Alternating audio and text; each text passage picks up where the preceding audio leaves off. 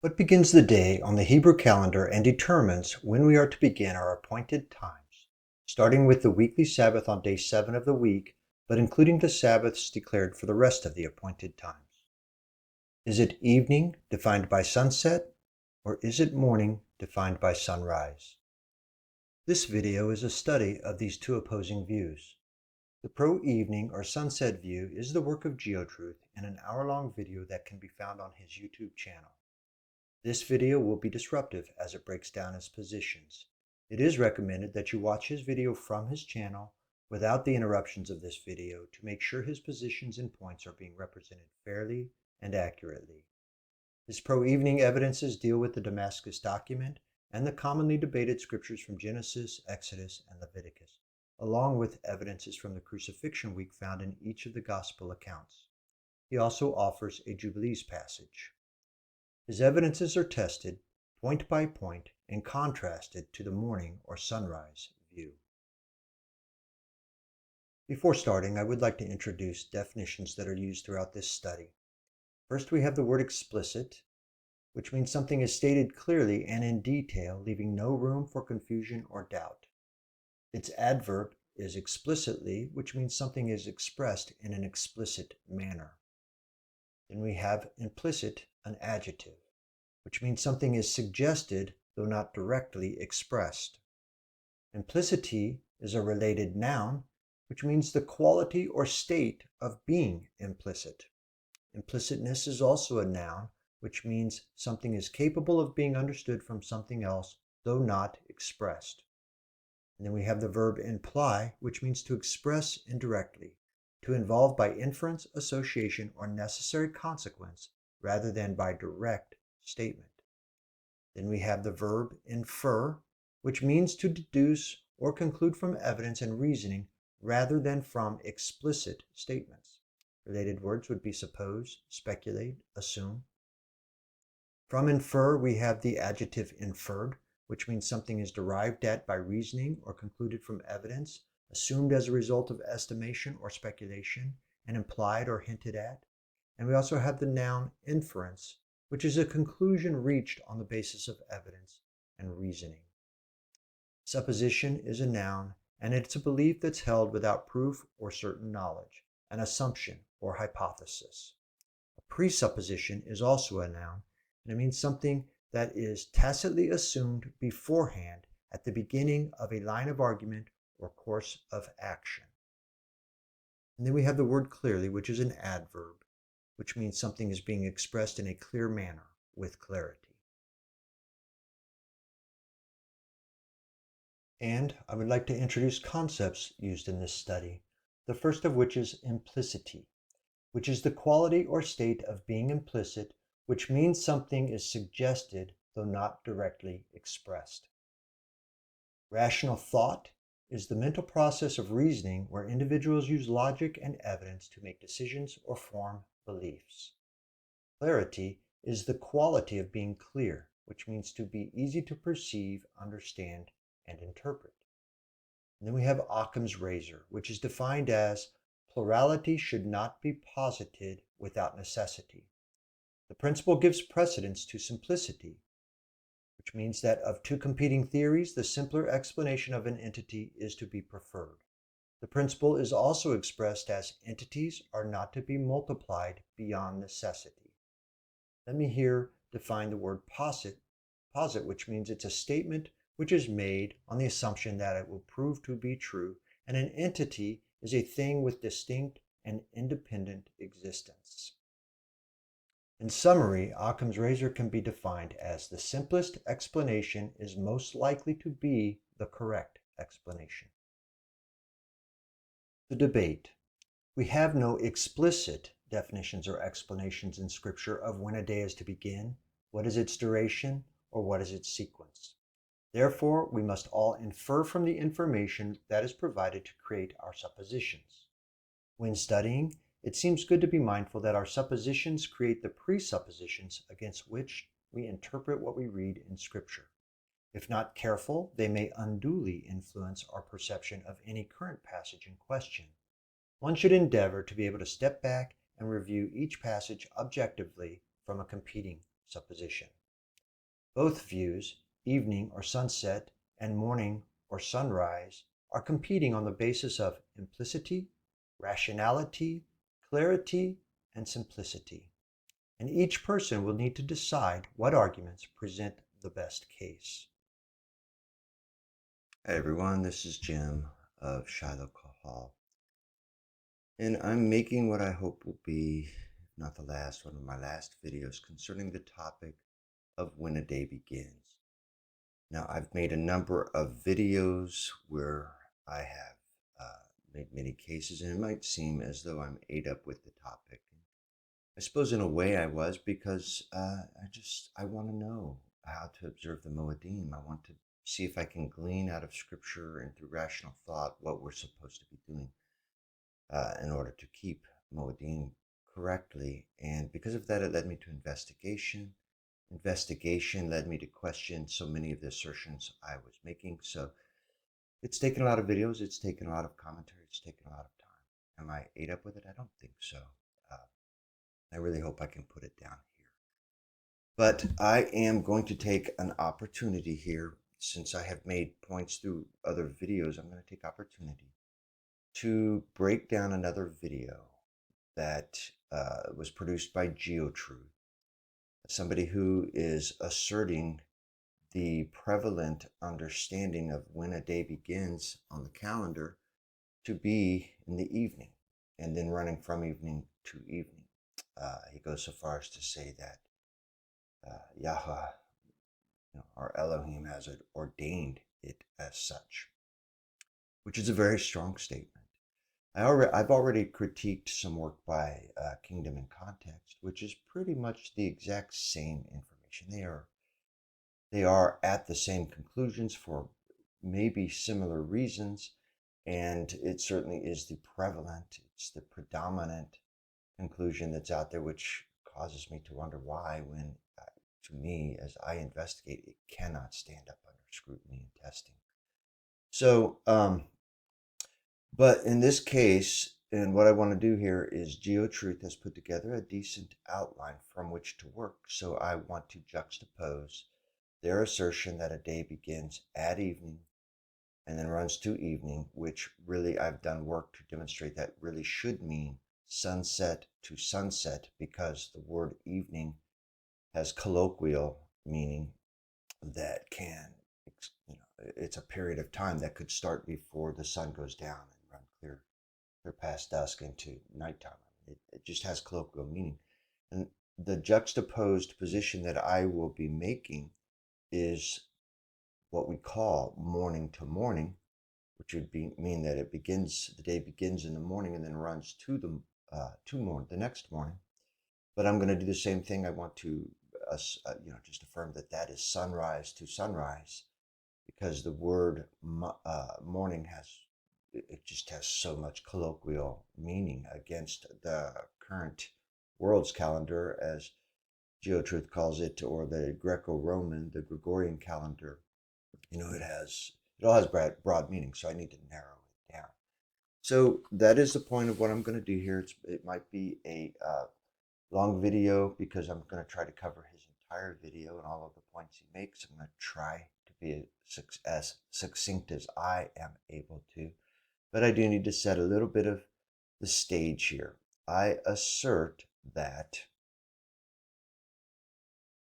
the scriptures, none of the accounts that are the prevalent accounts in this discussion, Leviticus 23, Exodus 12, Genesis 1, the gospel accounts, none of them provide us explicit explanation of the period of the day, when it begins, or the sequence. Now, there's enough information in there, I think, to infer, but I think we all have to own that in the absence of an explicit, then we're all left to infer. Now, let me just introduce some concepts here, some definitions, just to make sure that we're all explicit. Would be defined as clearly stating something in detail, leaving no room for confusion or doubt. We can state something clearly and in detail and still leave room for doubt or confusion. But the idea is that an explicit statement would be a clear. just a clear, in scripture, here's when a day begins, boom. And here's the sequence of the day, boom. And here's the period of the day. We don't have explicit instructions like that. So we're left to infer, which is the verb infer is to deduce or conclude something from evidence or reasoning rather than from explicit in statement. Inferred is a simple past tense or past participle of infer. Supposing is the same thing. It's thinking or assuming, what's true and probable, but with lack of certain knowledge. Assume that was suppose. Assume would be is to suppose the case without necessarily or proof or explicit information. Ordain is to order something officially, and then speculate is to form a theory or conjecture about a subject without firm evidence.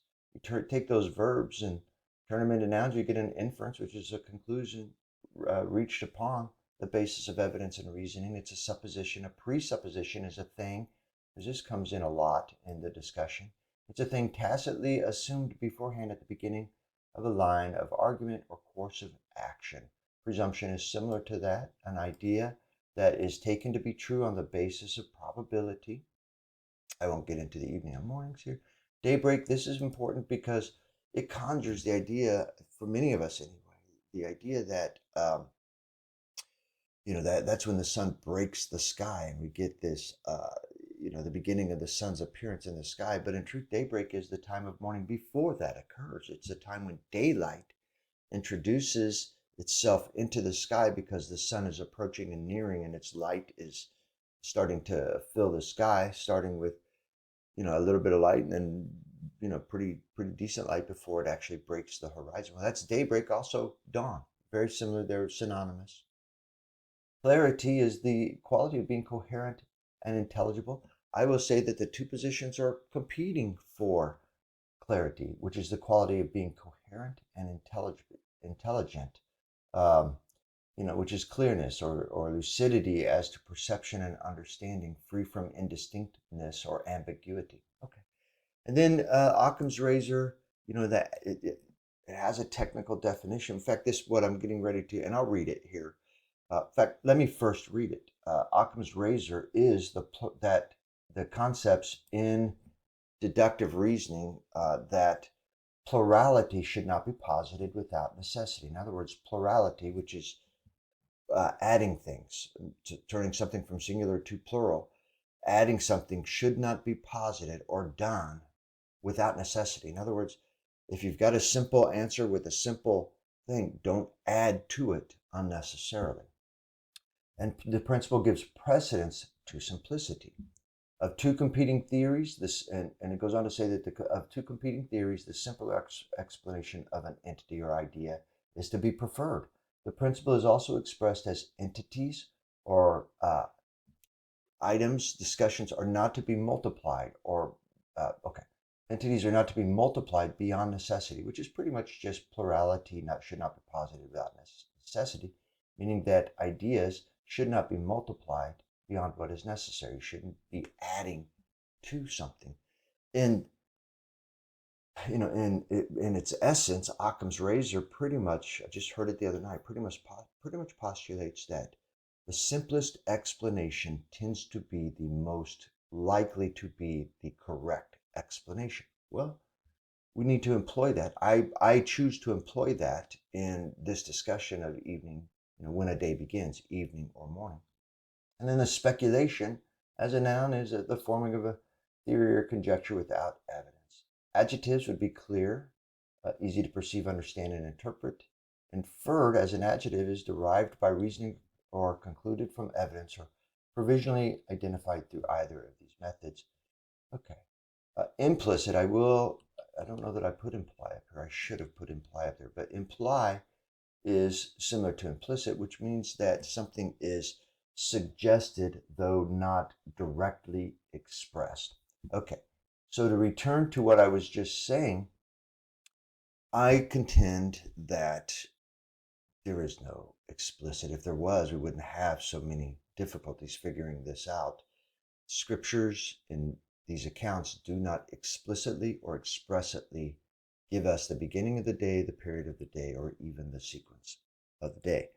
So then we are all inferring, we are all speculating, and we're all putting forth the conclusions of our speculation. And some people think they're just more assertive about what their speculations are, but that's where we are. So that's what I'm doing here. And this, if I could prepare you, I'm going to try to be succinct, but it could be a long video. And let me get started. But let me also say that GeoTruth has made this video. His video is an hour long, and he makes his points. Now, in my opinion, he makes points and does a lot of reading, but that works for me because it provides the framework. But I don't really want to put words in his mouth. I don't want to fail to make his points. Because I could, and maybe I'm not understanding correctly everything he means to say.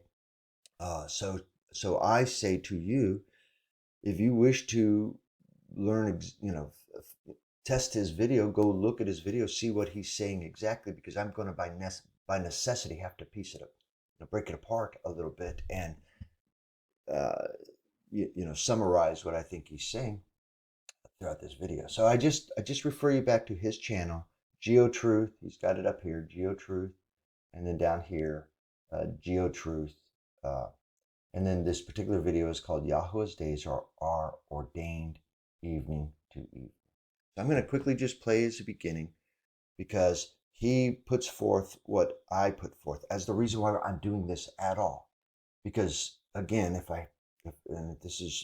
I'm restating, forgive me for the redundancy here, but it wouldn't matter to me when the day begins or how it works, except that now that I have taken my place, my understanding that I have joined Israel, that Israel, their past, present, and future is my past. I'm tied to it as Israel, and as the church is Israel in my understanding.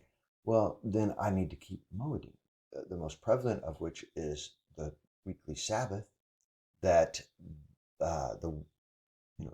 the church and those who are Torah observant and people and Judaism tells us needs to begin when the sun goes down on at the end of the sixth day on the Hebrew calendar, on the Hebrew calendar, at an evening in the midst of, at the last quarter of the world's calendar, or the Gregorian calendar. But for us in practice, it would be at sunset on Friday and running through sunset on Saturday. Well, that's what they tell us we need to keep. But is that correct, or should it be sunrise to sunrise the next morning? Well, the reason it matters to me is I want to keep it correctly. Now, I suppose I could take a very conservative approach and just start it when the sun goes down on Friday and keep it until the sun comes up on Sunday. That would be a 24 hours plus the 6 hours before Saturday morning and the 6 hours after sunset. So it would be like what would that be, a 36-hour period of time, and that would be safe. And I would applaud anybody trying to do that. Okay, so let me just open with George's opening statement here.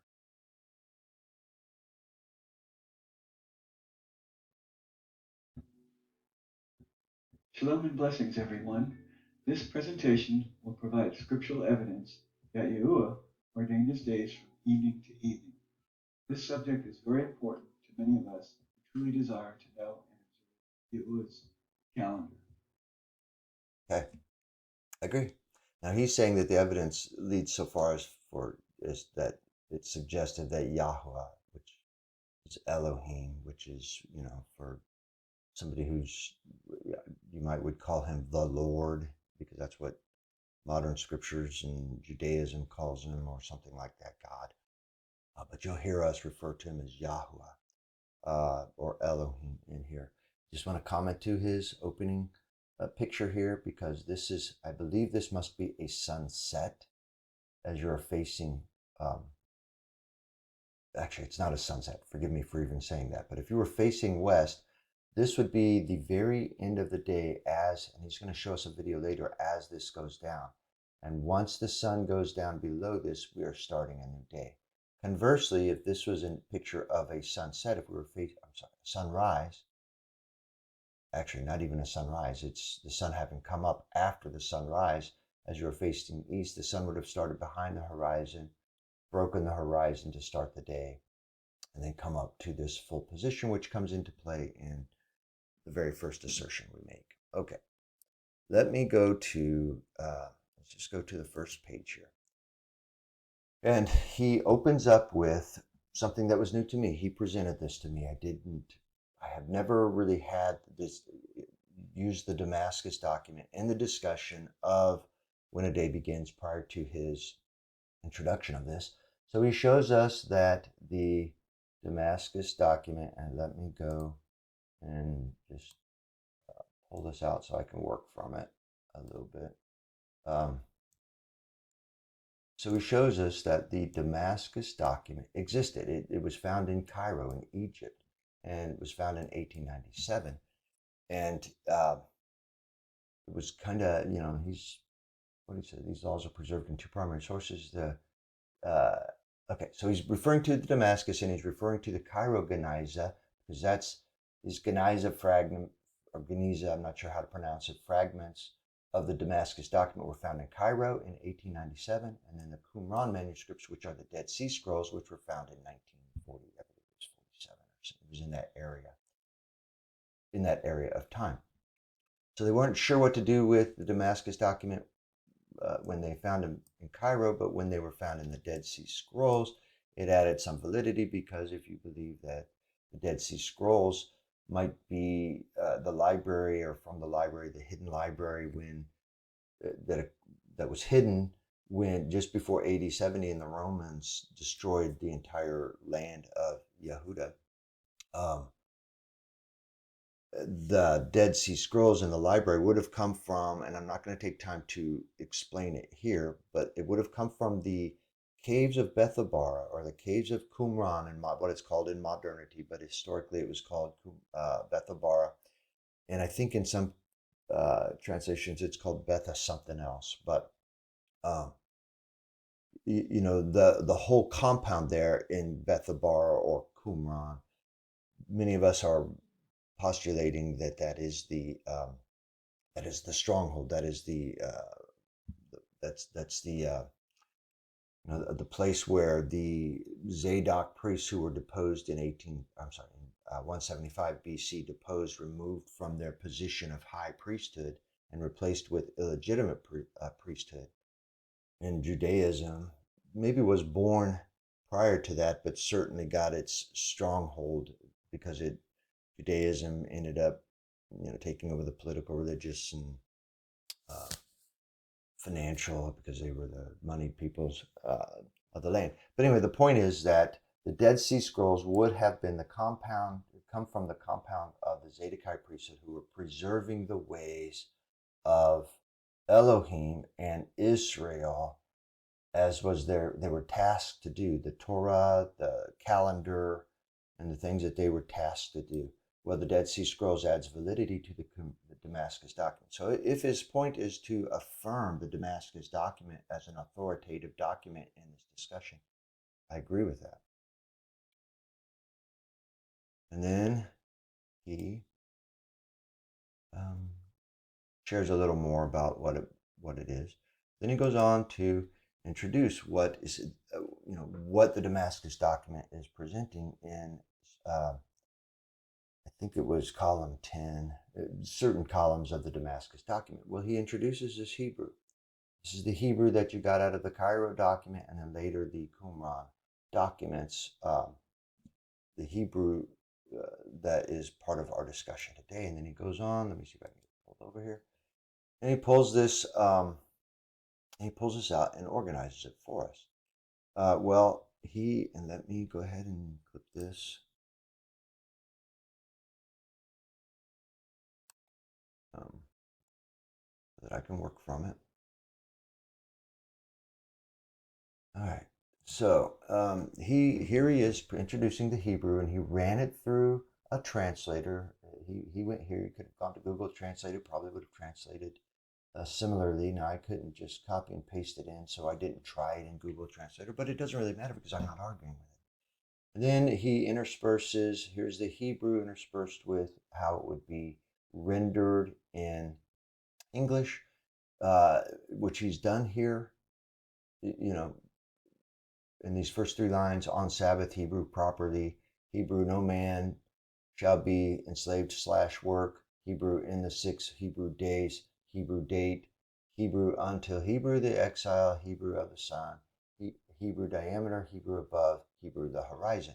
Well, he eliminated the Hebrew and just organized it in English, which I appreciate. And it reads like this. The translation reads, on the Sabbath properly, no man shall be enslaved / work in the 6 days date until the exile of the sun's diameter above the horizon.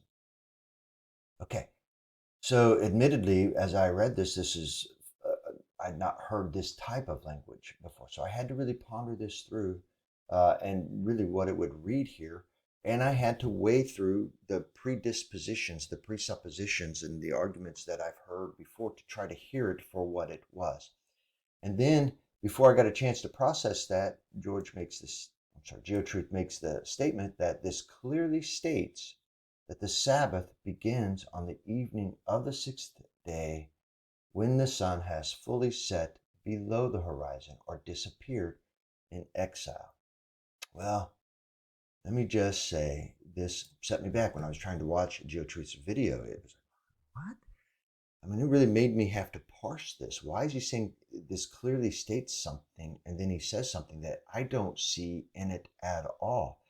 First of all, he's asserting that it's talking about the Sabbath and its beginning point, and that the beginning point is the evening of the 6th day, that he then defines as when the sun has fully set below the horizon or disappeared below in exile, which I believe is him talking about the exile of the sun's diameter above the horizon. Well, I give to him that he's going to fully explain what he means by that. I'm not sure that he actually did in the video successfully explain it, but let me just explain what I have problems with. As I read this, it says on the Sabbath properly. Now he's getting ready to go into the some translations, the 3 primary translations of the Dead Sea Scrolls and their treatment of the Damascus document. And they would say they read it to be to treat the Sabbath correctly, to approach the Sabbath correctly. And you'll see when we get there. But I can embrace that because on the Sabbath properly is not the kind of language we would use. I'm not 100%. While the words are explicit, their meaning is a little less than evident. Because on the Sabbath properly, even if you said properly on the Sabbath, that can mean a lot of different things. But I can embrace that this should mean to keep the Sabbath properly in order to handle the weekly Sabbath instructions properly.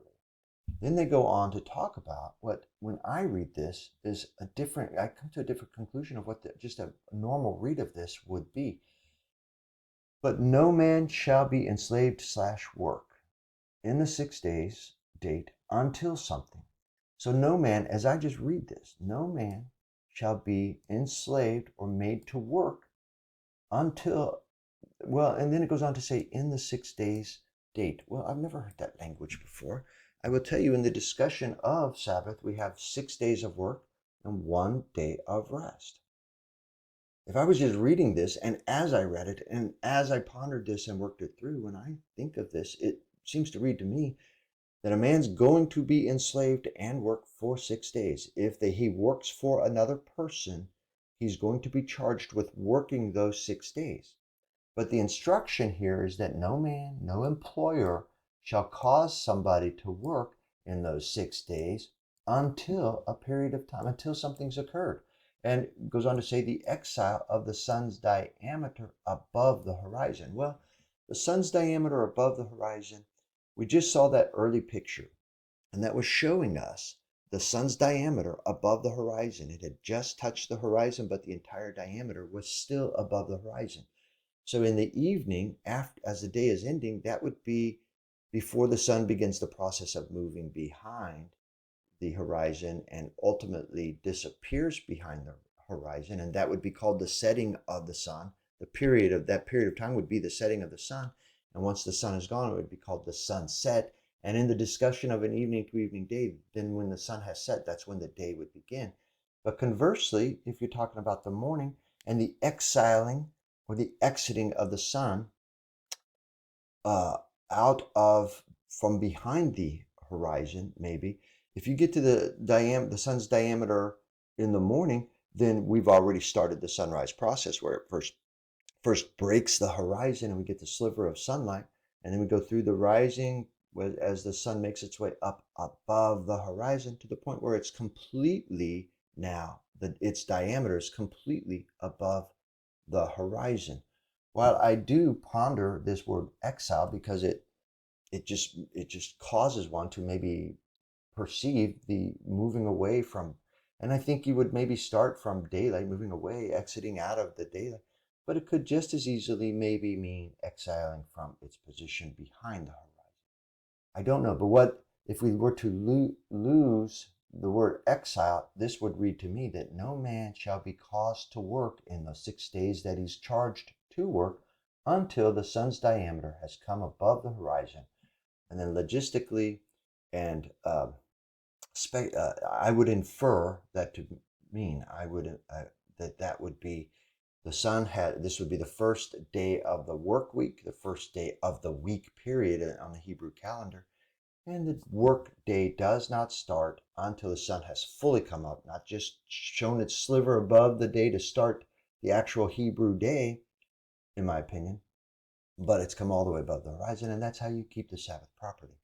That's how I would interpret what was written here. That's how I would favor my conclusion of what this is reading, and I don't think it states that this anything about the Sabbath beginning on the evening of the 6th day. So then I reject this idea that this passage clearly states that it's about the Sabbath beginning on the 6th day when the sun has gone below the horizon. So I just reject that this is a clear statement telling us when the Sabbath begins.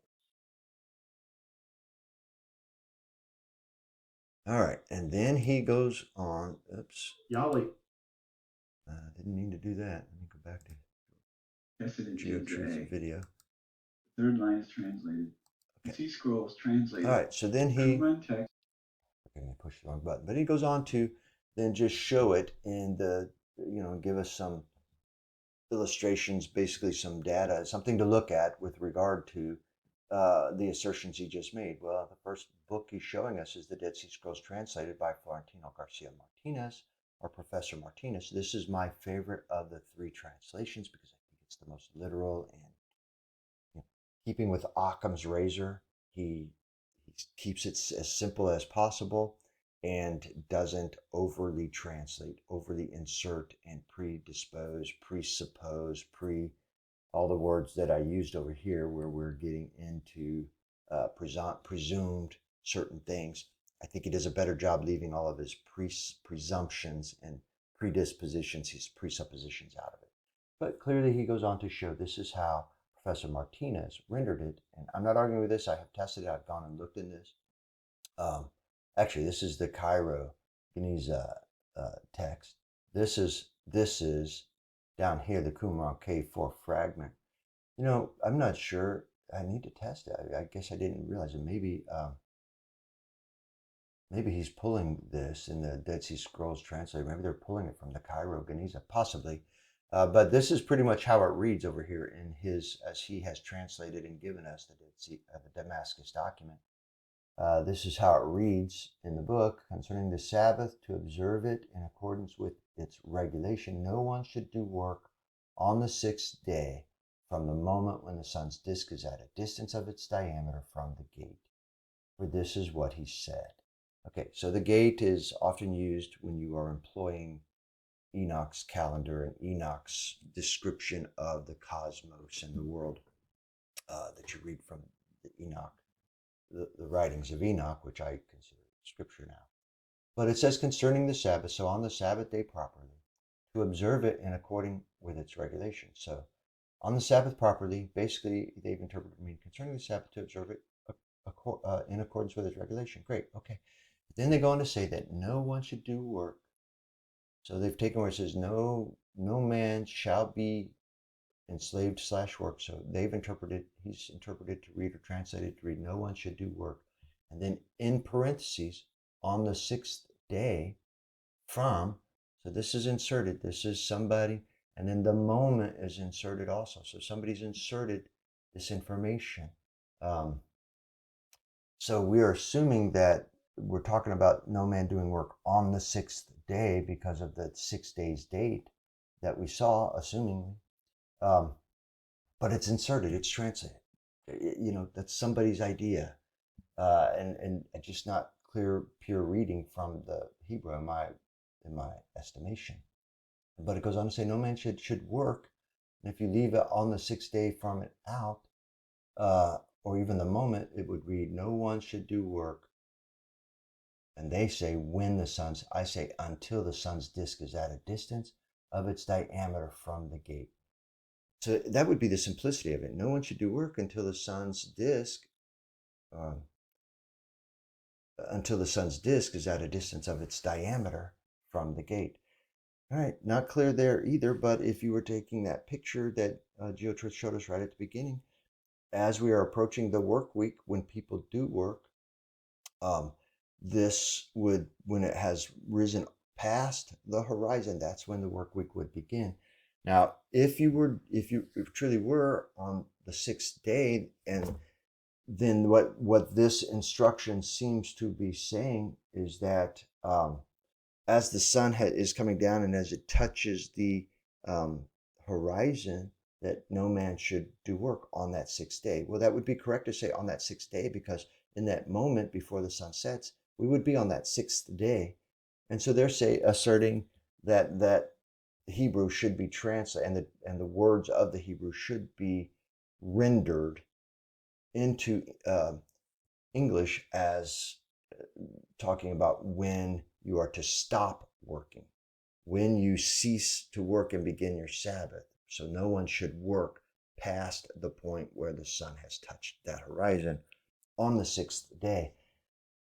Okay, that's how they've rendered it, the translation, but I don't think that's as simple as what I rendered just a few moments before. All right, then he goes on to show us.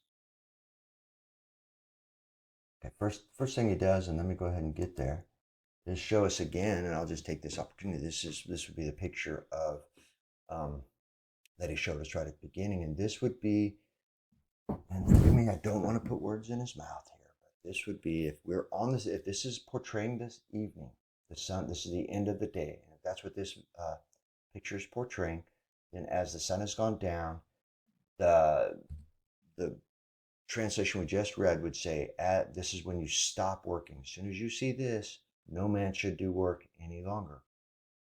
Now, this is still day 6 because it hasn't sunset yet. Over to the right here, he has portrayed that the sun has gone down, and now he's got the sun portrayed as fully, for the first time, having set behind the horizon, and he's got a circle underneath the horizon. Now, GeoTruth's argument would be, this is what he says, that Damascus document is all about, that the Sabbath day doesn't begin until the sixth day when it is set. Well, I challenge that, and I think I understand. I think I have pieced together what he's saying, what he is trying to say, and the way he says it, because he's introduced the world's calendar, which I will, I think, explain in a moment. But he's saying that passage clearly states that this is the marking point of the beginning of the Sabbath. But he goes on to say that this would be, I'm going to go ahead and so I can make some comments on it. Let me go ahead and put that. Okay. He is saying that the sun has gone down, and this has started the Sabbath. Well, in an evening to evening, I agree that that would be the start of the Sabbath in the evening to evening, which I reject, actually. But in their argument, this would be the start of day 7. This, to go back to what I was saying a moment ago, this is still part of day 6, because the sun would be setting, and this disk, even though the sun's orb or diameter, its disk, is touching the horizon, it's still part of day 6. and it will continue to be day 6 as it makes its way below the horizon until it reaches this point, at which time it becomes day 7. But he has said, George has said that it's clearly, see if I can get back to there, it's clearly stating that the Sabbath begins on the evening of the 6th day. Okay, so that is at best very confusing to me what he's saying until I piece together what I think he might be after. Um, where because what he just said is that the Sabbath begins on the evening when the sun has set, but this would be day 7. This has started day 7, so we're no longer in day 6. This is portraying day 6. This would be portraying day 6.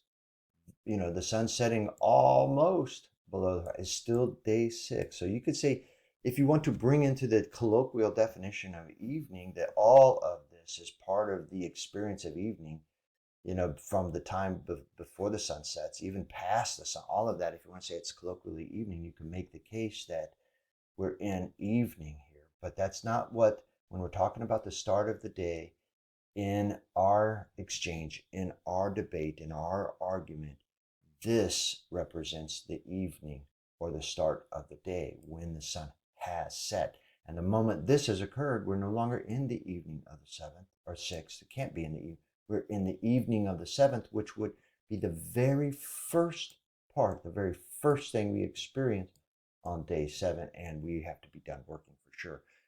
The Damascus, the translation that they've given us, that Professor Martinez just gave us, would suggest that that passage in the Damascus document is saying you stop working here on day 6, which I could buy that, I guess. If you really are saying that passage is about the start of the Sabbath day, then this would make sense. But if you are saying then that this is evening on the 6th, then you've got a problem. You've got a logistic problem, because we've actually started with evening 7th, which is the first part of the day. Now I want to illustrate, if I could, I'm going to turn this around into morning instead of evening. Let's illustrate what I think the Damascus document just said, because we would have just finished day 7. First of all, this would be if this is the sunrise, the depiction of the sunrise, we would be showing here what would be daybreak or dawn. I shouldn't take time to write it, but you get it. There's daybreak and then dawn. All the same thing. We've got the sun's light in the sky, but the sun has not yet appeared up above the horizon. But the moment it does, we would be ending day 7 and beginning day 1. Forgive me, day 1. But this would be day 1, as soon as the sun comes up. Now, day 1 is the beginning of the 6 days of the work week. So this would be the last, as the sun is still below the horizon. This would be day 7 down here until the sun breaks the horizon, at which time we are starting day 1, and we are starting the 6 days. 6 days date is how it read, but the 6 days of the work week, the period of time where a man may work. Well, okay. Technically, if I contend that in order to keep the Sabbath correctly, even though when the day breaks we've started day 1, I suggest that it's telling you not to start the work week just the moment the day breaks. The sun rises and we get day 1, ending day 7. You don't do that. You wait until the sun has made its way above the horizon. So it's rising. We're in day 1. Below the horizon, it was day 7. As soon as the sun breaks the horizon, as soon as the sun rises and crests the horizon, we're in day 1. But in order to keep the Sabbath properly, I think that passage is saying you wait on day 1 until the sun's diameter has fully come above the horizon. Its diameter is now fully above the horizon. It has exiled from below the horizon, exiled, and come fully above by its entire diameter. Fine, you go to work, and this is your work week. This begins our 6 days of work week. I think that's a more reasonable explanation of what we read from where the Hebrew was translated into an English sentence. I think what I just described is the simplest and most correct. That's how I can take that sentence and most closely make it make sense. I cannot make the previous explanation that it has anything to do about starting the Sabbath. Certainly not what Georgia said. I can't, or GeoTruth has said, I can't make that make sense that it has anything to do about the start of the Sabbath. But even if we're talking about the end of work on day 6, I think that could possibly be, a translation, an optional translation, but I don't think it's as sound as the translation I just gave. Okay, so let me get back to his video. He goes then on to, I guess there's another page where it's saying something similar. It might be in the community rules. Here's column 10 of the Damascus document. This might be the community rules where it reads, concerning the Sabbath to observe it in accordance with its regulation, no one should work. Okay, it's pretty much translated the same way, but then he goes on to present for us another major translation when the sun's orb of the Dead Sea Scrolls by Giza Vermes, called the Complete Dead Sea Scrolls in English, which was my second favorite of the two. And it's the one I actually read first before I discovered the previous one with Professor Martinez, before I ordered it and began to read from it. But it reads, he's translated, Giza Vermes has translated it to read, no man, flip it.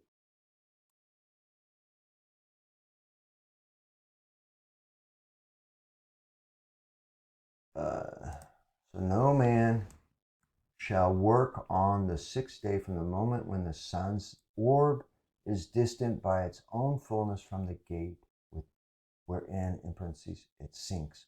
For this is what he said. So basically he's agreeing, this translation would agree, I think, most closely with what Professor Martinez just did. I guess they're basically talking about man ceasing to work on the 6th day. When do they cease to work? On the 6th day, as they are approaching the Sabbath. And how do you do it conservatively? How do you keep it properly? Well, when you see the orb of the sun touch the sky on its way down on day 6, stop working in preparation for the beginning of day 7, at which time our Sabbath would begin. I think that's how they are translating it, and that's reasonable, I suppose, but I don't think it's as sound as the explanation that I am finding, that I've already presented. Okay, so then he goes on to present the third option, which is the Dead Sea Scrolls by Michael Wise, Martin Beck Jr., and Edward Cook. And it reads, about the Sabbath, how to keep it properly. A man may not work on the 6th day from the time that the solar orb is above the horizon by its day.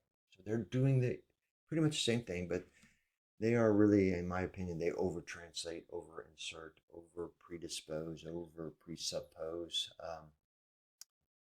Just too many things that they're reading into it. But they are agreeing that a man may not work on the 6th day. They've taken that 6 days date to be on the 6th day from the time the solar orb is above the horizon by its diameter. So that's basically in agreement with what we just saw from the other two translations. I'm not going to argue with it. Then GeoTruth goes on to draw it out on a timeline. And let me grab it. Okay. Let me see if I can do justice to what he's saying. He is showing, up top here, he is showing what he's calling Yahuwah's calendar. It might be called the Hebrew calendar. It might be called, and you might call it the Zadok calendar. You might call it the Enoch calendar. But it's basically the calendar that most of us are asserting that Israel kept or keeps. When we say Yahweh's calendar in the Hebrew calendar, we think it's the calendar that Israel kept. And I will contend that he's going to portray it as Yahweh's calendar with an evening to evening start point. But at the point that he's doing this, he is misrepresenting Yahweh's calendar. Give me a second here. Okay, so here's a portrayal of an Enoch calendar or a Zadokian calendar without inserting. This is from Hanging on His Words. He has produced this, and he did, I appreciate it. Did a good job. But I would tell you, Hanging on His Words does embrace. At least last I heard, he embraces an evening to evening understanding of the day, but he's not portraying it here. This would be a simple representation of the Hebrew calendar according to the days that we are to keep it. And the focus of this would be the days of the week. In every one of these, the start of the year will begin on the 4th of the first month, which is the 4th day of the week in the first month. It will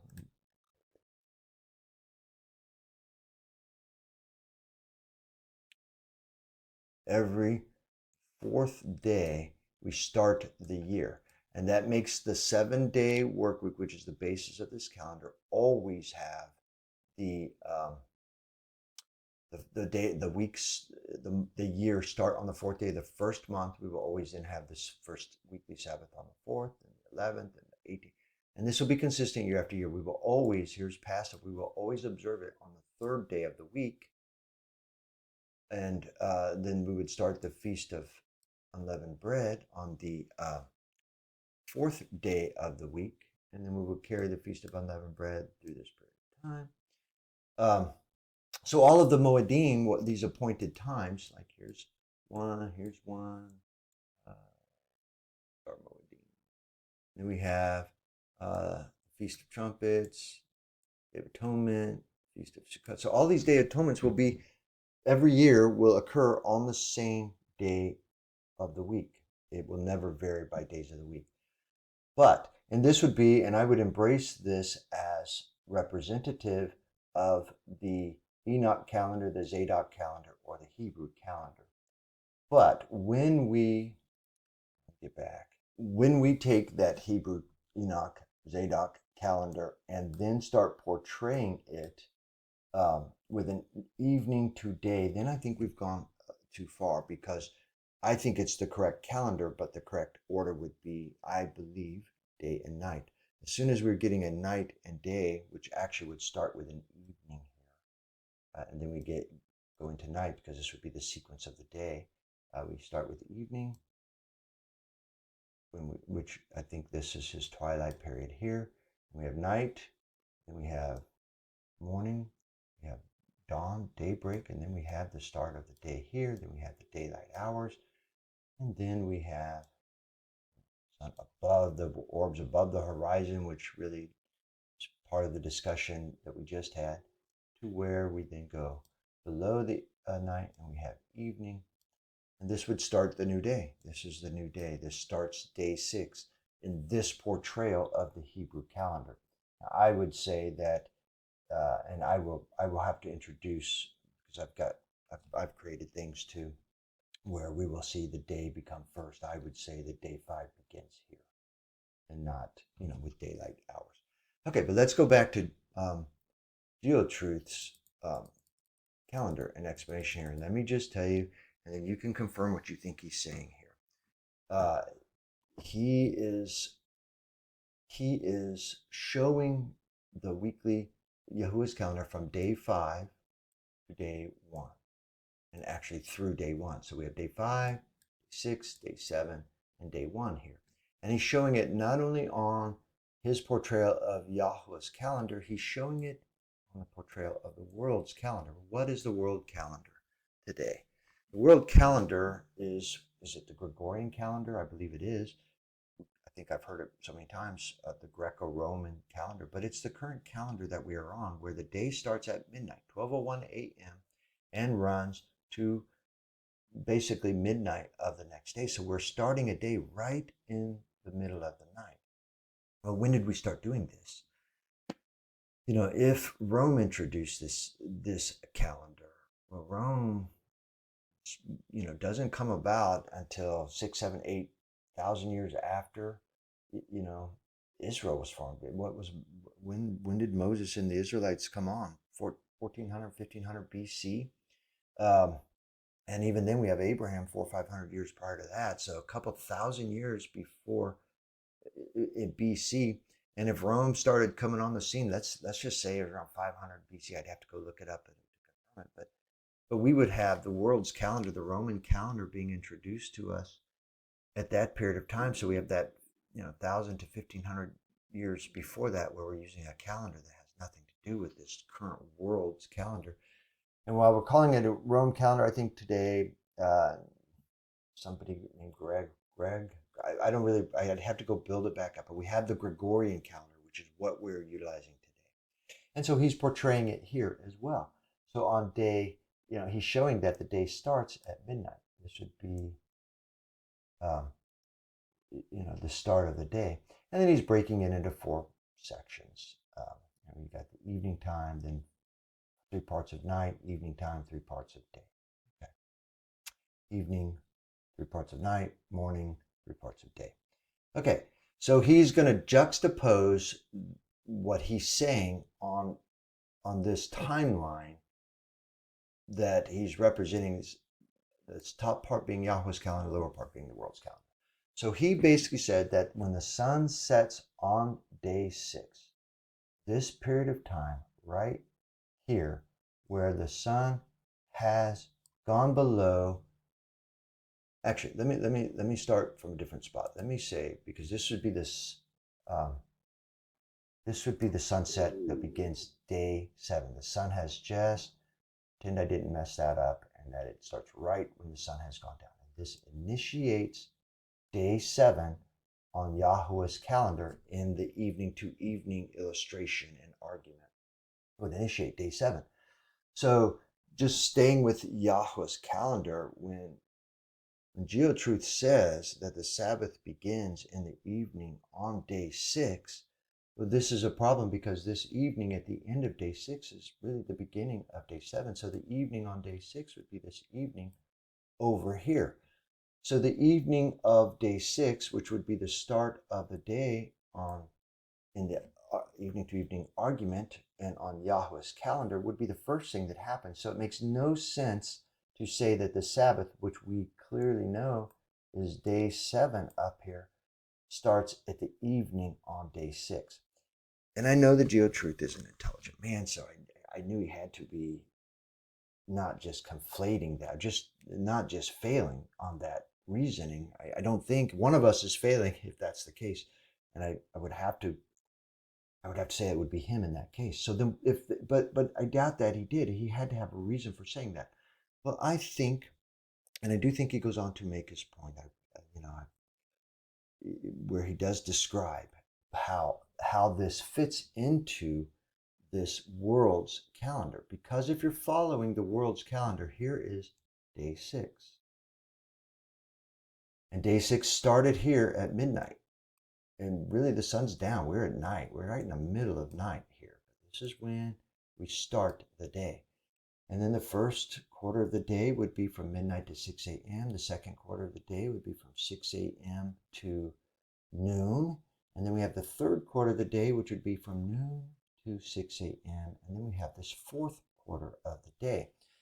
But if you're working from this calendar and the sun is setting here, on the world's calendar, you are still in day 6, because day 7 doesn't begin until here. So then when he says that the Sabbath begins here when the sun goes down on day 6, I think he must be certainly asserting that it is day 6 of the Gregorian calendar. I suppose, but I would just, if we're going to, and I think the rest of his video is going to be arguing from the similar, I think we're going to run into other things where he is portraying the Sabbath and then this evening to evening, because down here he is showing an evening to evening day. Well, here, let me just stay with that for a second, because he's portraying evening has gone down and he's showing an evening to evening day according to Leviticus and different things, as though this is evidential of evening to evening in day 7. He's placed it on the Gregorian calendar here, but you can see that this evening to evening start is 6 p.m. in the last and beginning the last quarter of the day, beginning that last quarter of day in day 6. So we would still be in the waning days of day 6 on the Gregorian calendar and entering the last quarter of day 6 on the Gregorian calendar, but not on the not on Yahweh's calendar or the Hebrew calendar. We've already, at this point in time, we've already started day 7, which to me is the real essence. I'm not really trying to measure by the world's calendar. I'm trying to measure by Yahweh's calendar. If day 7 starts at evening, then we have to start our Sabbath here. And this is where the argument takes place. And when we get into the rest of what we're going to be explaining, I think we need to address this. Okay, and then he goes on to give us some visuals of the sun going down, and I'll just show you. I'll just kind of do it here too. Here's the sun's diameter above the horizon, and let's just take a moment to break this down. If this is day 6, this is still day 6, and this would be the last part of it. Well, I've already done it. I won't really do it again. According to Professor Martinez, the instructions are you have to stop working as the sun's diameter is above the horizon on day 6. Now he is going to, let's see if he does it. I think he does it here. Shows us the sun in the process of setting. Continues below the horizon. And then here is the last vestige of light before the sun sets. And this is also what it would, if you were looking east, this would also be the first vestige of life. This would be the sunrise and the starting of the day if you were facing east and the sun was coming up instead of going away. Okay, and then it goes on to say that the sun has fully set below the horizon and the Sabbath begins on the evening of the 6th day. Just to go back, when he says evening of the sixth day, on this calendar, he's really, he's got to be talking about Sabbath beginning evening of the Gregorian day 6, because evening of day 6 would be back here, would be back at this point, the very beginning of day 6, and once the sun sets, and what he was portraying here was then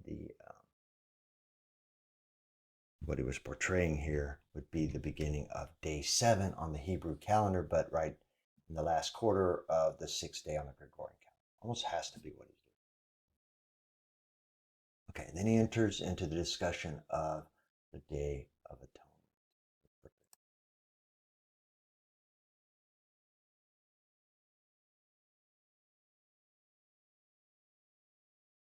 Okay, so he introduces Leviticus 23 using the New King James Version, and then also the Septuagint, because there are points you can make within the Septuagint as well. But I'll just read the New King James. On the 10th day of the 7th month, also the 10th day of the 7th month shall be the day of atonement. It shall be to you a Sabbath of solemn rest, and you shall afflict your souls. And you shall afflict your souls. On the 9th day of the month at evening, from evening to evening, you shall celebrate your Sabbath. A couple points about this. He capitalized this Sabbath. If you go into the New King James, you will find that this is lowercase Sabbath, and I've made videos where I have tried to describe what is happening with this word Sabbath. Sabbath is a common noun, and it means a time of rest, a period of rest. When we make it a capital Sabbath, that means that the word is beginning a sentence in the English language, or that it's a proper noun. And how do you turn something into a proper noun? You take the concept and you apply it to something. In this case, this Sabbath would be the Sabbath of the Day of Atonement, I suppose. But we most commonly think of the Sabbath as the weekly Sabbath. If you go look up Merriam-Webster's and you look up Sabbath, they're going to show you the capitalized Sabbath and tell you it's that day 7 that begins at evening, according to Judaism and some Christians, and runs evening of Friday into the evening of Saturday. They're going to define for you what that proper noun means. And that is what we have all been preconditioned to understand the Sabbath to be, which is an evening to evening, day-long period of time, usually assigned to the 7th day of the week, referencing that specific type of Sabbath. But that is not what this passage has done. And when you go lowercase, which is what it does in the New King James, but in all your translations, it should be a lowercase Sabbath because that's what it is. And it just means that it shall be a period of solemn rest to you, a time at which you should afflict your souls. And then on the 9th day of the month at evening, and then from evening to evening. And you can see this is the mantra. This is the big thing. I mean, you'll hear people say, because in Hebrew, evening is a reb, or a rev with a V, and that's E-R-E-B or E-R-E-V. And they say that this is, I hear the word ba, a reb, to a reb, but really this would be in Hebrew, this would be ba here, at a reb, and then may, a reb, to add a reb. So it would really read at evening, from evening to evening. So this is a correct rendering of it, but this is the mantra. This is what they say is defining a day, that Leviticus is saying that we are defining a day. And why are we saying that this keeping of a Sabbath rest is defining a day? I think it's because, this just happened to me recently and I made a video off of it. And somebody that I just read this to, and I was going to make the point, my point was to make that all that this passage is telling us is that we are to keep a Sabbath of rest, which is what this Sabbath means. We are not to do any work. We're to cease from work for that period of time, starting on the 9th day of the month, and then cease from work and continue our Sabbath from evening to evening. It does not have anything to do with the start, beginning of a day, or the order of a day, or it really is not talking about the construct of a day. It's really only talking about the construct of the Sabbath period of rest. But as I read this and started in, it just, the conversation got overwhelmed because he pulled into this Sabbath understanding, which I've also, from that conversation, we've come up with this something we've termed the fiddler on the roof effect, or fiddler on the roof doctrine. And I don't mean to be disparaging. I love the movie Fiddler on the Roof, but if we watch that portrayal of Fiddler on the Roof, we have to understand that we are watching people try to live out Judaism. Judaism has given us an evening to evening morning. We only presume as Christians that we understand that Judaism is correct application of Torah, correct application of the Hebrew calendar, and the correct application of the way Israel did things before Judaism took over the priesthood, 175 BC. Judaism, which ultimately is becoming the sect of the grouping of the Yehudim, which are really all the people associated with the southern kingdom, versus Israel, the tribes of Israel. All of it's known as Israel, but when they split, you have the northern kingdom known as Israel and southern kingdom Yehuda, and then those of the southern kingdom became known as Yehudim.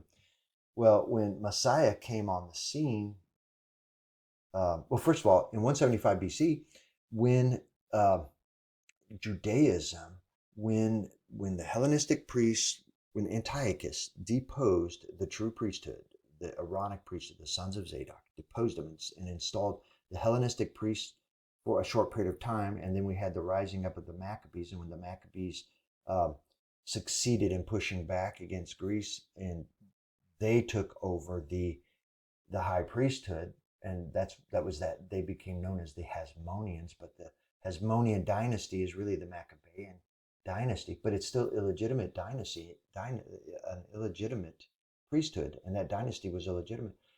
But from the days of Antiochus in Greece in those period of time, we probably already had the Sadducees and the Pharisees rising as a group. But at that point in time, that was their opportunity to step into the void left by the real priesthood leaving, and they've stepped in and they've taken over. They took over the religion, the doctrines of Israel, and as the authority, the people, assuming, not really knowing what was really taking place, just followed their authorities, and that's why by the time Messiah comes onto the scene 175 to 200 years later, they're in full power, and the people are fully following, at large anyway, fully following the authority figures that have stepped into that void.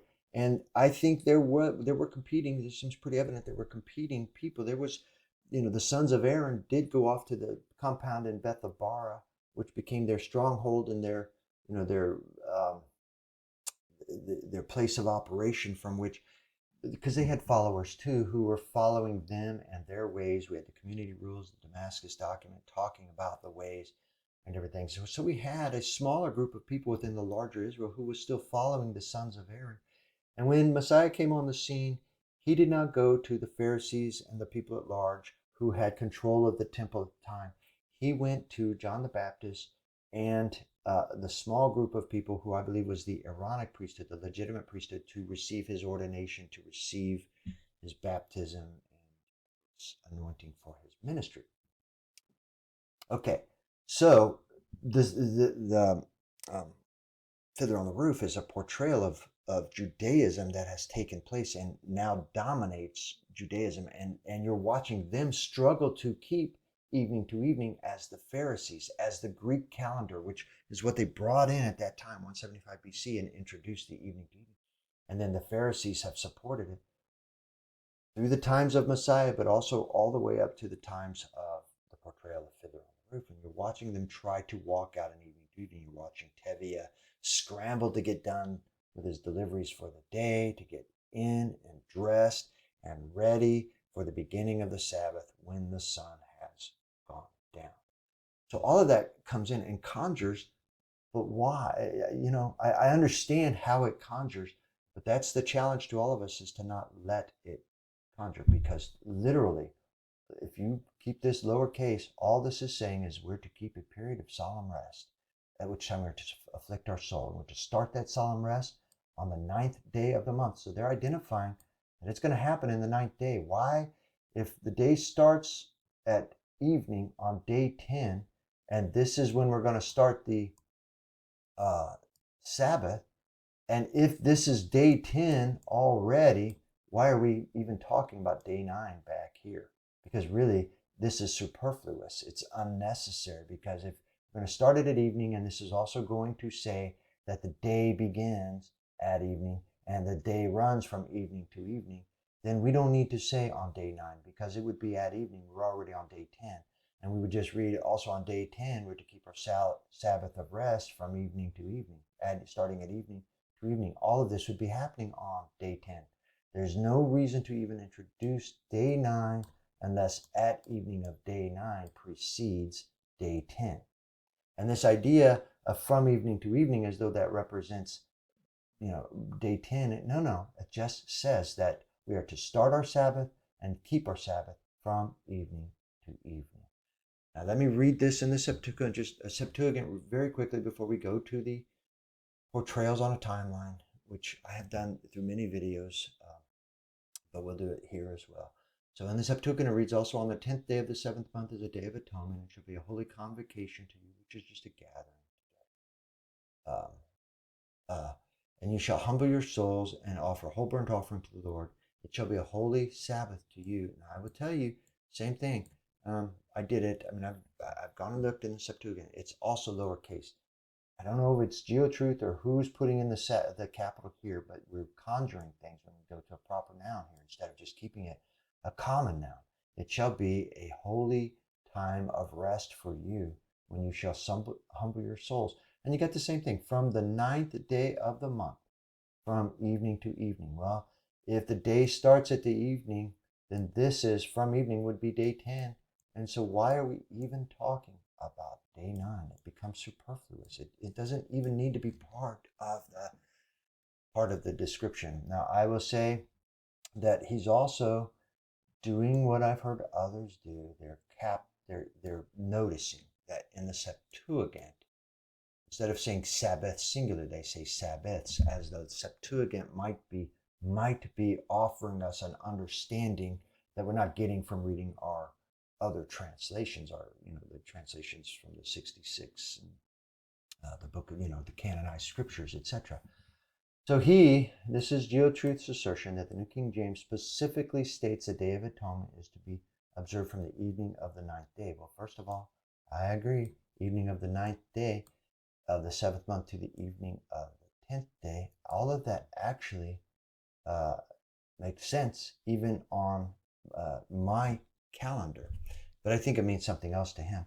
And he goes on to say that the Septuagint states all Sabbaths. Now here's all Sabbaths. This is what is being read into this. And that all Sabbaths are to be observed evening to evening. Well, this is quite this is inferring, and it's quite an inferring, because to say that all Sabbaths are to be observed evening to evening just because it says plural Sabbaths here is a stretch, in my opinion, because you do not have to go to all Sabbaths of the year. And I after hearing Kingdom in context, you understand that they're introducing, when he says all Sabbaths, we're talking about the weekly Sabbaths primarily, but the Moedim also has Sabbaths, but they're pulling into this word all the weekly Sabbaths. And then because it's pluralizing and they're saying weekly Sabbaths and they're saying from evening to evening you shall keep your Sabbaths, they think that this whole conversation from evening to evening you shall keep your Sabbaths in the Septuagint is instruction for the weekly Sabbath. And I'm going to say the context of this entire passage is the Day of Atonement. And how do you get Sabbaths, a plurality of this holy Sabbath that we're to keep on Day of Atonement? It's because the command for the Day of Atonement is that we are to keep it every year on the 10th day of every year, the 10th day of the 7th month of every year, which means that this Sabbath, this Day of Atonement Sabbath, is going to come around year after year after year, forever, in perpetuity. To all generations, we are commanded to keep it. And so in the context of Day of Atonement and using the word Sabbath, that is the annual Sabbath that they will see every year from year to year, and they're to keep it from evening to evening. That's all it's saying.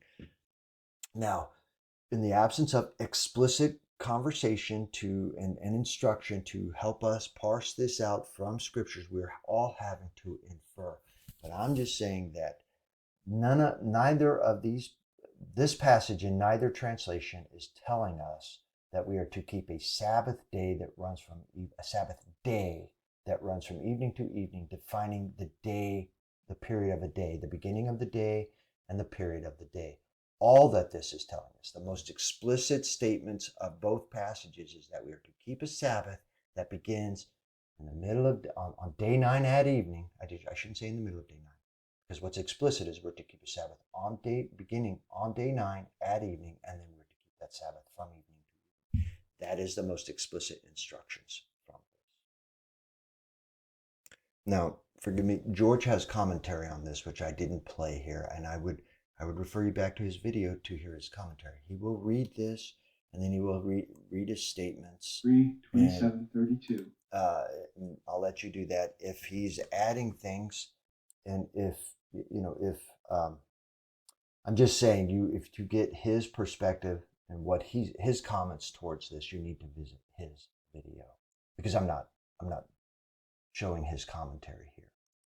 But let me go. He then moves from that to this timeline, and let me go and clip it so that I can work from it. Okay, he's going to work from this timeline. Well, let me tell you that he's going to tell you how he set it up. And here's what he's calling Yahuwah's calendar, month 7. And this is the Hebrew calendar, but he's portraying it from evening to evening, which I part from. I think it goes, day should precede night.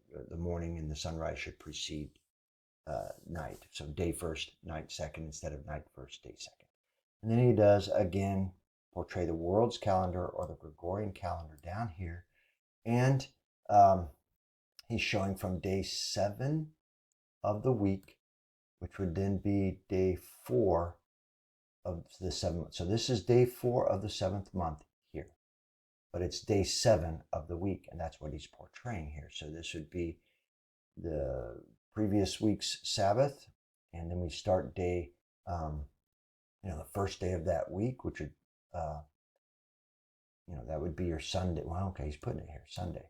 and then the 6th day on the calendar, day 2nd of the week. I won't keep doing that all the way through, but it takes us all the way through day 9 on the calendar, which is day 5 of the week, which is where we begin this discussion.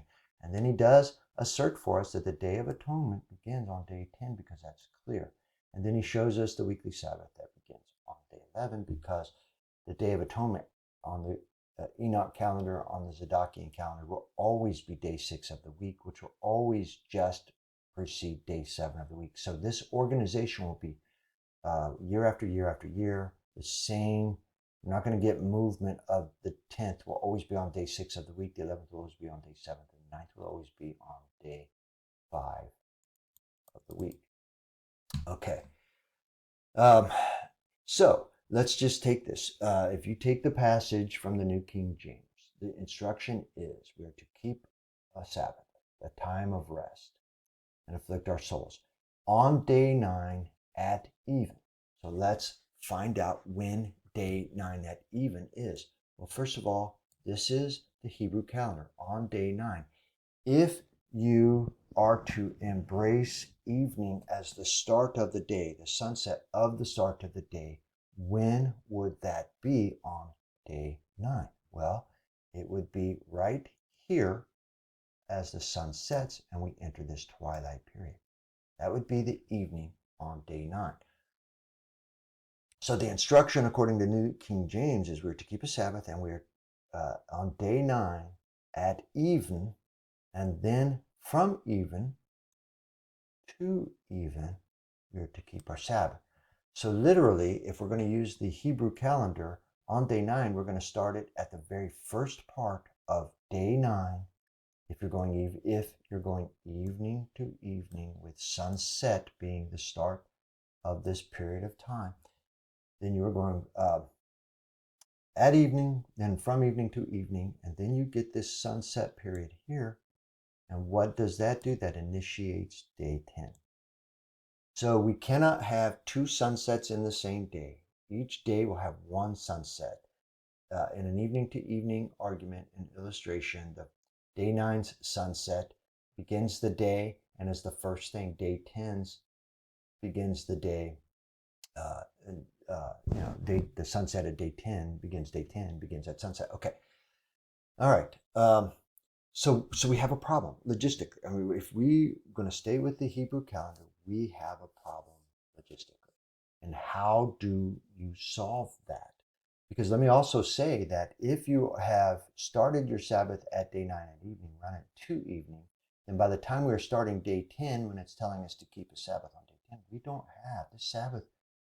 The Sabbath period, that Sabbath period's over. We have no Sabbath period left for any of day 10, the beginning of day 10, the middle of day 10, or the end of day 10. It's a problem. Now, I've heard, not GeoTruth, but I've heard others as they're talking about this Ba'arev to Ba'arev and how it's so clear. And then they describe that, this period of time when the sun is setting, as we saw in that picture that GeoTruth has shown us, and that they're saying from that period of time, and they start calling that the evening of day 9. But how can you do that? You can only do that if you are speaking colloquially evening. You can't be talking about sunset anymore as the start of the day. But in that person that I was talking with, they were saying Ba'arev to Ba'arev, and then describing Ba'arev starting with the sun, the orb of the sun touching the horizon, and then running from here to touching the orb of the horizon again. All right, but you've just lost your sunset to sunset. You're not going sunset to sunset anymore. You're using something else. But even if you were to employ this as the beginning of each day, how are you then going to call it the end of day 9? You can't. You can't on the Hebrew calendar. At least I haven't been able to reason it through. Every picture, every attempt I've made presents this same problem. So how do people solve it? I don't think you can. Possibly GeoTruth has offered something. I think. And again, I refer you to his video in case how he explains it to you is more clear to you. And if it's something and he clearly explains something different than I've come to understand here. Because what he's doing is and let me get rid of all the last part. He has taken and introduced the Gregorian or world's calendar into this mix because the world's calendar, day 9, starts at midnight. And so when we get to this evening period of time here, we are still in the, we're just starting the last quarter of this day 9. And we're saying evening to evening. So I think GeoTruth would say that this period of time here when the sun is setting is part of day 9. So if you are going to use this world's calendar, Gregorian calendar, to have this discussion, you could legitimately say on day 9 of the Gregorian calendar at sunset, we are to begin, or evening, we're to begin our Sabbath and keep it from evening to evening, I suppose, because then that puts you on the Gregorian calendar. You've got 25% of day 9 left, and you've started at, and there would be a reason to introduce day 9. If this is what Leviticus, which predates Rome by a lot, hundreds and centuries and centuries, not just 1 or 2 centuries, lots of centuries. So I don't know how we could be pulling in the world's calendar, the Romans calendar. Maybe GeoTruth has some history and of why what the world's calendar maybe goes clear back to the days of Leviticus. But then he would also have to explain why Moses is talking about the world's calendar instead of the Hebrew calendar, when everything else seems to be entirely driven by the Hebrew calendar and the discussions of it, and no mention of a world. I mean, I just don't know how you can conflate the two, but maybe that's what is. I think this is the argument that GeoTruth must be taking, and that now it would solve why the passage says on day 9 at evening, because we would be on day 9 when evening occurs on the Gregorian explanation. And then from evening to evening, we'd have 25% of that evening to evening on day 9. 75% of that on day 10, and taking us all the way through the daylight hours of day 10, which I will agree with, because I think the Day of Atonement, the real rest period, because people aren't working anyway at night. At evening time, you go to sleep and you're not working. I mean, you're winding down and you're not really working anyway. Your real day of work would start when the sun comes up, especially in the agrarian societies. And so this is the real period of time when we're commanded. Don't work. Don't go do your vocation. Don't go do your farming. Don't go do whatever it is you do for income and work. Don't do it. And that has its primary purpose in the daylight hours of the Day of Atonement. But it still ends when the sun goes down on this day 10, which would be right in the midst of the day 10 on the Gregorian calendar, or not in the midst of, after 75% of the day 10 has occurred, we have 25% of day 10 left. So maybe he is conflating the world's calendar with the Hebrew calendar or Yahweh's calendar. And he is saying that this is the explanation. This is the way that you pull in the language that we see in Leviticus and Exodus and other passages. Now let me go and see if I can pull in. Give me a second. So here is an alternate illustration that I put together that would be the first. I mean, this first part really would be representing pretty much what GeoTruth just presented to us. So in the top part, I've got the evening to evening illustrated.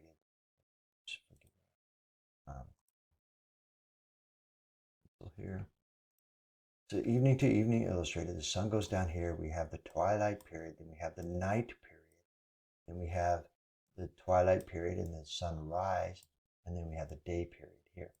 And in the evening to evening illustration, the start of the day would begin at evening. So if we were going to take this and literally apply to this illustration, with how Leviticus reads, at day 9, at evening, we are to keep our Sabbath, and then we are to keep our Sabbath from evening to evening. We are keeping it all the way to here. And that's how we're to keep our Sabbath. But again, this also then would be on this illustration. Let me just show you up here. Maybe I didn't do this. This is the start of day 9. This is the middle of day 9. This is the end of day 9.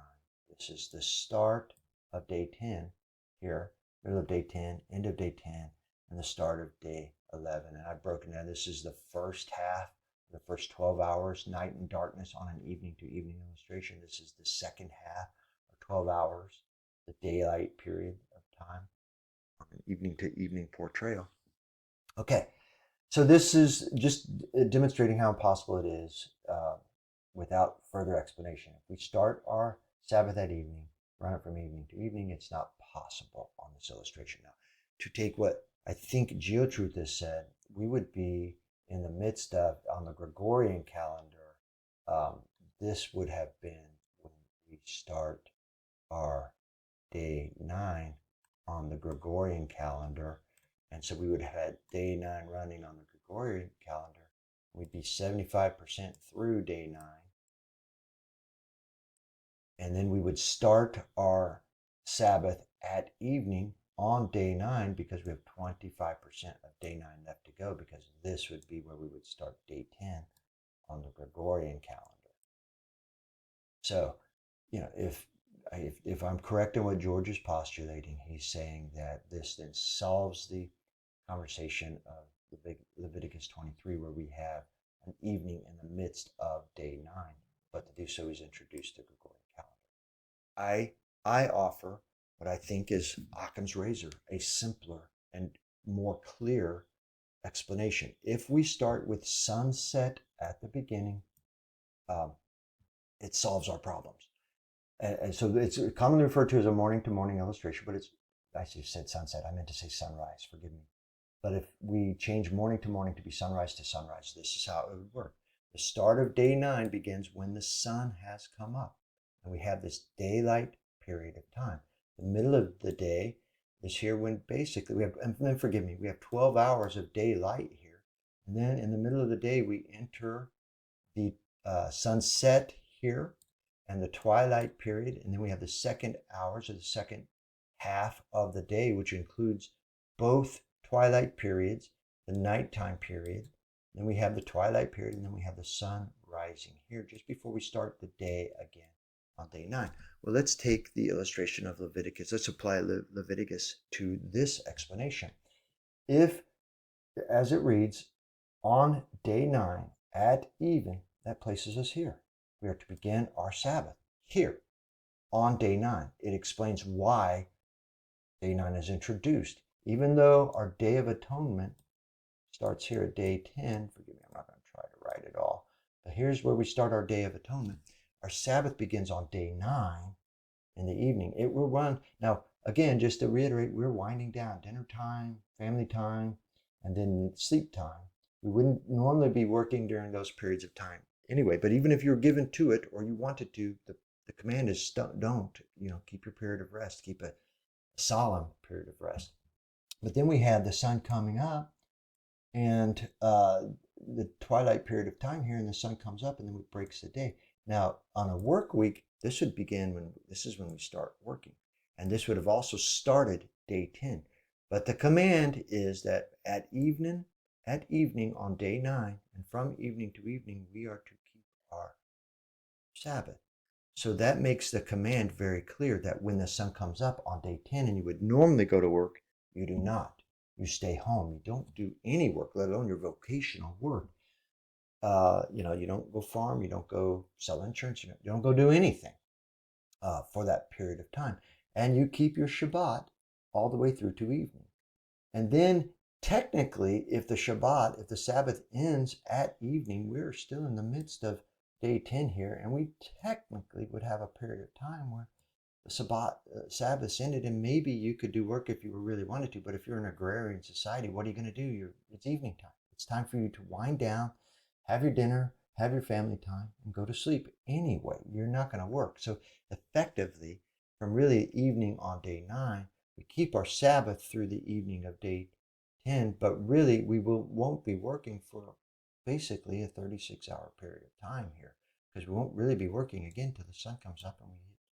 And forgive me, I forgot. We're not even going to work then, because by the time it comes around again, we have the Sabbath day beginning. So really we have a couple of days back to back of Sabbaths. Okay, So this is simpler. I don't have to introduce pluralities. I do not have to introduce the Gregorian calendar. I don't have to do it in order to put the evening in the middle of day 9.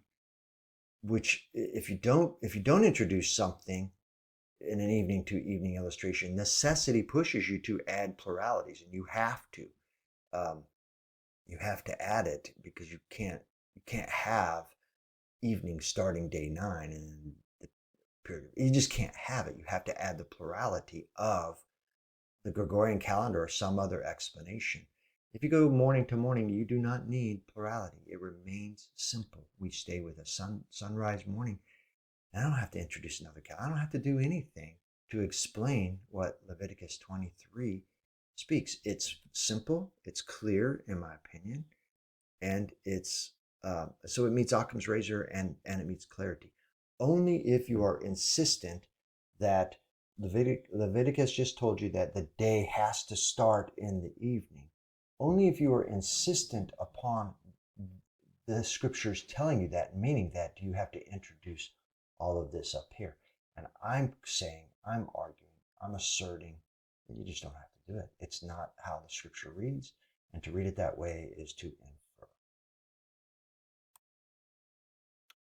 Okay, so after illustrating on the timeline for us, GeoTruth goes into the Passover. We begin to discuss the Passover. And let me go ahead and clip that so that I can work from it. Okay, so he's using the New King James again, and it reads like this. Now you shall keep it 1 year old unblemished male lamb until the 14th day of the same month, which is in parentheses first month. The whole assembly of the congregation of Israel shall kill it at twilight. And they shall take some of the blood and put it on the 2 doorposts and the lintel of the houses where they eat it in the first month. On the 14th day of the month at evening you shall eat unleavened bread until the 21st day of the month. That is 18. This is verse 18. So this might be a summary. I believe this is 6, but when we get to it in the first month here, I think this is 18.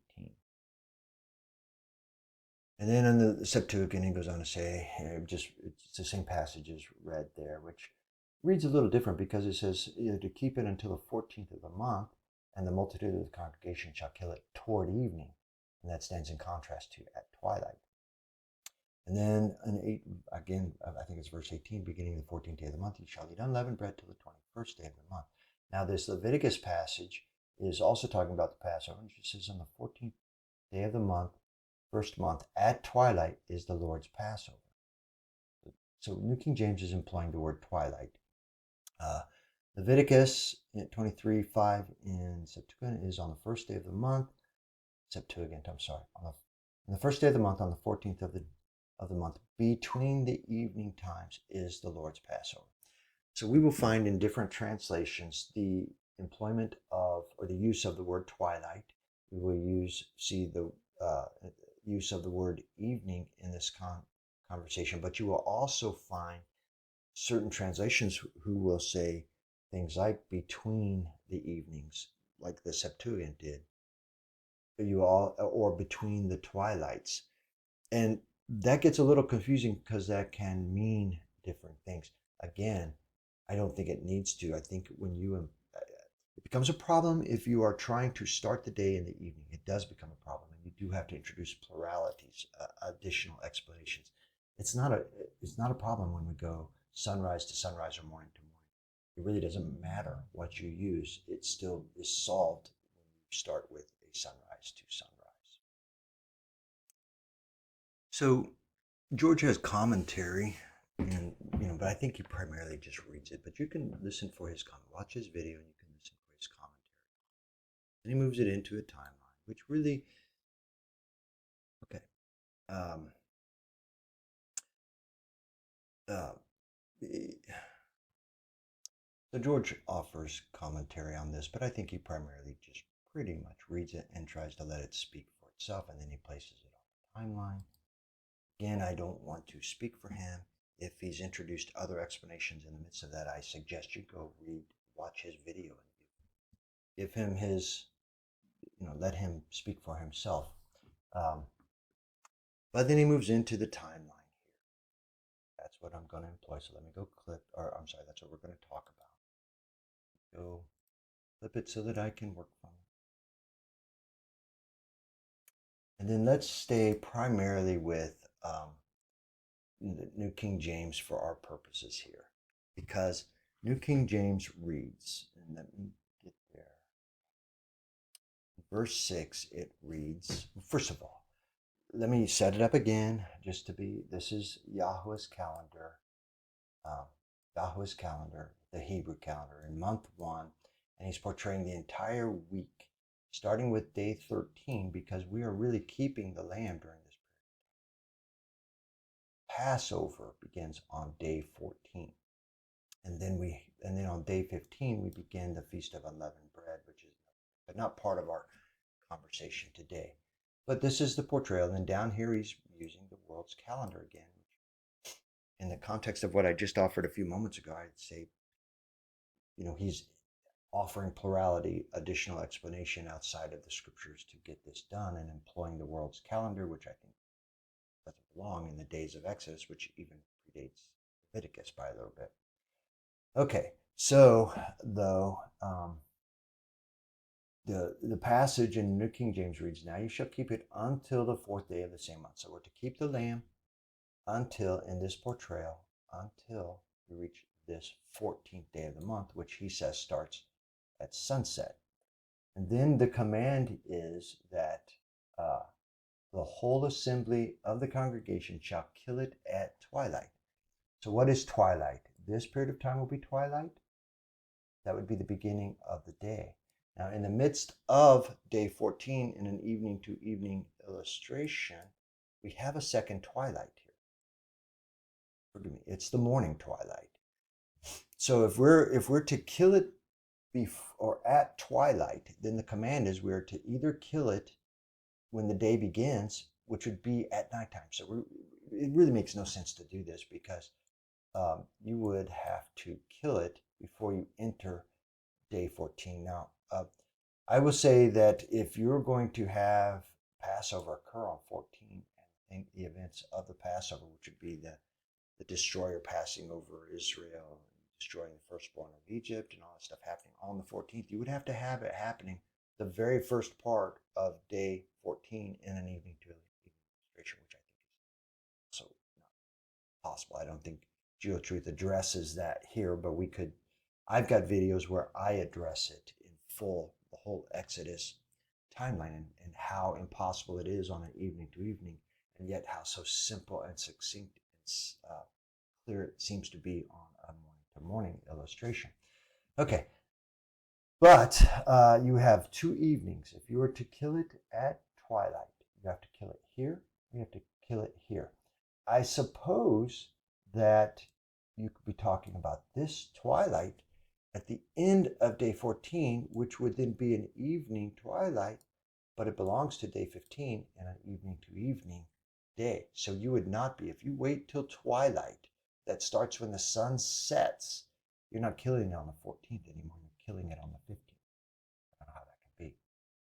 So really you're choosing between the first twilight or the middle of the twilight. So you're either going to kill the lamb the evening before the daylight period on the 14th, so the night before you're going to kill it, or when you get up and before you even start the daylight period of day 14, you're going to have to kill the lamb.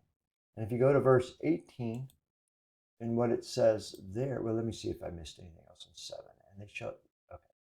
No, we don't need to pull in 7. I don't think he meant to say 7. I think he meant to just say 6. Because verse 7 is about taking some of the blood and putting it on the doorpost of the houses where they eat. But if we go to Exodus 12:18, it reads, in the first month, on the 14th day of the month at evening, you shall eat unleavened bread. So in the 14th month, so here, so the command of Exodus 12:18 is on the 14th day, on the 14th day of the month at evening, you shall eat unleavened bread. Okay, so we have the same problem. So what is the at evening of 14th day? It would be the very beginning. Let me get some of this off of here. Start again with 18. Okay, so in the first month, on the 14th day of the month, at evening, you shall eat unleavened bread. So what are our evening options? This is evening. This is the evening twilight. This is the morning twilight. So at evening begins here. This would be morning. The next evening occurs back here, but it belongs to day 15 and not 14. So the instructions of 12:18, if you read the New King James Version, is on the 14th of the first month at evening, we are to eat unleavened bread. So at the very first part, and it would be time to eat, it'd be evening time, it would be a dinner time, but we're saying that we're going to start eating unleavened bread when the Passover begins on the night of the 14th. Okay. I guess you could do that. I have no problem with that. If this is when you are eating, first of all, this would not necessarily be the Passover. Let me comment that I don't think this would be the Passover meal, because the Passover meal has to be slain. So even though this is an evening and you could begin eating unleavened bread, it would not be part of the Passover meal, because the Passover meal doesn't really occur until after the slaying of the lamb, which has to take place sometime during the day, which the King James says is at twilight, which would either be this period or this period.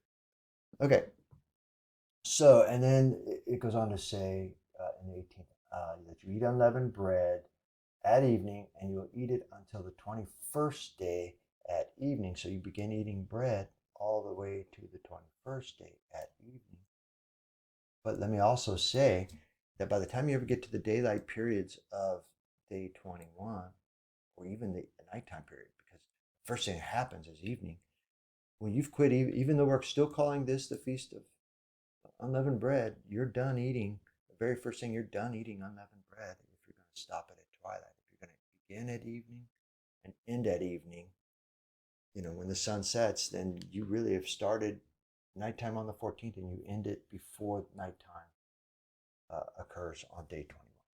So it's a bit difficult and a bit impossible. Now, when we go to Exodus, when we go to not Exodus, the Septuagint, and they use the term that you're going to kill the lamb at evening, okay, but then that gets pretty specific. We have to kill the lamb here, because we can't use the morning twilight. We can't use the morning sunrise. It has to be here. So the very first thing we would do on the 14th is kill the lamb that we've been keeping. And we have to hold the lamb.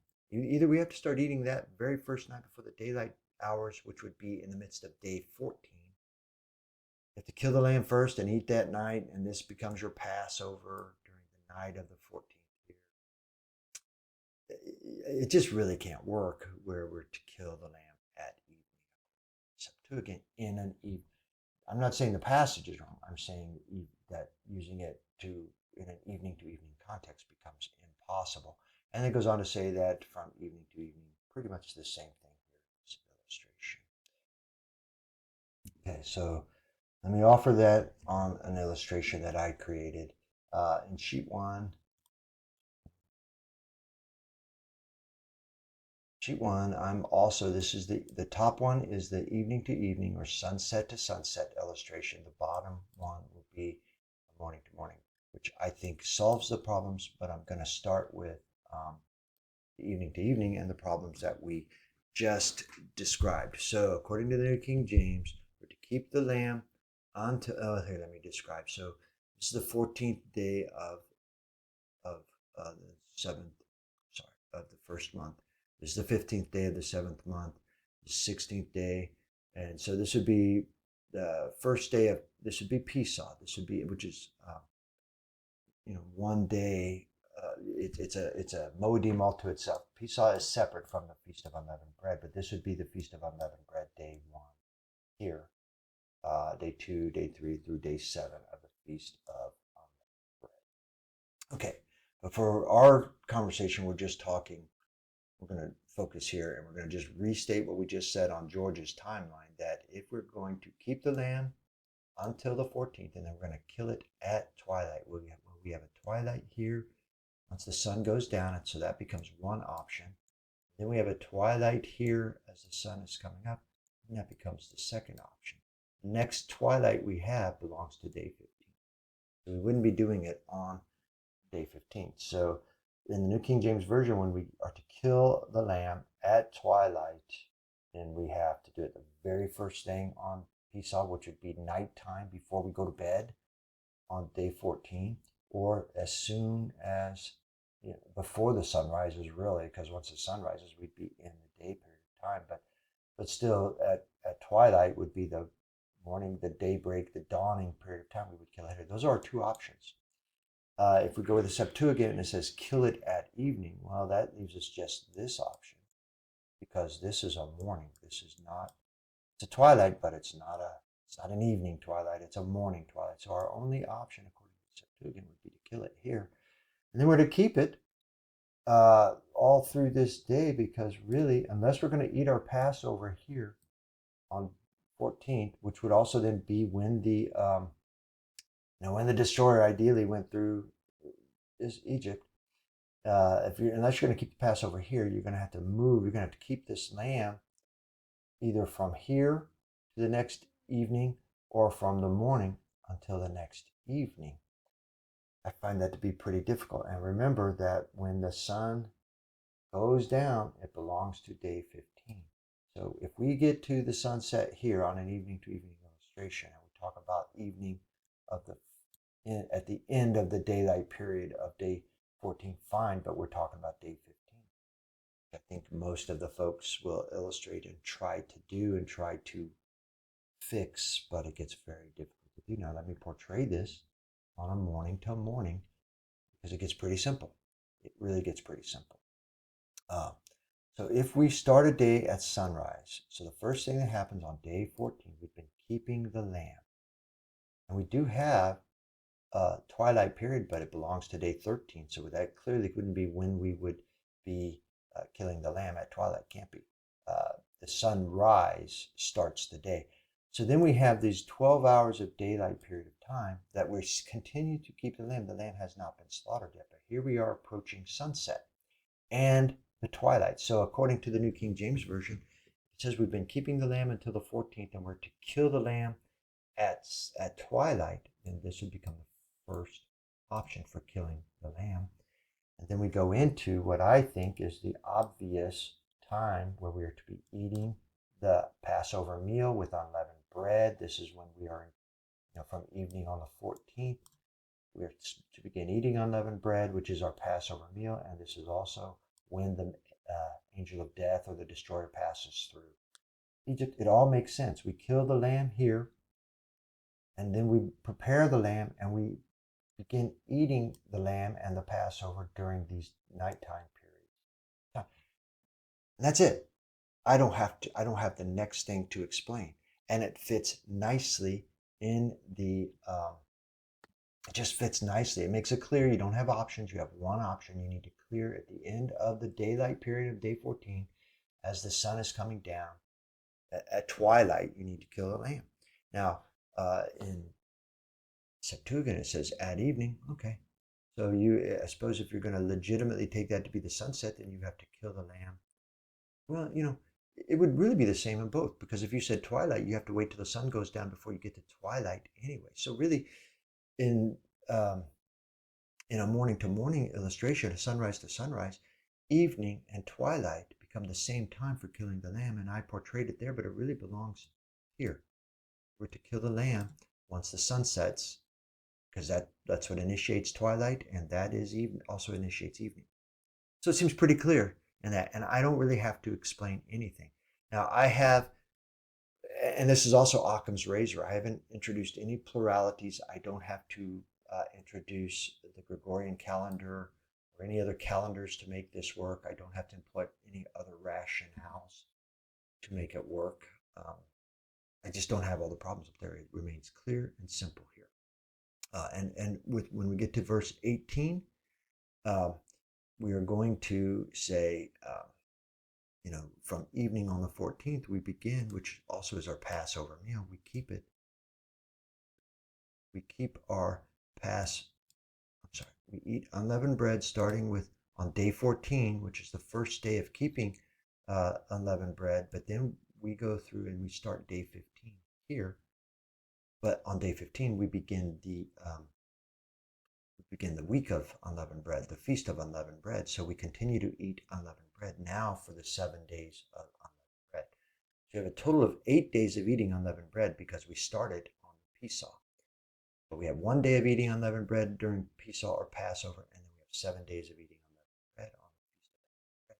So we are to then take Exodus 18, where we begin eating unleavened bread on the Pesach, Passover, and we continue to eat unleavened bread through the evening of the 21st, which passes us through the daylight periods, the daylight hours of the 21st day, and it ends for us. It would in this timeline. It would end the feast of the need to eat unleavened bread, according to Exodus 12:18, at evening time. Maybe does it read? Go see. Does it read through? Second here. Does it read through? It says you should eat unleavened bread until the 21st day of the month at evening. Okay, so that might be a little bit weird because until the 21st day of the month at evening would be here. Okay, but it certainly meets Occam's razor. It's much better. Now we have Leviticus 5 to deal with. So I'm sorry, we have Leviticus 23:5 that we have to deal with that reads like this. On the 14th day of the month at twilight is the Lord's Passover. So using an evening to evening illustration, on the 14th day at twilight, according to the New King James, is the Lord's Passover. So we have 2 twilights we can talk about. We have this twilight again. Let me get rid of all this noise here. So we just do 23. So we have twilight on the 14th. So on the 14th day of the month, of the first month, at twilight is the Lord's Passover. So here's one twilight we can utilize in the New King James, and here's the other twilight of the day 14. So we're saying, Leviticus 23:5 says on the 14th day at twilight is the Lord's Passover. Well, and I think we're talking about where we're going to celebrate the Passover meal. But either way, in this illustration, we would have this twilight period, the very first part of day 14, and then which would be the night, evening, nighttime, and then we have the twilight that precedes morning here as the option. And if we go to a daylight illustration, let me see if I can daylight, morning to morning, a sunrise to sunrise illustration, it would read that on the 14th day of the month at twilight is the Lord's Passover. Well, really no problem because we have only one twilight that we need to worry about. And if it's going to say evening, that's fine too. Now, we do have a twilight period here that you could talk about, but by that time, everything's already happened, so it would make no sense. It really leaves us with only one twilight. Again, we're dealing with clarity and Occam's razor. Sunrise to sunrise or morning to morning just fits the scriptures better without need for plurality, without the need to introduce other calendars and other explanations. We can stay within the context of the scripture and make the answers. Okay, so then George turns to the Feast of Unleavened Bread. Break this apart. Open it up. So he's using the New King James again. And he's staying with the New King James here. And he's using the passages Exodus 12:8, 10 through 11, and 12:8, 12, 10 through 11, and 12, 15 through 8. And this is how he's rendered it. And I think he must be typing this in because some of this is not in. Then they shall eat the flesh on that night. And then he's input the 15th day of the month because it does not say that in the King James, New King James. It just says they shall eat the flesh on that night. Now let's also go back to verse 6, because what happened? We kept the lamb until the 14th, and we killed it at twilight. So on the 14th at twilight, when he says they shall eat it that night, that night that they're referring to is that night that follows the twilight of the 14th. Then it goes on to say, they shall eat the flesh that night, roasted with fire, etc., and with unleavened bread, which is a key piece of that. Then he goes on, it's got some description of how you eat it. Shall eat it in haste. And then he goes on to say, it is the Lord's Passover. And then period, 7 days you shall eat unleavened bread. So right here we have ended I think that's verse 11, and here we start verse 17, where we're talking about the Feast of Unleavened Bread. Okay, we will be illustrating this on a timeline, but let me just make some comments here before we keep going, because I think we've transitioned from the day of Passover to the day of Feast of Unleavened Bread here, which is a 7-day feast. Let's just think this through. First of all, he's introduced the 15th day of the month. Okay. But you don't have to. That's not what is said, because the previous command was on the 14th at twilight we're to kill the lamb, and then we're to eat it that night, roasted in fire. And we've introduced unleavened bread, which they think when you hear that, it seems like in every explanation, as soon as you hear unleavened bread, you immediately start thinking, okay, Feast of Unleavened Bread. We start, no, I don't think that's what it's saying at all. It's certainly not explicitly what it's saying. It has not said we've gone into a Feast of Unleavened Bread. All it has said is we're to eat the same night that we've killed it, which I think is the 14th and not the 15th. On our, in a morning to morning, it would be the 14th. Only in an evening to evening must you turn it into the 15th day of the month, as done here. And I'm going to say this is plurality. This is adding things. Okay, so we're to eat it with unleavened bread and herbs, and then when it comes morning, that night, when that night ends, as morning comes up, we need to, before the sunlight starts hitting the sky, we need to start getting rid of it and burn it and dispose of it. And then it goes on to explain how we shall eat it, but then it goes on to say it is the Lord's Passover. So let me just also comment. This is the end of 11. If we have gone to, if the command is that the Lord's Passover is the 14th day, and we are eating, and we're going to eat that night, but it becomes the 15th, then how is it that we are saying that the 15th is the Lord's Passover when the instruction was the 14th was the Lord's Passover? On a timeline, first of all, none of this becomes necessary. None of it, all of these gymnastics become necessary if you have to measure from evening to evening. But if you will measure from morning to morning, all of this makes sense. Then he goes on to say, 7 days you shall eat unleavened bread.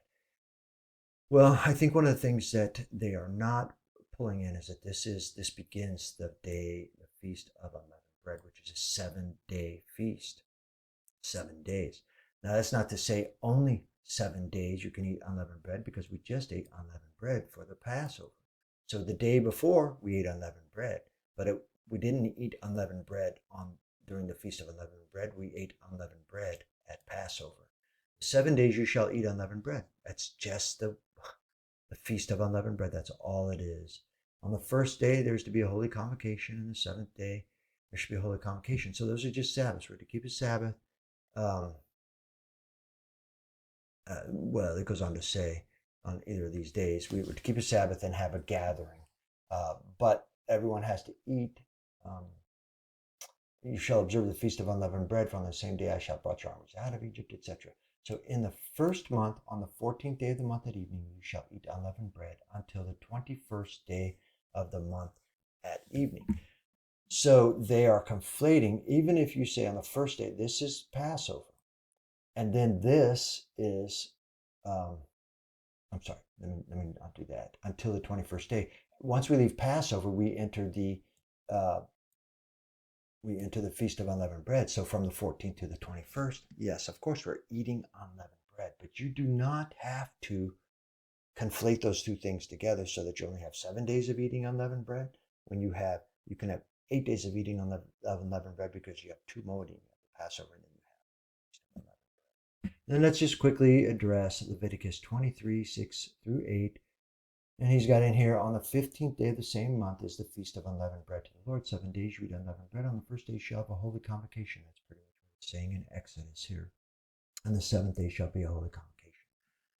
So nothing about this is asserting evening to evening, or that the Passover that we eat takes place on the 15th, even though they've asserted it that way. And let me see, he's going to go to a timeline here.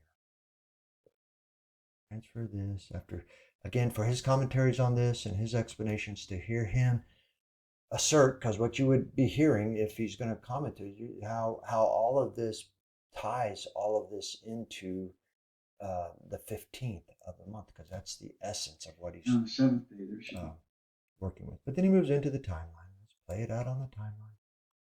See what we can really do here. Oh, I'm sorry. He did go in. I'm realizing here he did go into the Septuagint. Let's see if there's anything meaningful here. Give me a second. I'm going to go see. I'm sorry. Give me a second. I'm going to go see if 15th day of the month actually exists. And I'm sure it does not in the Septuagint any more than it did in the New King James. which is left of it till the month. But here, before I even do that, let me just see. Roast with fire, eat with unleavened bread, bitter herbs. It's a Passover to the Lord, 7 days. Okay, this would be the. Now this will be moving off to a different passage here, but it's really beginning the 14th day of the month. You shall eat unleavened bread. I really don't think we're seeing anything appreciably different. This all just reads pretty much like New King James. The 15th day of the month is a feast of unleavened. I'm just going to say that all of this is appreciably the same as the New King James. Give me a second. I'm going to come back in a second after I go look at Exodus 12, 8, and see if it includes the 15th day of the month. No, it doesn't. It just reads, and I got it up here for you real quickly. And they shall eat the flesh in this night, which is the same night that they just killed the lamb, which I know I'm repeating myself, but it fits so much better. Sunrise to sunrise. There's nothing about it being the 15th. To insert the 15th here is taking liberties. Okay, let's see what he does next. See if he's going to move on to the timelines here. And he does.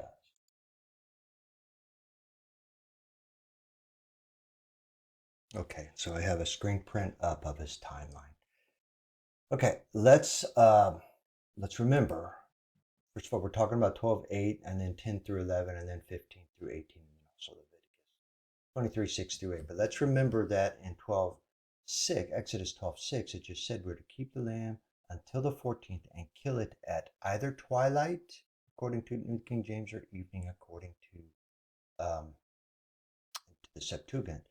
And we have two twilights. Here's the 14th on Yahweh, the Hebrew calendar, that starts in the evening according to their explanation. The first thing that happens is we have sunset, and then we have twilight. And that's also called evening. So that is the first and only evening that belongs to the 14th. Now we do have a sunrise and a twilight period called another twilight period called dawn or daybreak. And so if you're going to work from the New King James, you could kill the lamb here at this twilight, or you can kill the lamb here at this twilight. But if you wait till this twilight occurs, okay, but now you're killing it on day 15 of the Hebrew calendar according to an evening to evening representation that we're seeing here. And that's a problem because the lamb needs to be killed on the 14th. So you really only have two explanations. If you're going with King James and twilight, you have two explanations. If you're going with the Septuagint and evening, you really only have one, which means you've got to kill here. And then the command here, when we get to Exodus 12:8, we are to eat either that night or if you were reading the Septuagint, it would say this night. But the same night that you're killing the lamb, because that precedes this, is the same night that you need to eat. You need to roast it with fire and unleavened bread and eat it. So if you're killing it here, then this is the night you've got to roast it and eat it with unleavened bread. But what they are telling you is that it belongs to, and forgive me, they're telling you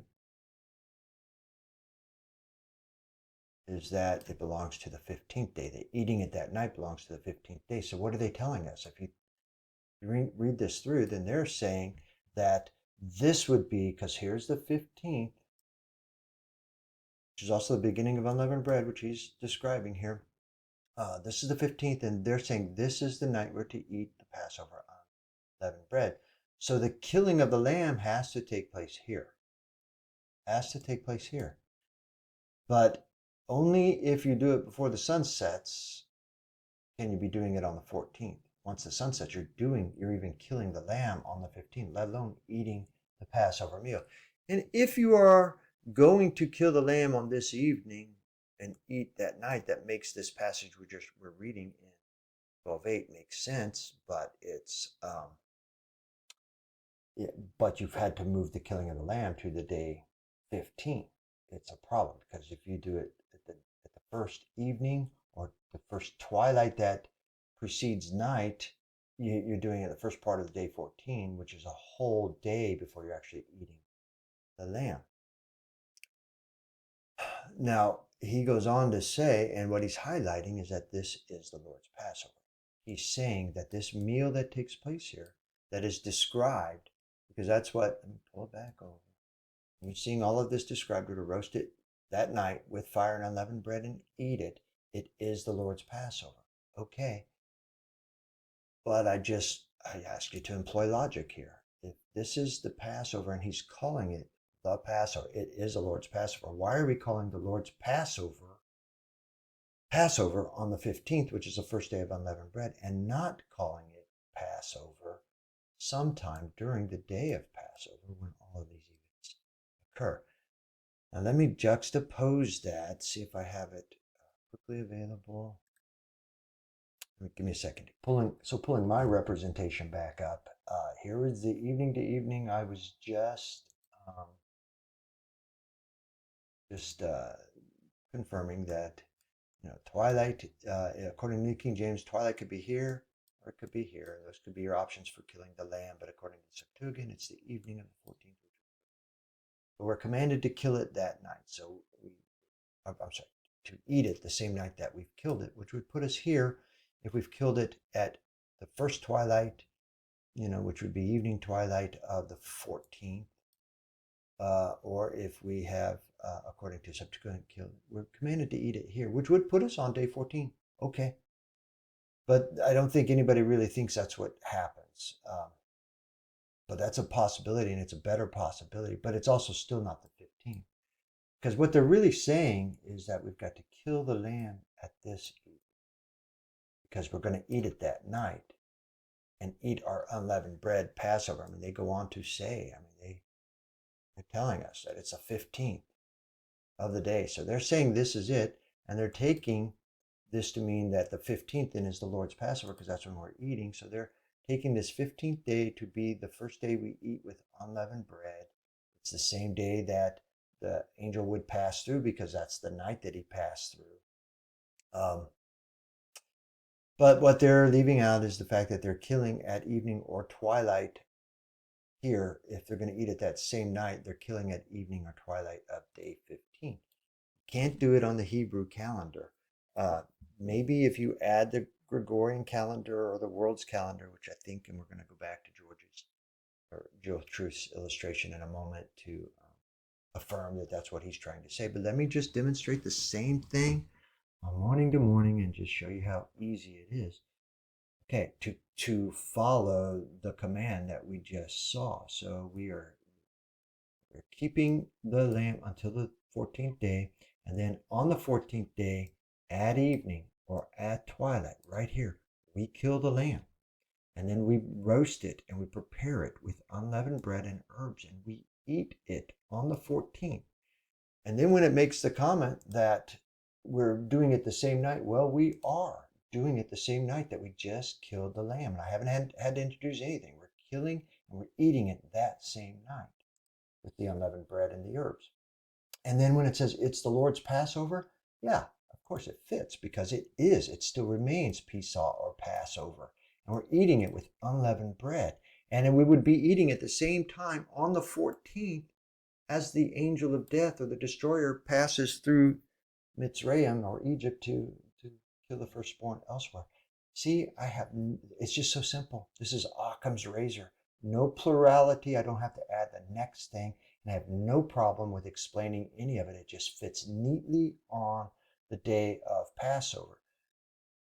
Now, let me go on because they complicate it when they say that when they convolute and add the 7 days you shall eat unleavened bread, as though that is the command that only 7 days you eat unleavened bread. Well, first of all, this is 15. We've moved from, this would be 11, this is verse 11, this is 15. So we have separation. But it goes on to talk about how we shall eat 7 days, we shall eat unleavened bread. Okay, but we just went into the Feast of Unleavened Bread. This is going back to GeoTruth's illustration. He is showing us how the Feast of Unleavened Bread begins here.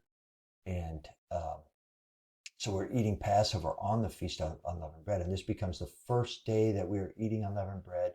And then we would have 7 days, a total of 7 days. One, 2, 3, 4, 5, 6, 7.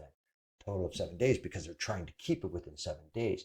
But again, I contend that they're failing to understand that the Feast of Unleavened Bread is a 7-day observance. When you eat unleavened bread, Passover or Pesach is a 1-day observance, and that meal that we eat with the lamb is to be eaten with unleavened bread. So that's an 8th day. It's the first of, but it's an 8th day that we eat unleavened bread. And that's why you can say from the evening of the 14th, we eat unleavened bread until the evening of the 21st, because that spans the entire 2 Moedim.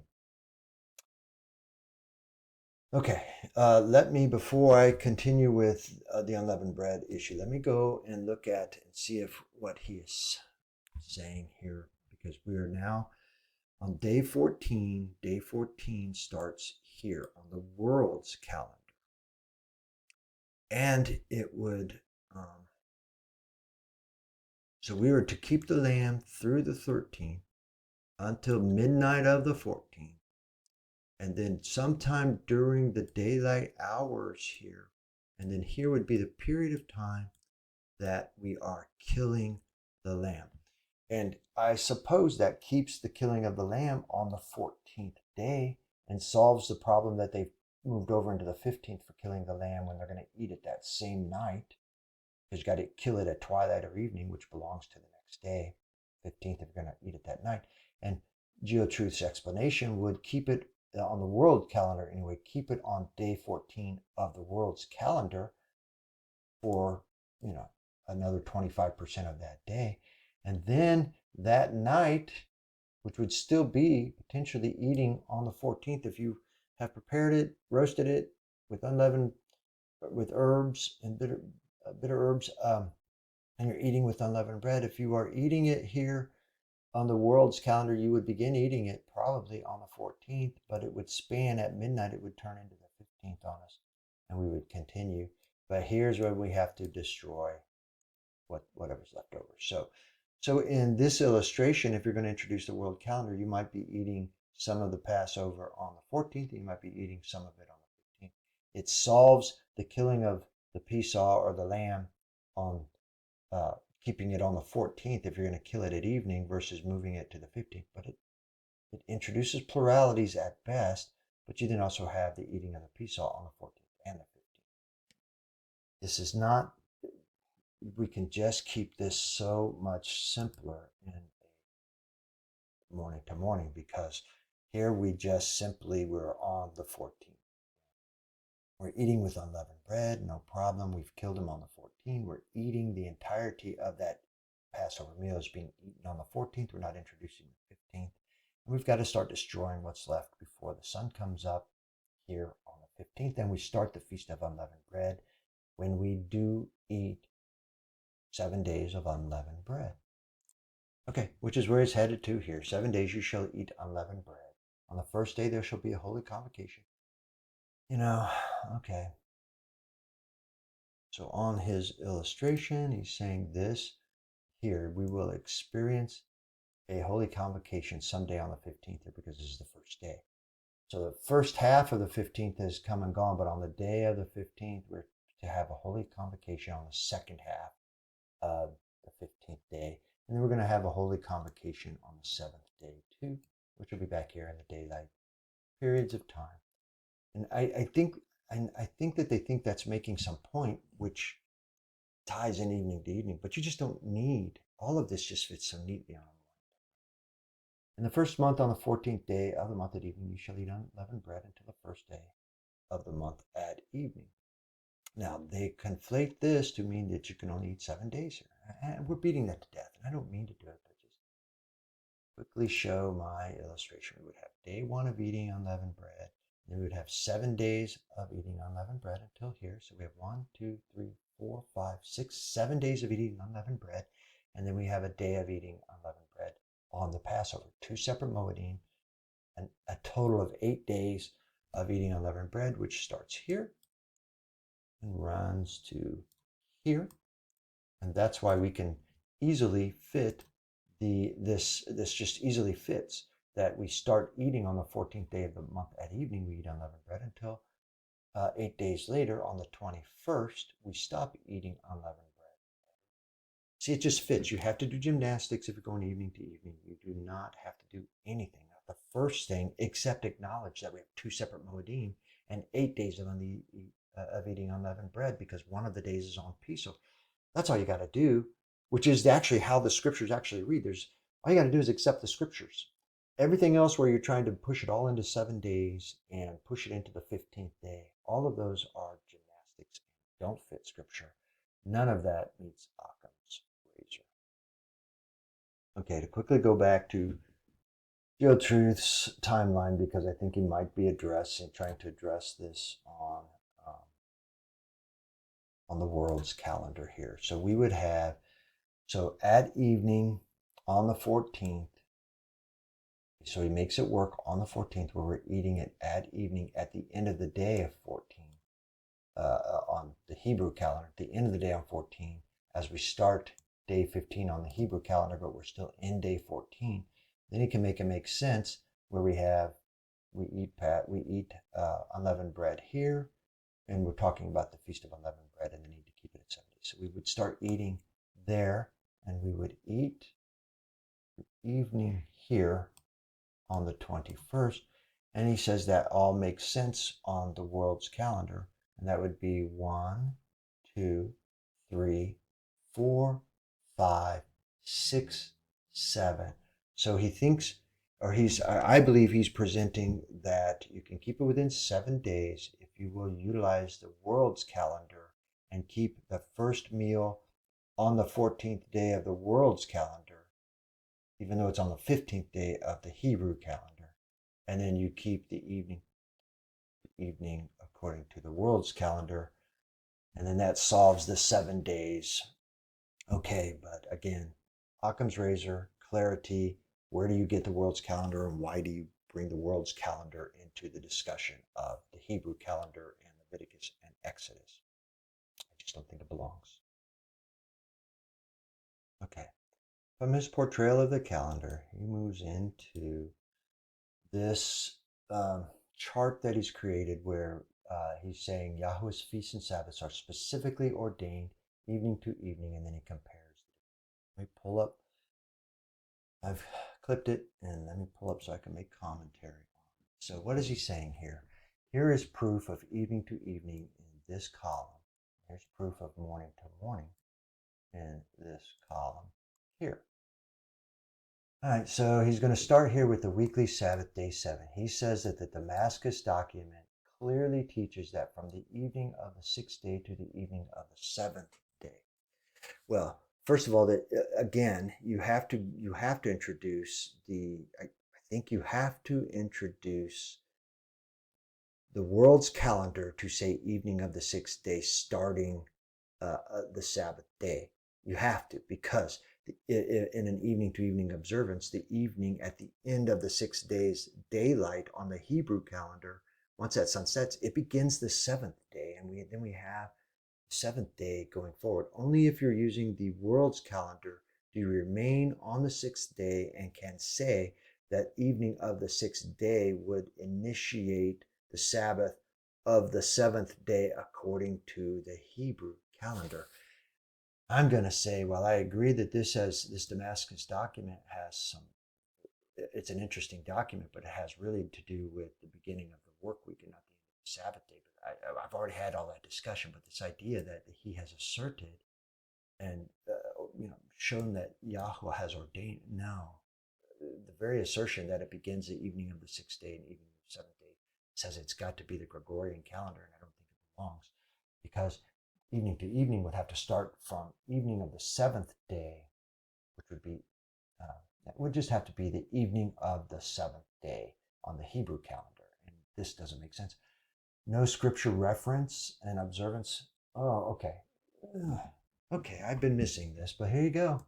Here you go. Observance on the world's calendar. So he's clearly introducing this as though the world's calendar is solving, but it just doesn't solve it. We need to solve it on the Hebrew calendar. He can make that assertion if he wants, that he can explain it away on the world calendar. But I say you don't have to explain it away on the world's calendar. You don't need the world's calendar, because if you will go sunrise to sunrise, nothing here but scripture references. I think there are scripture references. This is just an assertion I just don't agree with.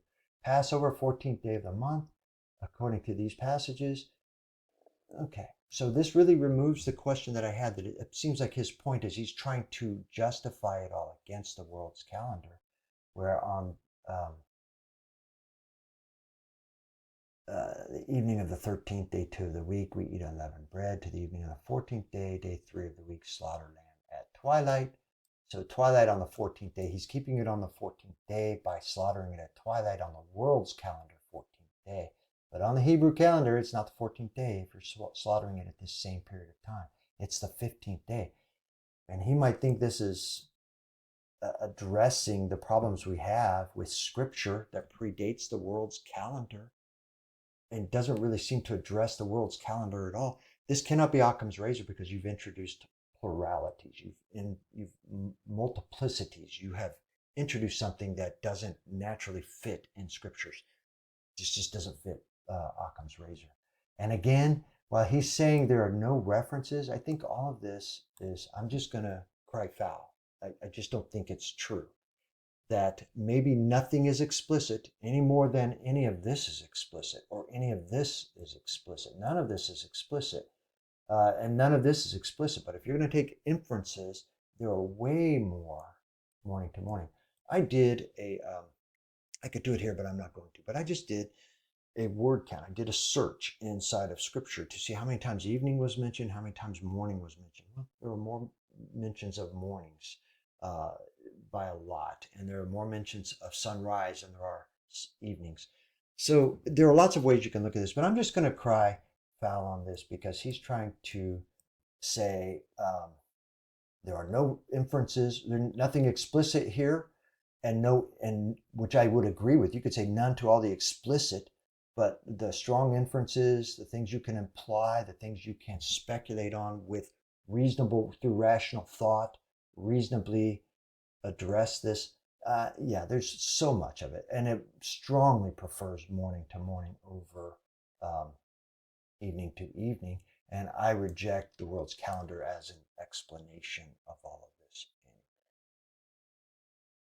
Okay, we're getting ready to move into the gospel accounts, but just to reiterate before I go, um, just to say again, I am rejecting the. All right, let me get my pencil. I'm rejecting the observance of the world's calendar as evidence to fix the timeline issues that we find in Leviticus and Exodus and such when we don't need it because of the morning to morning explanation solves all of it all. But he made the point, and you can read it, you can hear it in his video, that he says that these that evening to evening was ordained by the Damascus document, the Exodus account, the Leviticus account in scriptures, and in the Feast of Unleavened Bread accounts, I'm sorry, in the Passover accounts of Exodus and Leviticus, and in the Feast of Unleavened accounts of Exodus and Leviticus, and in the Day Atonement accounts of Leviticus. I say, no, it doesn't. Certainly does not rise to ordaining. And when we apply timelines and the morning and morning, a correct understanding of what sunrise to sunrise or morning to morning would look like, I think that first of all, let me restate again. There's nothing explicit. None of these accounts are offering explicit conversation. None of them are. So when he says it's ordained, he is saying that he must be saying. I hope he's saying that when he goes to the point of calling it ordained, he's saying that the evidence is so strong, so strong for the evening to evening that it rises to ordaining. Well, I beg to differ. Just before I move on, I beg to differ that any of this rises to anything like strong enough evidence to ordain anything. And in truth, every one of these passages have better explanations found in the morning to morning. I've got Occam's razor in my favor here as I analyze the correct understanding of a sunrise to sunrise. So I just reject this entire premise here. And, okay, let me close this down and we will move back to his video here. Okay, so here we are starting in the gospel accounts, and he's going to start with Matthew, then go to, I think he goes to Mark next, then Luke, then John, and I'll follow with him. But let me explain to you what he's doing and what I'm going to do because I need to see if I can speed this up a little bit. He's going to read the passage in the Berean Standard Bible. He's going to read the passages in mine. And then he's going to go on to say that what you have just read means. And I'm going to play quickly how he says that so that you get a flavor. And I'm not going to do it with every one of these because I'm actually going to do screen prints and go through it and read it faster and try to get through it quicker.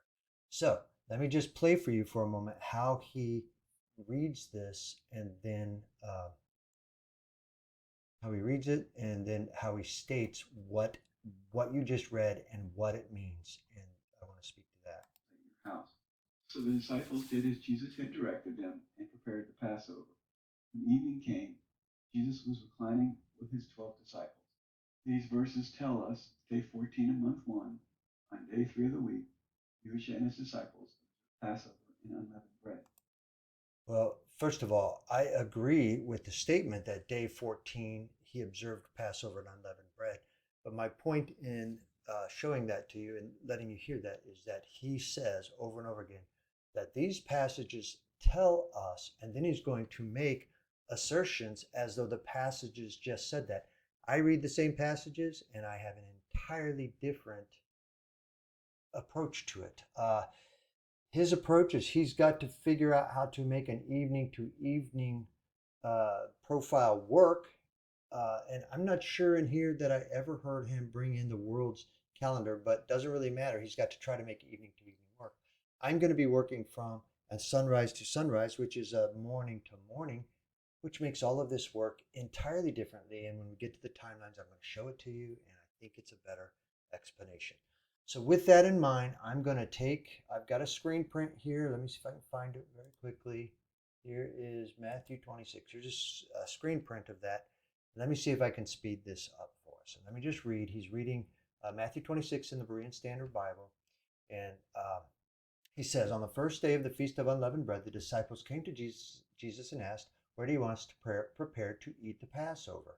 And he answered, go into the city to a certain man and tell him that the teacher says, my time is near. I will keep Passover with my disciples at your house. So the disciples did as Jesus had directed and prepared the Passover. And then when evening came, Jesus was reclining with the 12 disciples. Okay, so this is often this idea of, let me get, so the idea of the first day of unleavened bread, they pull this in a lot, that how in the Gospels they pull together the Pesach, which is the Passover, and the unleavened bread, and the entire event, which is an 8-day event, is often called either the Passover or the Feast of Unleavened Bread. It's rarely separated in the discussion, even though everybody understood it to be that way. So on the first day of unleavened bread, what would that be? Would it be Passover? It would need to be Passover because they haven't eaten Passover yet. So even though they're saying on the first of a day of unleavened bread, we know that they're talking about Passover, the 14th day. And the disciples came to Jesus and said, "Where do you want us to prepare to eat the Passover?" So he hasn't done it yet. So go into the city, tell them teacher's near. So they knew they had to, by the time is near, I would keep the Passover with my disciples at your house. So the disciples did as directed and went to prepare the Passover. So you have to go prepare the Passover, which means on the 14th day, you've got to kill the Passover at twilight or evening, and then you eat the Passover. That's what would happen. You would have killed the lamb here on the 14th, and then when evening came, when twilight had come and we move into the evening hours and into night, we are getting ready to sit down and recline and eat the Passover. Now, he tells us that these passages say that day 14 of month 1 on day 3 of the week, Yahushua and his disciples observed Passover and unleavened bread. Well, a couple things about it. The passage says nothing about day 14, and it says nothing about on in the month 1 or on day 3. We are inferring that because that's when it was kept. So the passage isn't saying that. But I would agree with on day 14, which happens to be every year the third day of every week, Yahushua and the disciples observe Passover as the first day of the 8-day long event of Passover, then unleavened bread. I would agree with that. Then he goes on to say that that passage we just read tells us that day 15 of month 1 on day 4, Yahushua and his disciples eat Passover meal with unleavened bread in the evening night. All right, where does it say day 15? It did not. Or even on day 4, it did not. It did not say that. He's inferred this. He's brought this in. He's introduced it. I'm sorry, foul. You can't do that. You can't read the passage and then tell us that what it means without telling him that you believe. I'm sorry. This is how I feel about it, and I get a little excited because you are now interpreting for him. Nothing up here did it say day 15 or day 4. Nothing about that. Only in your evening to evening predisposition do you need to introduce this. And where Occam's razor is concerned, you are adding plurality, multiplicities. You are making it harder. But you're saying that on day 15, Yahushua and his disciples eat the Passover meal with unleavened bread in the evening at night. On day 15, day 15 of the month is the first day of the high Sabbath, uh, Sabbath, and is a high Sabbath day of a 7-day feast of unleavened. I agree with that. What I would agree with in this statement is that Yahushua, that night after they killed the Passover lamb, they did eat the Passover meal with unleavened bread in the evening that night. I disagree that it's day 15. I think it's still day 14 and of month 1. And it's not yet the first day of the Feast of Unleavened Bread, which starts on the 15th, because the 15th doesn't start until sunrise of the, when the new day comes. So all of this evening night remains 14. We are not yet in day 15. So all of this assumption that day 15 has started with that evening, I'm sorry, that's born out of your doctrine and your predisposition, your presupposition. This is only made necessary by that presupposition, and only if you have presupposed that we've moved into day 15 in the evening of that night do you have to say that we are now in the high Sabbath. Well, clearly in the 7-day week of unleavened bread, the first day is going to be a high Sabbath. Nobody disagrees with that, but I just disagree that anything about this passage has said anything about the fact that we have moved into day 15. I say no. I say that's wrong to do. That's you have inferred and really introduced in presupposition and predisposition taking place here. Let's go to verse 36. At that time, Jesus went with his disciples to a place called Gethsemane, and he told them, "Sit here while I go there and pray. All right, so then he goes on to say, well, that verse tells us that on day 15, day 4, really? Where do you see day 15? Where do you see day 4? I'm saying it's not. This remains day 14. It all remains day 14. And it happens, he goes on to say, Yahushua and his disciples are at Gethsemane at night after eating the Passover meal. Now, I agree that they are in Gethsemane the night after they killed the Passover lamb at evening on day 14 and ate the Passover meal during the evening and nighttime of day 14. Then they went out to Gethsemane at nighttime on the 14th after eating the Passover meal. But it's all on day 14. We are still on day 14. We could argue about that, but what I would definitely say is it's not fair or correct to say that this passage tells us that we're day 15. All he would really be doing, if he was being, I would say that in order to be honest with this, you need to say that if you're going to interpret this according to an evening to evening, this is what it must be. But what he's failing to do is explain how you don't have to do that at all to make it all work on a morning to morning day. So nobody has to surmise the 15th or day 4 of the week. I'm sorry, that's your predisposition, that is your presupposition and your doctrine requiring additional inferences into the passage. Then you go on to in verse 57.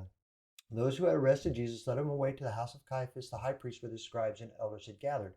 At this, the high priest tore his clothes and declared, he has blasphemed. Why do we need more witnesses? Look now, you have heard the blasphemy. What do you think? He deserves to die. They answered. Okay, then he goes on to say, that tells us that on day 15 of month 1, on day 4 of the week, late at night, the chief priests and Pharisees condemned Yahushua to death. Again, really, where do you see day 15 or day 4 in this passage? You don't. You are inferring. But what we do know is that late at night they went and got him. They came and got him, and probably before the sun has risen, all of these things did happen. So I think it's correct that late at night the chief priests and Pharisees condemned Yahushua to death. But I say this is day 14. Okay, then he goes on to Matthew 27. Okay, verses 1 and 2. When morning came, all the chief priests and elders of the people conspired against Jesus to put him to death. They bound him, led him away, and handed him over to Pilate, the governor. Now it was the governor's custom at the feast to release to the crowd a prisoner of their choosing. So Pilate released Barabbas to them. But he had Jesus flogged and handed him over to be crucified. Okay. GeoTruth goes on to say, okay, this tells us. Now, I think what he's saying is it strongly infers, because I think common sense says it doesn't say day 15 up here or day 4. It's not mentioning, our scriptures don't say day 15 or day 4, but he's inferring. But I will say that he's strongly inferring from his his presupposition, his disposition, his his understanding that a day, or his working from the premise that a day runs from evening to evening. But let's look what he's inferring from this then. That morning started around 6 a.m. and the chief priests and elders take Yahushua to Pilate. Well, first of all, I will say if this represents sunrise, then this is when we move to day 15. And prior to the sunrise would be the 14th. Now he's saying we're already on the 15th and have been on the 15th. But at 6 a.m., the chief priests and elders take Yahushua to Pilate. So I think that it would be fair and reasonable to assume that we have now moved in this passage from day 15 on a morning to morning understanding, or sunrise to sunrise understanding. And we would be at this time working from the same date on both an evening to evening and sunset to sunset and a sunrise to sunrise, or evening to evening and morning to morning argument. But then he goes on to say, verse 15 states that it's a custom each year to release a prisoner of their choosing at the feast. So he goes on to say and infer that the feast is the Passover. And then he says, which Yahushua and his disciples already observed on day 14 of month 1 on day 3 of the week. Well, I will agree that that Yahushua and his disciples had already observed their Passover on day 14 or day 3 of the week according to their calendar, which would have been the calendar of the Zadok priesthood. And I mean, I just agree with that. Now, I will say, and I'm going to say it now, even though he says it last, that the chief priests and Pharisees used different calendar, perhaps a lunar calendar, than Yahushua and his disciples. And I will agree that, and he's getting ready to speak to it here, I will agree that they are. I think that's true, that they are using different calendars. The Pharisees have embraced the errant calendar. The Pharisees who became Judaism, so Judaism today is using this errant calendar different than the calendar that Jesus and his disciples would have been keeping. And it probably was lunar based, and it started the day in the evening. So they were working on different premises than Yahushua and his disciples. Okay, so he's saying that this feast here is the feast of Passover, in which that Yahushua and his disciples had already observed. Well, a couple things about it. It could be Passover. I've got no problem with that, but it doesn't necessarily have to be Passover because, as soon as you go into day 15, you've also started the Feast of Unleavened Bread. So you could also call that first day a feast as well. When you say at the feast, you could be talking about the Feast of Unleavened Bread. And then, as has been pointed out by others, and to which I subscribe, I think it makes sense. It's not uncommon in these writings where they have combined the entire 8-day period, first the Passover and then the unleavened bread, into just one big at the feast. So it could almost be any of the 8 days here, potentially, that was meant by that. But he goes on to say then here that this tells us that the chief priests and Pharisees observed Passover on day 15 of the month, on day 1, on day 4 of the week. Now, this would be according to the calendar that Yahushua is keeping. And then he goes on to say that according to the calendar the Pharisees were keeping, it would have been the 14th day of month 1 on their calendar. Fine. And observes the Passover meal with unleavened bread in the evening on day 16. That would be on Yahushua's calendar, which would be day 15 on their calendar, making that a high Sabbath day of a 7-day feast of unleavened bread. Well, I agree that the day that they are doing all of this 15th day, is the high Sabbath. It is the first day of unleavened bread, and it is a high Sabbath. It is the high Sabbath day. So now, no matter, we can talk about the Pharisaical calendar that seems to be lagging a day, or we can interpret all of this against the day of, what they were keeping against the calendar Yahushua would have been keeping, which, would have been day 16 of calendar. So all that to say that I agree that we have moved to day 15, but I don't think any of these passages have done anything to assert when a day begins, or that it just hasn't done anything to assert that we were on the 15th for hours and hours before 6 a.m. I think we are on day 15 now, the first day of unleavened bread and a high Sabbath, but that's because the sun rose. All right, let's keep going.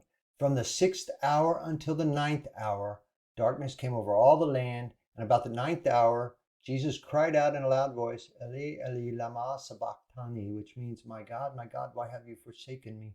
Which, when Jesus had cried out again in a loud voice, he yielded up his spirit. So he goes on to say that this tells us, I guess he's saying the strong inference of this is that on day 15 of month 1, day 4 of the week, at 12 noon to 3 p.m. in the day, Yahushua is crucified and dies at 3 p.m. Okay, I'm not terribly arguing with that, because from the 6th hour, which would be around noon, until the 9th hour, darkness came on the land. Now, I will say from 12 noon to 3 p.m., this is talking about darkness coming on the land. This is deep darkness. He had already been crucified at the 3rd hour, I believe. I'd have to go look at it, but I think he was crucified around 9 a.m., and it wasn't until noon that it got dark here. But he says on day 15, from noon to 3 p.m. in the day. Okay. It's kind of worded funny here, but he's referencing this. But I'm okay with this being day 15. I agree that this is all occurring on day 15, day 1, or I'm sorry, of month 1, and day 4 of the week. which is the way it would work out every year. I'm just in agreement with that, but I'm not in agreement with how this is inferring the exact, day 15 and all, day 4 of the week. Okay. And it goes on to say, Yahushua stated in Matthew 12, 40, that for as Jonah was 3 days and 3 nights in the belly of the fish, so the Son of Man will be 3 days and 3 nights in the heart of the earth. And then he goes on to say, because Yahushua said that, therefore Yahushua will be resurrected by his Father 3 nights and 3 days from day 15 of month 1. Well, I have no problem with that because I believe also that he was crucified on day 15 of month 1 that started at 6 a.m. And so all of the crucifixion took place on day 1, and he died at 3 p.m. of day 15. Then he goes on to say, Yahushua will be resurrected by Yahuwah day 18 of month 1, day 7, on day 7 of the week, the weekly Sabbath at 3 p.m. Well, now, I question that it needs to necessarily be 24 hours and that the resurrection would take place exactly at 3 p.m. I don't really know what to do with that. I'm not trying to argue with him too much on this, but I think there are other passages that suggest that it did not work. Yes, 3 days and 3 nights, but not necessarily from 3 p.m. to 3 p.m. I think that's an inference that we must pull it in, make it a 24-hour day from exactly 3 p.m. to 3 p.m. And let me just make a quick comment, because when we're talking about the evidences for or against something, when we are saying the 6th hour, what are we measuring from? What would we, if he's agreeing that it's noon, what are we measuring from? We're measuring then from 6 a.m. That's how we get to the 6th hour. This is the 6th hour after 6 a.m. Why are we starting to count our hours, the first, second, third, fourth, fifth, sixth, ninth hours from 6 a.m.? If in a morning to morning, first of all, we've started introducing the hour markings of like 6 a.m., 7 a.m., 8 a.m., I suppose. But really, wouldn't it be reasonable to presume that they begin marking their hours from the sunrise?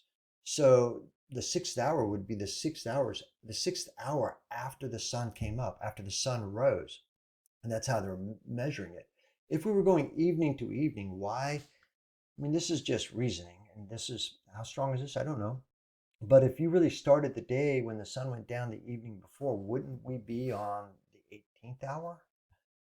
Wouldn't this 12 noon be the 18th hour and not the 6th hour if we were measuring from noon to noon? So why are we measuring from 6 a.m.? Well, actually, and I'm not even sure we're measuring. In fact, I would say we're not measuring from 6 a.m. We're measuring from the sunrise. Why are we measuring from? Let me rephrase that, because we aren't. We're just following what they're doing. Why are they measuring from the sunrise, the 6th hour from the sunrise, the 9th hour from the sunrise? Why are they measuring from the sunrise and not measuring from the previous sunset, which would have started the day? Just a thought.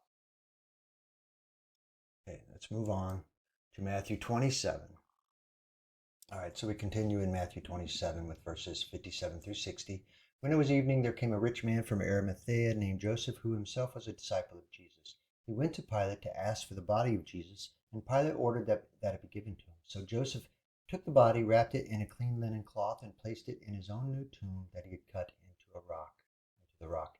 Then he rolled a great stone across the entrance to the tomb and went away. Mary Magdalene and the other Mary were sitting there opposite the tomb. The next day, the one after preparation day, the chief priests and Pharisees assembled before Pilate. Sir, they said, we remember that while he was alive, that deceiver said, after 3 days I will rise again. Okay, so here are the inferences. When we are saying the next day, the one after preparation day, we are talking about the fact we are going to separate the fact that the Pharisees are on a different calendar that is lagging by a day.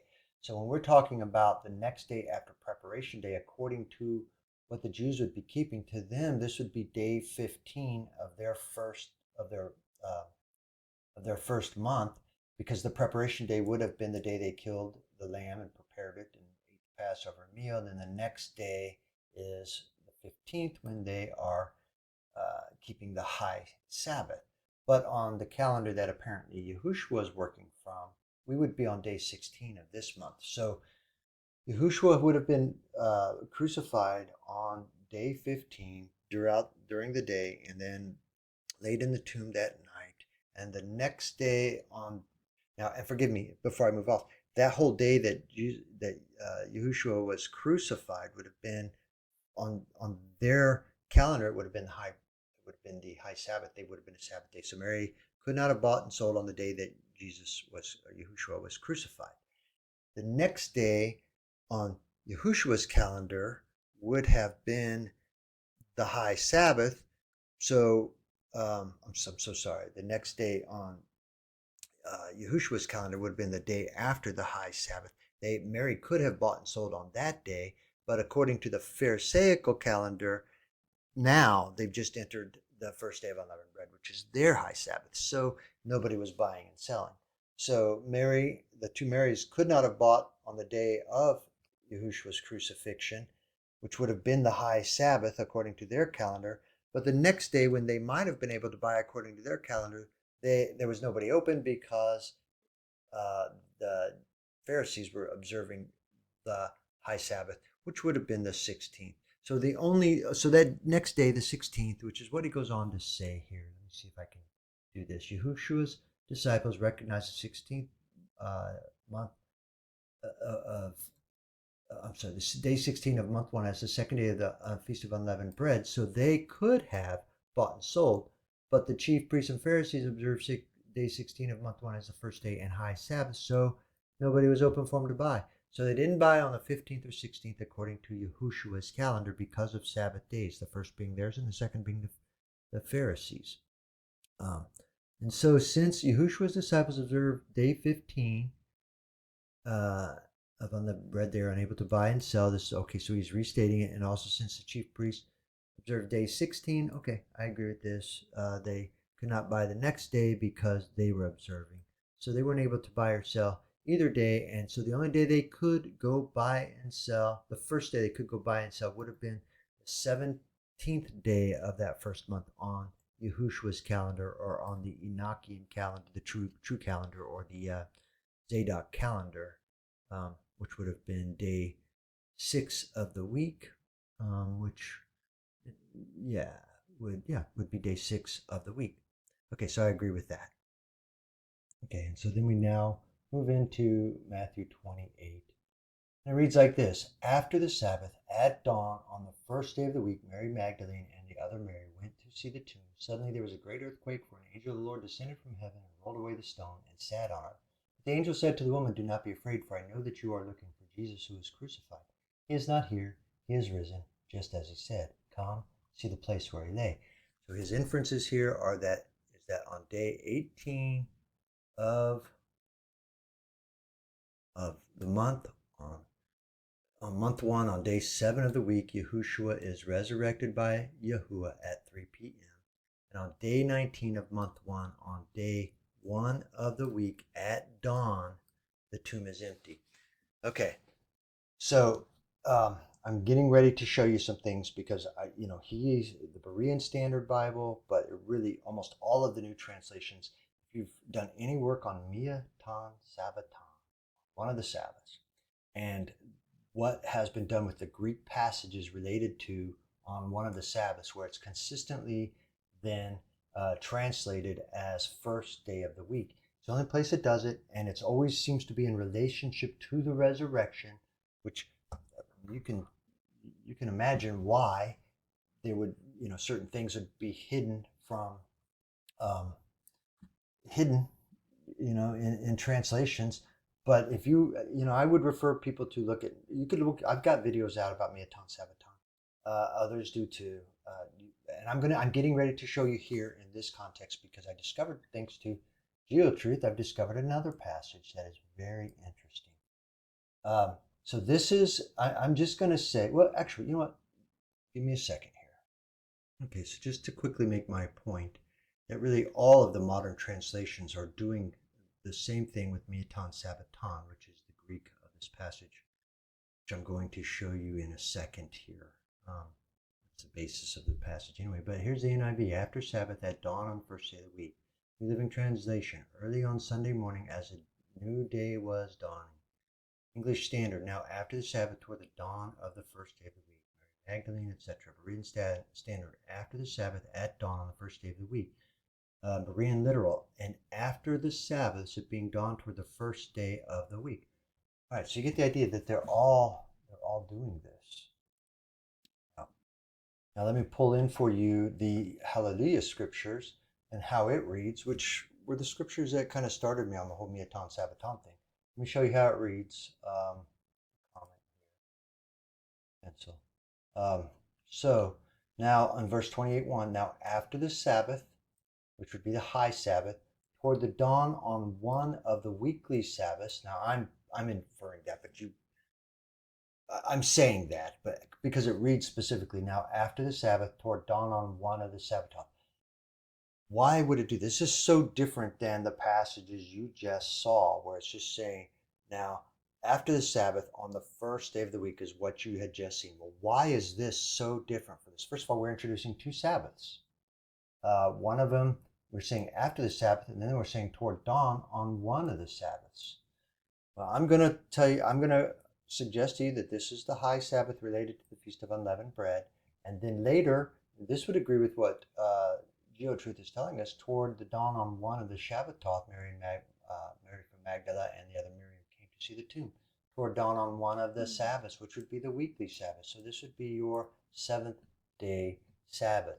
Now, this led me to the Greek because, what GeoTruth wrote led me to the Greek.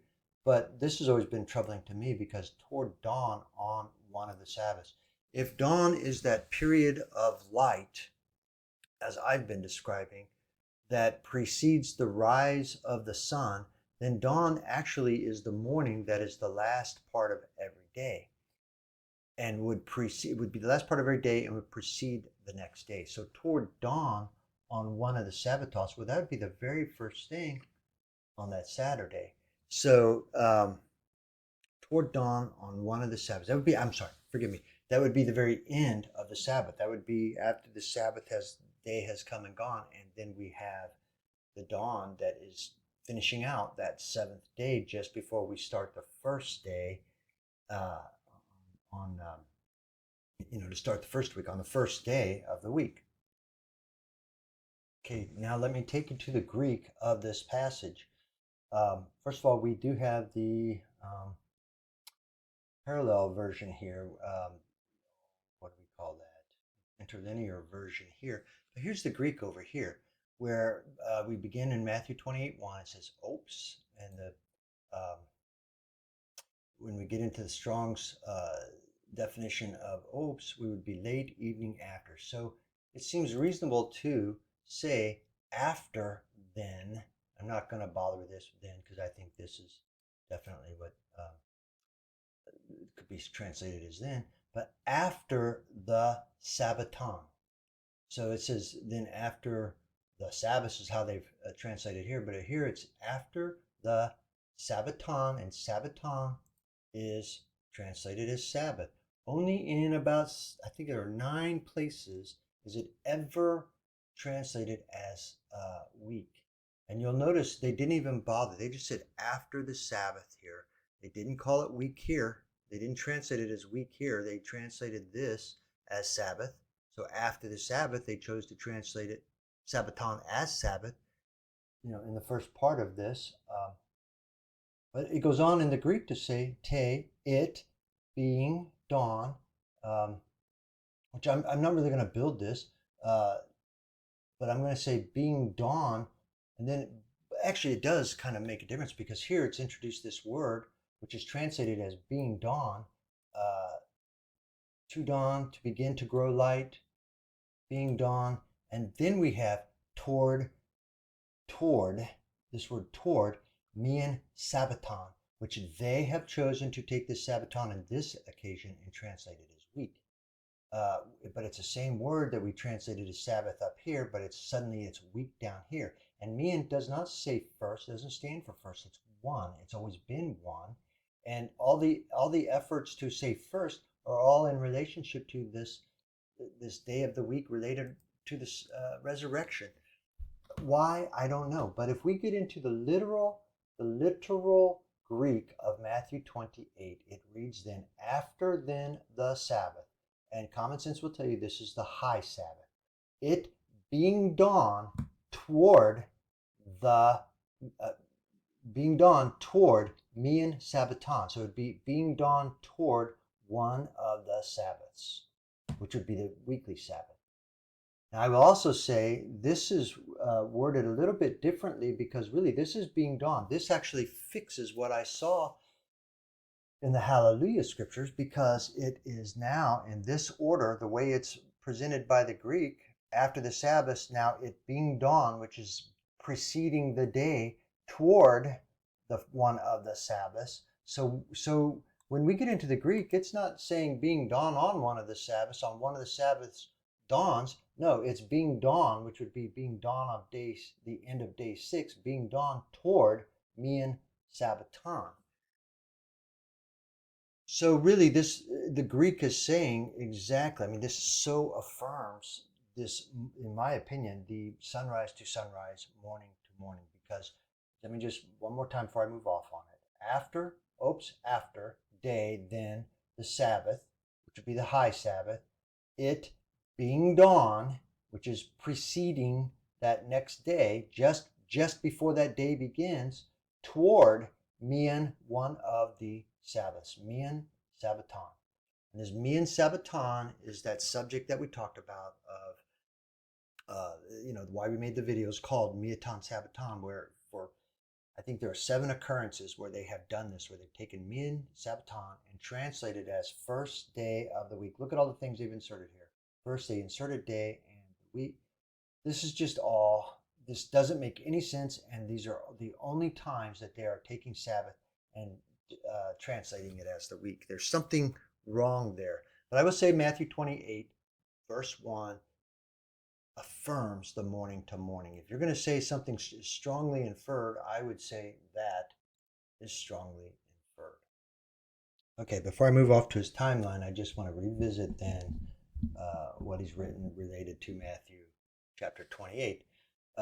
After he is embracing the Berean Standard Bible perception of after the Sabbath at dawn on the first day of the week. So, or I think it says, in the Greek it says, after the Sabbath, being dawn toward one of the Sabbaths would be how the Greek reads. Then Mary Magdalene came, and when she got there very early in the day on the Sabbath. So this also, I did videos where, according to Mark, it's very explicitly says, not inferred, explicitly says, very early on one of the Sabbaths. I mean, it's a very explicit.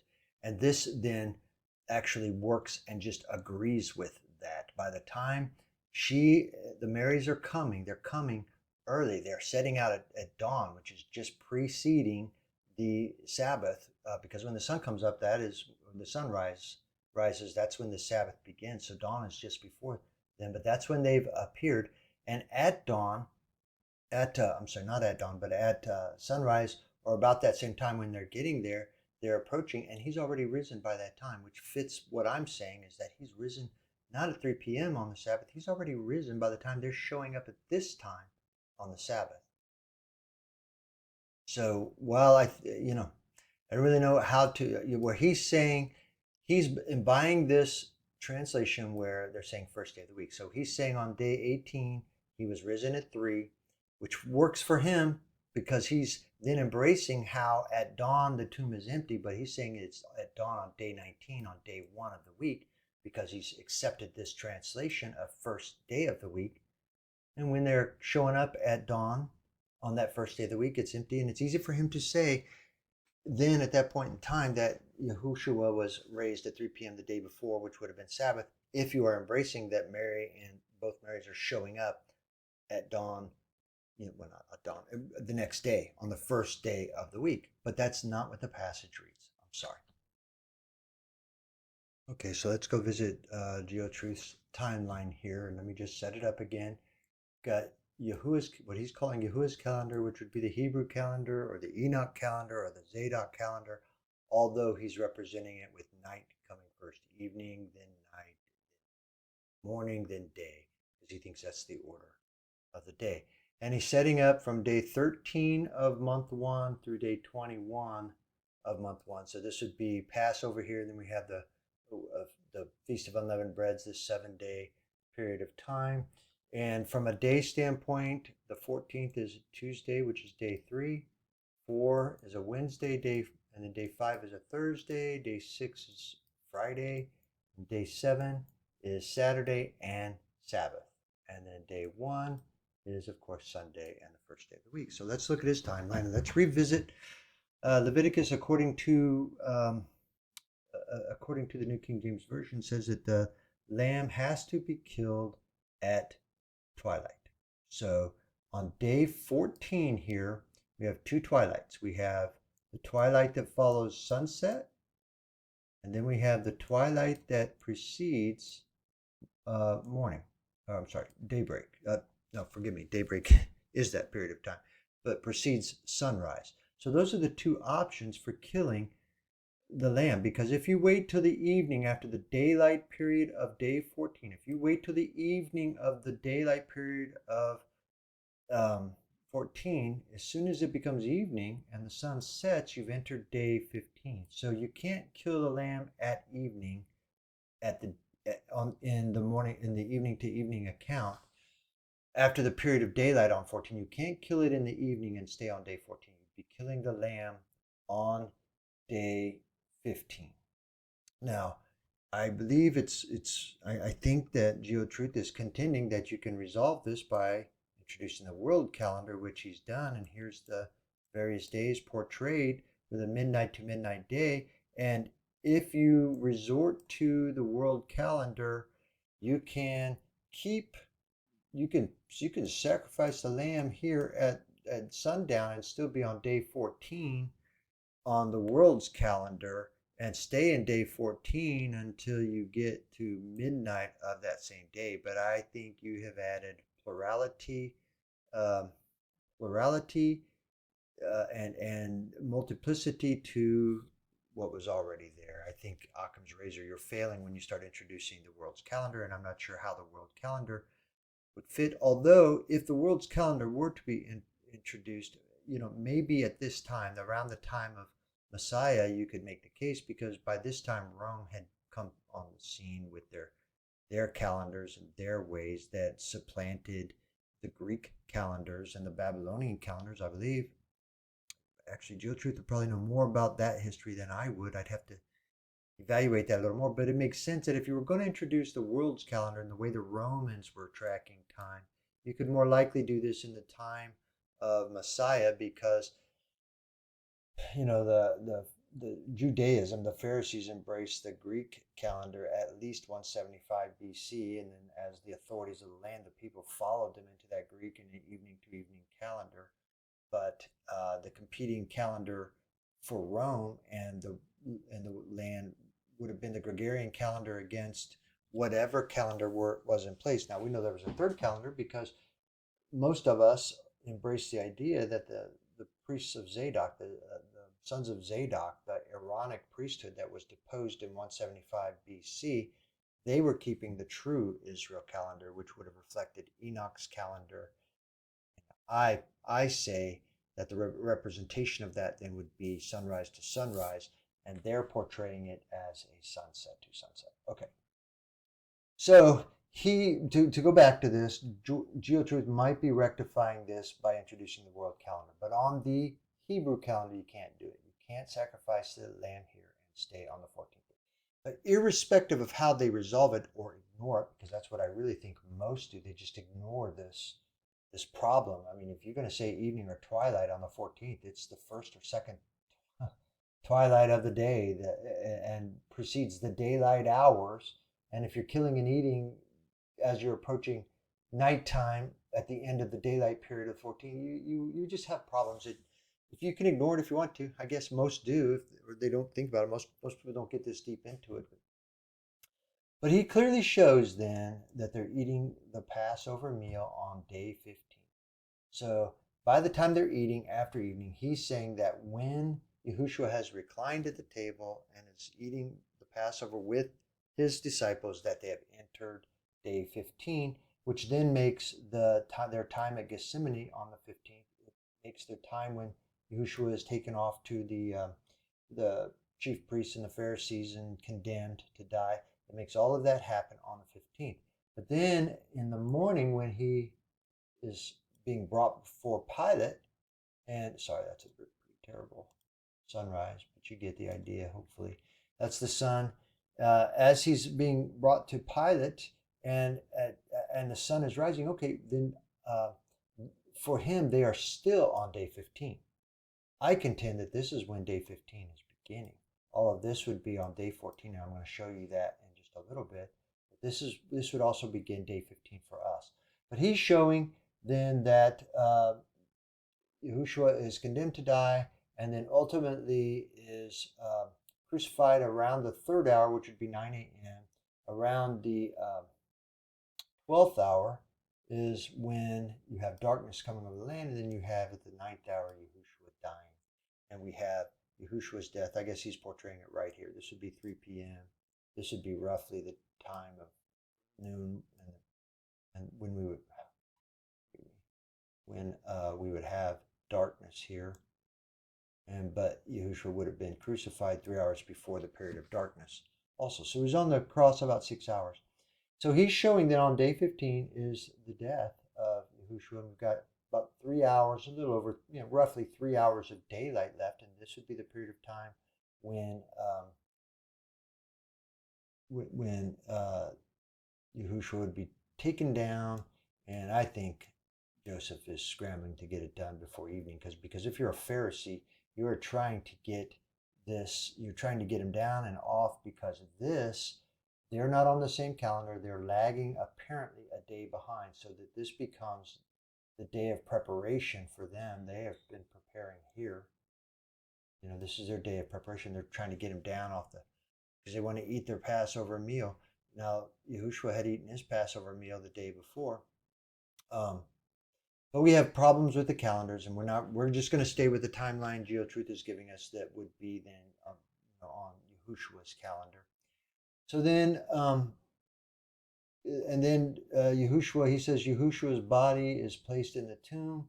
He says at night here. I think it probably took place in the daylight hours before evening, because that's what they're trying to do. They're trying to get him down and off of here so they could eat their Passover meal.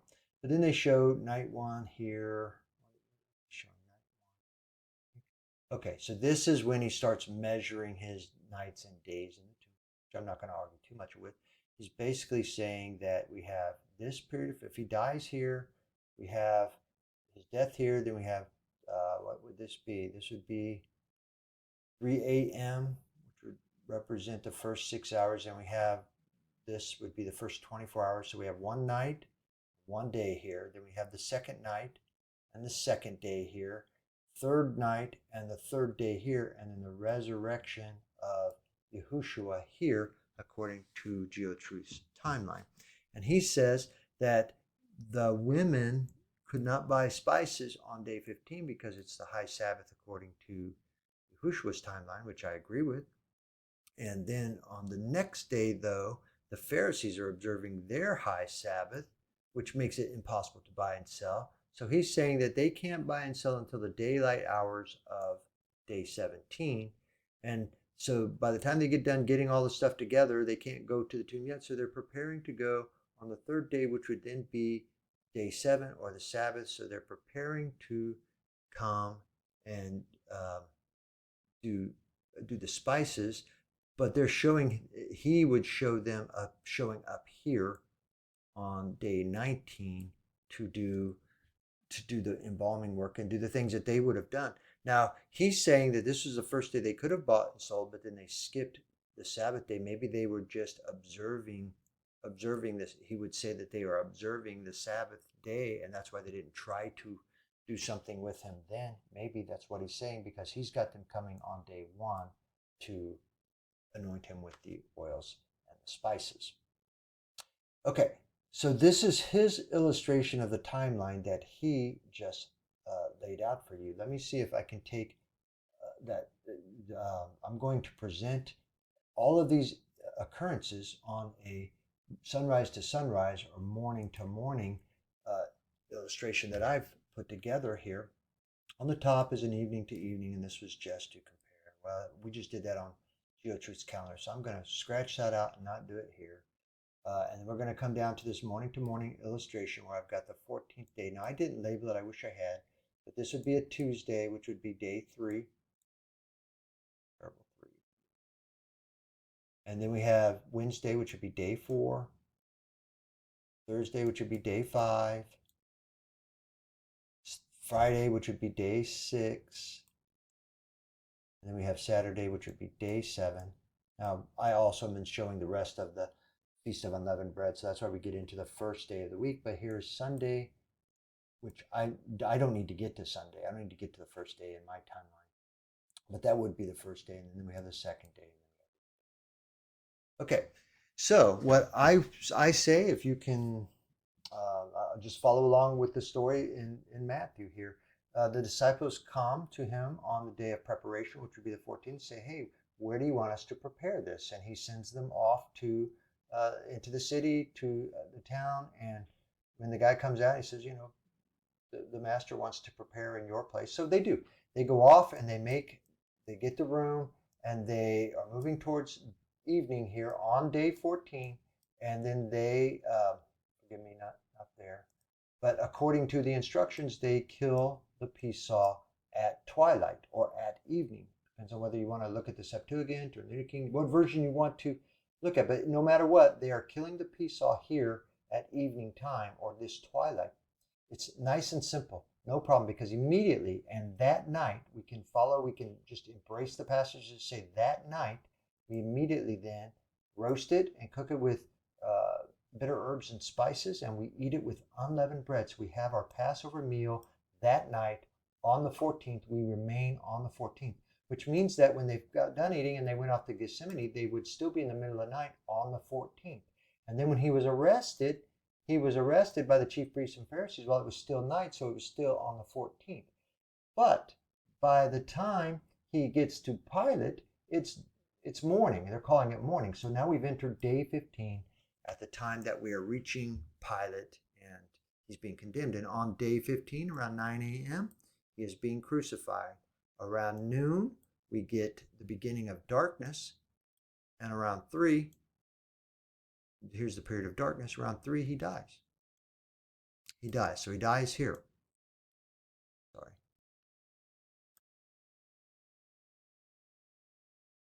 He dies here. Okay, 3 p.m. Okay, and he dies. And then Joseph of Arimathea comes and tries to get him down because it's time for the Pharisees. They're trying to get him down before evening starts, and they've got their Passover that they're trying to eat that day, a day after Yahushua had already eaten their Passover. Now, I will say that this day 15 is the first day of unleavened bread, and the Marys could not buy and sell during this day. But they probably wouldn't have tried, too, because they were just watching what was happening to Yahushua. And then they had their evening. And then the next morning, they could not have bought and sold because this is their Passover. But if you're going to stay with the evening to evening thing, this begins the Sabbath day for the Pharisees who are keeping that calendar, which is similar in a way to the calendar that so many are trying to keep today, except for that it's a day removed. But no matter what, they can't go buy and sell on this day because the Pharisees, there's nothing open, and the Pharisees are observing Sabbath. So they didn't buy on this day because they couldn't buy, but they wouldn't have anyway because they're watching Yahushua and all the things happening to him. Then the next day they couldn't go buy and sell. So the first opportunity they have to go buy and sell is this 17th day, which is Friday, day 6. And then I contend that they are coming on the 18th to anoint him, which would have been the Sabbath. And that means if they were arriving very early at dawn, approaching one of the Sabbaths here. First of all, here is the high Sabbath, and it has ended. So this would be in Matthew 28, after the Sabbath. Here's the Sabbath, so all of these days are after the Sabbath. And this would be at dawn toward one of the Sabbaths, which would be the weekly Sabbaths that occurs. So they're approaching here, and as they approach here, and whether it's pre-sunrise and which would put them on day 6 or at sunrise or just after sunrise. No matter what, very early, by the time they're getting there, and the Mark account, which we will also get into, the Mark account has them arriving very early. And by the time on clearly on the Sabbath day, and by the time they are uh, here and trying to um, uh, anoint him, they're being told by the angels sitting on the rock that he's not here. So by this time in this account, he's gone. He's already gone. I mean, he's resurrected. He's raised. And then you have day. We don't even get to day 1.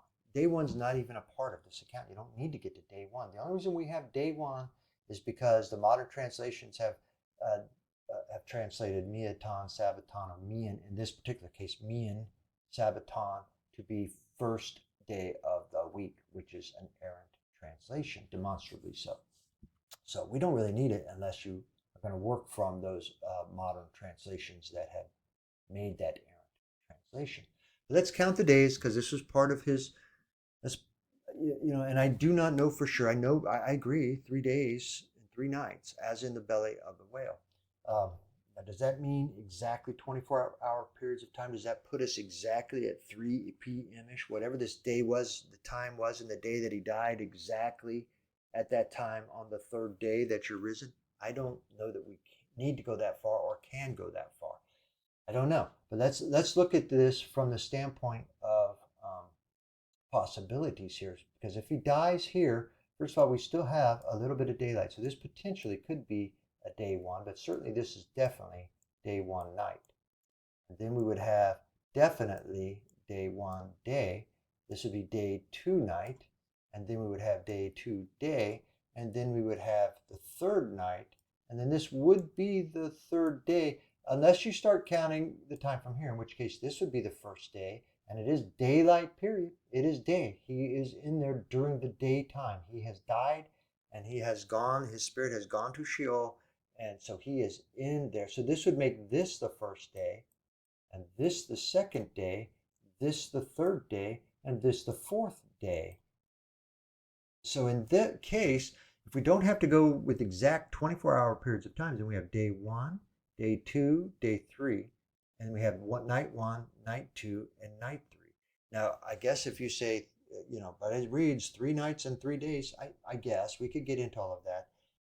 But it's not explicit teaching. We're having to infer. George has inferred that it's a 24-hour period of time, and we run from 3 p.m. So he's got to be resurrected at 3 p.m. on this day. So that exactly, and he's left out all of this day here. We've got, he hasn't addressed the fact that day would come first in his time in Sheol before night, but he's got us counting from here to here to here till we get to here, 3 p.m. So 3 p.m. I'll let him. He's explained. I'd let him do that. But you can still make the 3 days and 3 nights work with a partial day here, full day here, full day here. And really, I think he is raised before you get to any of the day here. So I think we really would have a partial day, a full day, and a full day to be the 3 days, and then a full night, and a full night to be the 3 nights. Okay. Okay. So following the timeline of Matthew, GeoTruth moves into, let me see if I can get there, moves into, moves into the book of Mark. Now let me tell you, I've made screen prints. He's got the 14th here, then he goes into the 15th, and he's got 2 pages of the 15th that he crosses, into 2 pages. Then we have the 16th, and I made screen prints of each. But let me open those up. I'm going to start with Mark 16. Let me just say, because I don't want to spend time, I'm not even really going to read this, but this account pretty much parallels the account we just read in Matthew, but all of the summaries are pretty close. On the first day of unleavened bread, when the Passover lamb was to be sacrificed, Jesus' disciples asked him, where do you want us to prepare? So on that first day, where do you want us to prepare to eat the Passover? And so basically, I'm really, okay, well, let me go ahead and finish. So the disciples left and went to the city where they found everything Jesus had described, and they prepared the Passover. And when evening came, Jesus arrived with the 12 to eat the Passover. Okay, so his conclusions are all the same, though, his inferences. And he says this clearly states, or this tells us that day 14, Yahushua and his disciples observed Passover and unleavened bread. I agree with that, although I don't, that's an inference that it is day 14, but still, that's when it would be, so I'm good with that. But on day 15, on day 4 of the week, Yahushua and his disciples eat the Passover meal with unleavened bread. Well, I say no, it's still day 14 when he's eating that. We'll show it on the timelines here when we get there. Day 15, he's asserting day 15 of the month is also the first day of the high Sabbath. So while they're eating their Passover meal, they're also observing the first day of unleavened bread and the high Sabbath of that day, which I also think is funny that they're doing. And then verse 32, they came to Gethsemane and sit here while I pray. So it tells them that Yahushua and disciples are at Gethsemane at night after eating the Passover. I agree, but what I don't agree with is that it is day 15. Um, I think it's still day 14. And then the men seize Jesus. So basically, he's saying as they arrested him, it's happening on day 15. And I say, no, he's moved us into the 15th. He says that passage clearly states that or infers that strongly or whatever he wants to say. But I say it's day 14, only if you're starting from the predisposition or presupposition that the day runs evening to evening. So let's go to Mark 15. Where it pretty much says early in the morning, then the chief priests and the elders and the scribes devised a plan. They bound Jesus and handed him over to Pilate. Okay. And it was Pilate's custom to release the feast. Okay, so he goes on to talk. This is basically it might even be word for word what he did with Matthew, where he's just talking about the difference in the calendars and how, they're releasing something. It's pretty much the exact same thing as he just did in Matthew. So I'm not going to visit it again. And then he goes on to say in the third hour when they crucified. So here's the evidence that they crucified him in the third hour, which would be 9 a.m. There's a third hour when they crucified him. And then from the 6th hour until the 9th hour, darkness came on the land, as I portrayed before, and I'm sure we'll do again. The 9th hour, Jesus cried out and died and breathed his last. So he asserts that on day 15 of month 1, on day 4 of the week, from 9 a.m. to 3 p.m. in the day, Yahushua was crucified and dies at 3 p.m. Agree. Actually, I agree with all of that statement, I believe. Yahushua stated in Matthew 12:14, for as Jonah was 3 days and 3 nights, so he might be worried about, actually, this is 3 days. Maybe I had it wrong in the previous one. So maybe we're good to talk about the days preceding the nights in the belly of the fish. Okay. So he's asserting, though, that Yahushua then will be resurrected by his Father 3 nights and 3 days. First of all, he did just invert this. Maybe I got it because he's saying 3 nights and 3 days. But Yahushua said, as Jonah was in the belly 3 days and 3 nights. So days preceded nights here.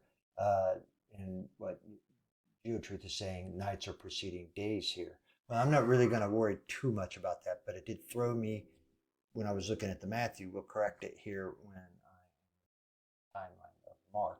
And then he asserts again, you can't see it because of the line here, but Yahushua will be resurrected by Yahweh on day 18 at 3 p.m. So he's asserting 3 p.m. because he's using, as I said in Matthew, he's using the 24-hour period of time. Since he died at 3 p.m., he's got to be raised at 3 p.m. exactly 3 days later. Then he goes on to Mark 15, the second page of Mark 15, where we're talking about and asserts that now it's already evening, and since it was preparation day, that is the day before the Sabbath. Okay, that's what I think he might be inserting, that the day before the Sabbath. But anyway, it doesn't really matter. Joseph of Arimathea. So this is his whole account, and the whole thing where he's talking about how the timelines will be different. The timeline that Yahushua is working from, that we've been accounting for, is different than the timeline of the Pharisees, and since they're the authority, then the predominance of the people, the timeline that they were keeping, the Passover and the Feast of Unleavened Bread. So day 16 of month 1, day 16 on what would be Yahushua's calendar, according to what he's doing here, they place Yahushua's body in the tomb. It was already evening, Joseph Arimathea. Okay, so it could be maybe he's got good reason to say since it's already evening, um, since it's already evening, by the time he's asking for the body of Yahushua, that it would be evening before Jesus was placed in the tomb. Maybe I've heard, and maybe it's tainting how I hear this, but I guess I was under the impression that Joseph would have been a Pharisee and that they would have not necessarily done that on Sabbath.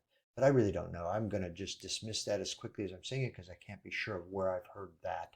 I'll just have to receive what I'm reading here is that it's already evening in this translation and probably in most of them before Joseph is asking for the body. But he goes on then to assert that on day 15, that's the unleavened feast of unleavened bread Sabbath, so they can't buy on that day, but they wouldn't anyway because that's also the day that Yahushua was being killed. And then the next day, the feast priests and Pharisees are observing, so they can't go buy and sell. So the very first time they're able to buy and sell would have been on day 17, which would have been that Friday, day 6 of the week. Okay.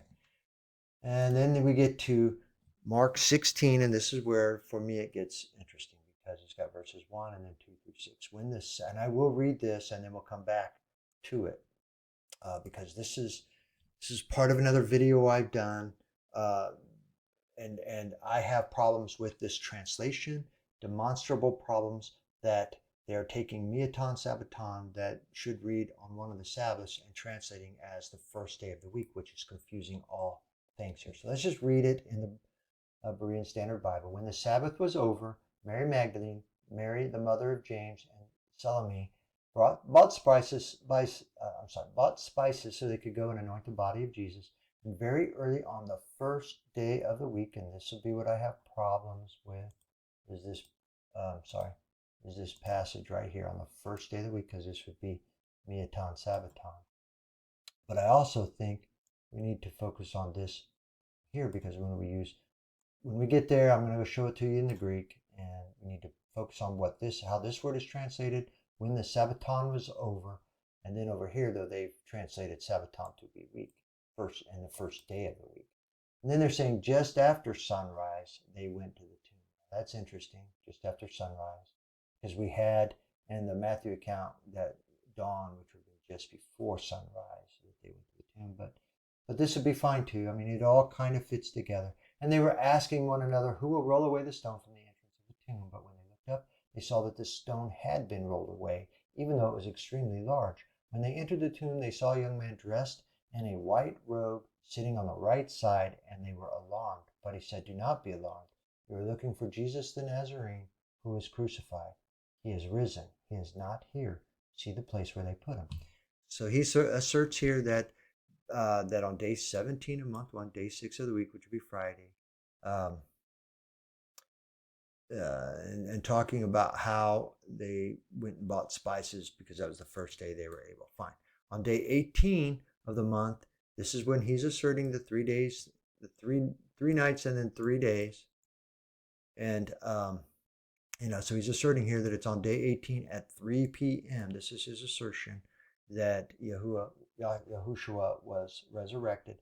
And then he says on day 19 of the month, which would have been the first day of the week, just after sunrise, they went to the tomb. And he's only saying that because he's buying into this translation. Because if he's not buying into this translation, he would know that this doesn't read on day 19, first day of the week. It should be on one of the Sabbaths. So let's go look at these passages in the Greek. So here we are at Mark 16, 1. And here, this is the transliterated, this is the parallel. This is the interlinear version and how they have signed this alongside of, give me a second, I want to look at something. Okay, so what I just did is I went from the Greek to the interlinear here, which will be the Greek alongside of English here. Maybe that'll present better. Let me make sure that you're following it here. This is the literal Greek here, kai, etc. This is the transliterated Greek that we are used to actually reading from here. And then we have the English down here. So let me just show you Mark 16:1 first, because here we're seeing kai, this word, this word being Sabbaton or Sabbatao, which would be Sabbaths. So that they've translated that as having passed the Sabbath. And they understand this to be the high Sabbath, but what's of interest to me, two things are of interest to me. You have to understand this is the high Sabbath. This is what just took place on the 15th. That would be on when is it Wednesday the 15th? Wednesday, the 15th. And then the second thing is that they're using this word sabbatao to translate it as Sabbath. And then we go on, Mary Magdalene and Mary, the mother of James and Solomon, bought spices and having come. But let's go look at verse 16:2 now. And this is how it reads. And then, this is the Greek, which I'm going to try, but this is what we usually work from, the transliteration, kai lian poi, which would be early, very first thing, chief thing, and then we have mia ton sabbaton. Sabbaton is the word for Sabbath. But yet, they're translating this as first day of the week. Mia is one. Mia is a transliteration of the Greek word hais, which is one. So this should be one of the Sabbaths. Okay, again, made videos over this because there are 9 times that they have done this with first, and 9 times I believe they've done it with Sabbaton. 9 times they've translated Mia as first instead of one, versus hundreds that they've translated it as one. 9 times they did it as first. And 9 times that they translated Sabbaton as week, when they're doing it hundreds of times throughout the well, maybe not, I don't think they get to hundreds with Sabbaton, but most of the time they translate it as Sabbath, just like you would expect them to do. 7 of those 9 occurrences coordinate with each other into this first day of the week as it's associated with the resurrection. There are usually passages related to the resurrection, and why? You can only speculate that they're trying to hide something on us. We have this enemy that's roaring about like a lion, trying to see who he could devour and deceive. And this would be one of the ways that they would do it. So all of the modern translations, I'm not going to go look at it again, but all of the modern translations are doing this. They're taking this Miaton Sabbaton and giving you first day of the week, which is what they just did in the Berean Standard Bible. Now let me finish this. And very early, first thing on one of the Sabbaths, they come to the tomb having arisen, the sun having arisen. So that okay, I won't continue beating it, but I will just read it again. Basically, this should read, and very early on one of the Sabbaths they came to the tomb, the sun having already risen. That's how it should actually be translated here, rather than when the Sabbath was over, which I agree with that, but very early on the first day of the week. Nope, this should be very early on one of the Sabbaths just after sunrise. They went to the tomb.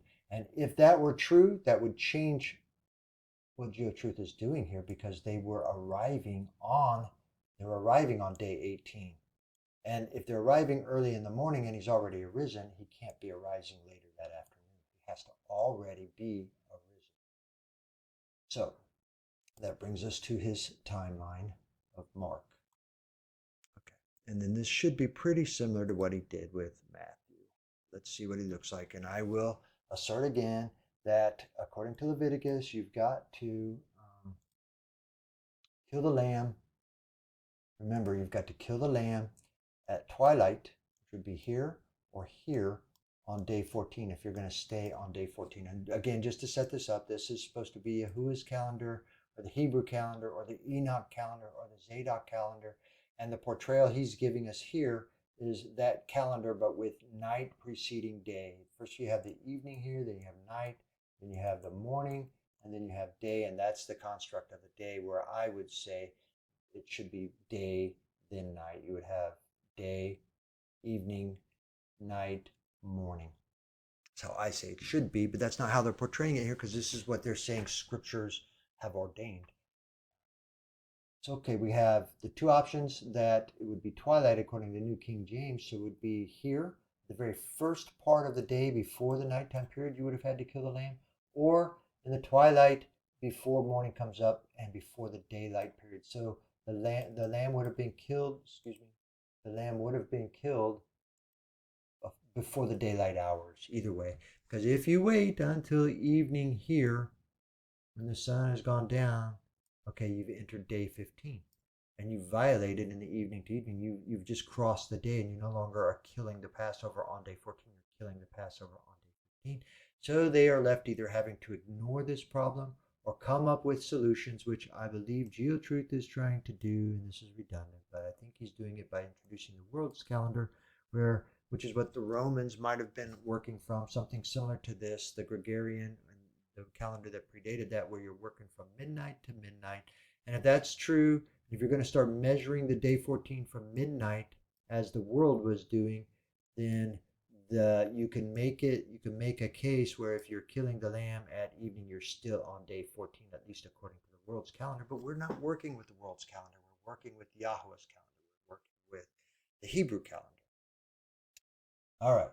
So then he's got on the 15th, this is just like Matthew, so I'm going to try to be fast. He's got a meeting, the Passover on the 15th, Gethsemane on the 15th, the Pharisees arresting him, taking him off to Pilate in the daylight hours. We're still on 15 for him because this would be the morning hours when they take him off to Pilate, and then around 3 a.m., 9 a.m., which would be when? That would be about here.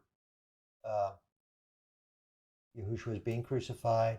Around noon, we have darkness coming on the land, and at 3 p.m., we have Yahushua dying. And then he begins his measurement where he's got 3 nights, which he measures night first. That's what he's doing here. He's skipping this little daylight period here because from 3 to whenever the sun goes down is daylight.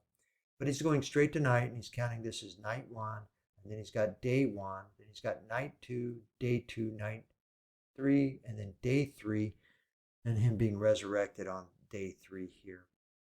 And he's arguing that these are all 24-hour periods of time.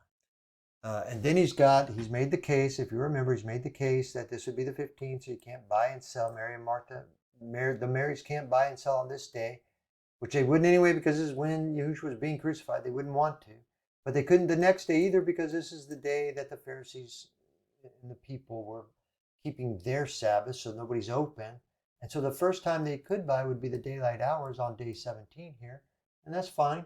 And then he skips the Sabbath day here, and then he has them showing up again here on the first day of the week because he's bought into the modern translations that read very early on the first day of the week. Miatan Sabbaton is first day of the week.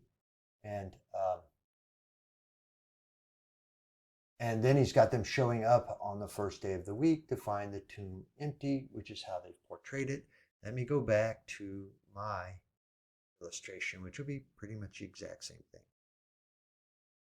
And when I say same thing, it's just the exact same thing that we did with Matthew, so I'll do it very quickly here. Oh, it's turned on here. We're not using the evening to evening illustration at the top because we just used George's timeline to do that. But here's my timeline for Mark 2.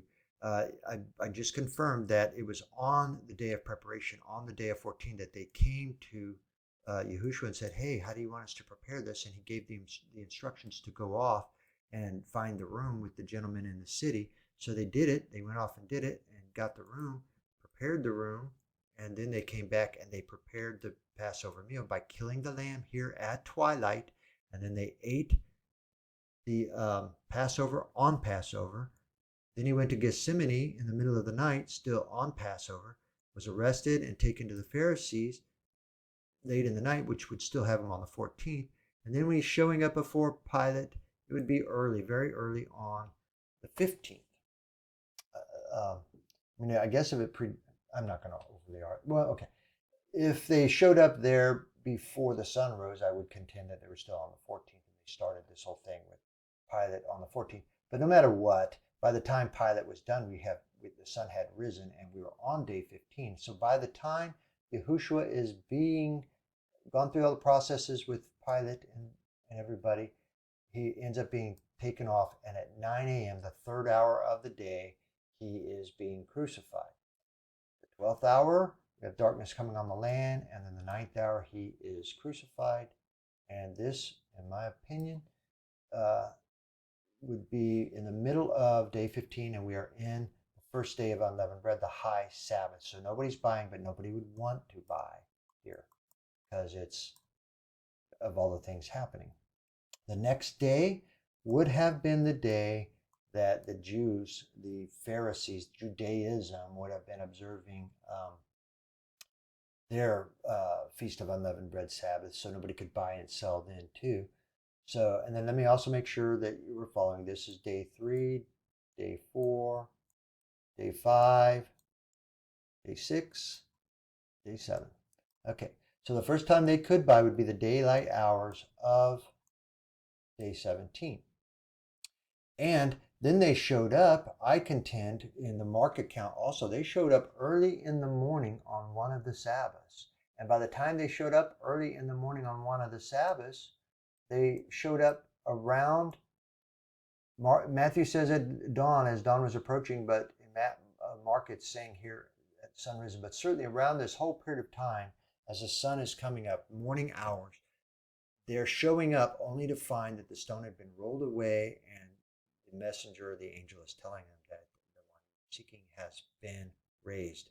And so this would precede 3 o'clock here for the resurrection time. And again, we don't need to get to day 1 at all. Day 1's not a part of it unless you want to embrace all the modern translations that are saying very early on day 1 of the week, which is not a correct translation of Miaton Sabbaton. Miaton Sabbaton takes it back to the Sabbath that this is occurring on. Occam's razor. I don't have to add pluralities. I don't have to add multiplicities. I don't have to explain anything away. Everything fits so nicely and neatly on here. Let me address, again, going back as I did with Matthew. Here is a sliver of day from 3 p.m. to whenever that daylight ended, which let's just say it's 6. So we've got 3 hours. This would be the first period of daylight that he is in Sheol, because when he died, his spirit went to Sheol. And then we have the night. So this could be potentially day 1, and this could be night 1. This could be day 2. This could be night 2. This could be day 3, and this could be night 3. And then if he's being raised here early in the, if he's already raised by this day of the Sabbath, we don't get to a 4th day here.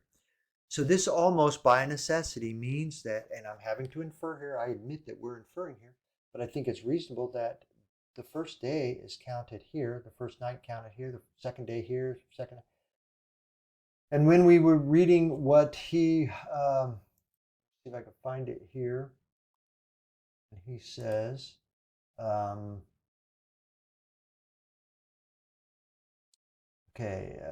he says, as Jonah, it was 3 days and 3 nights in the belly. He inverted it to be 3 nights and 3 days, but Jonah says 3 days and 3 nights. So on my timeline, we have first this day, even though it's not a full day. Then we had first night. So we have 3 days and 3 nights. If you must have the day be a full 24 hours, as GeoTruth seems to be thinking it must be, he's inferring that, then okay, you got problems with this. But if you don't have to create a full 24 hours, if all you need are 3 days and 3 nights, you can find it here. It's just that you can't get to that first day is not a full 12-hour day. It's a 3-hour day. So, everybody's just going to have to choose which one of the competing explanations is more clear and which one presents us the best. Occam's razor. Okay, from the timeline of Mark, he moves on into that day, early in the morning, into the tomb Luke. is empty. Let me just okay. Now he moves on to Luke here.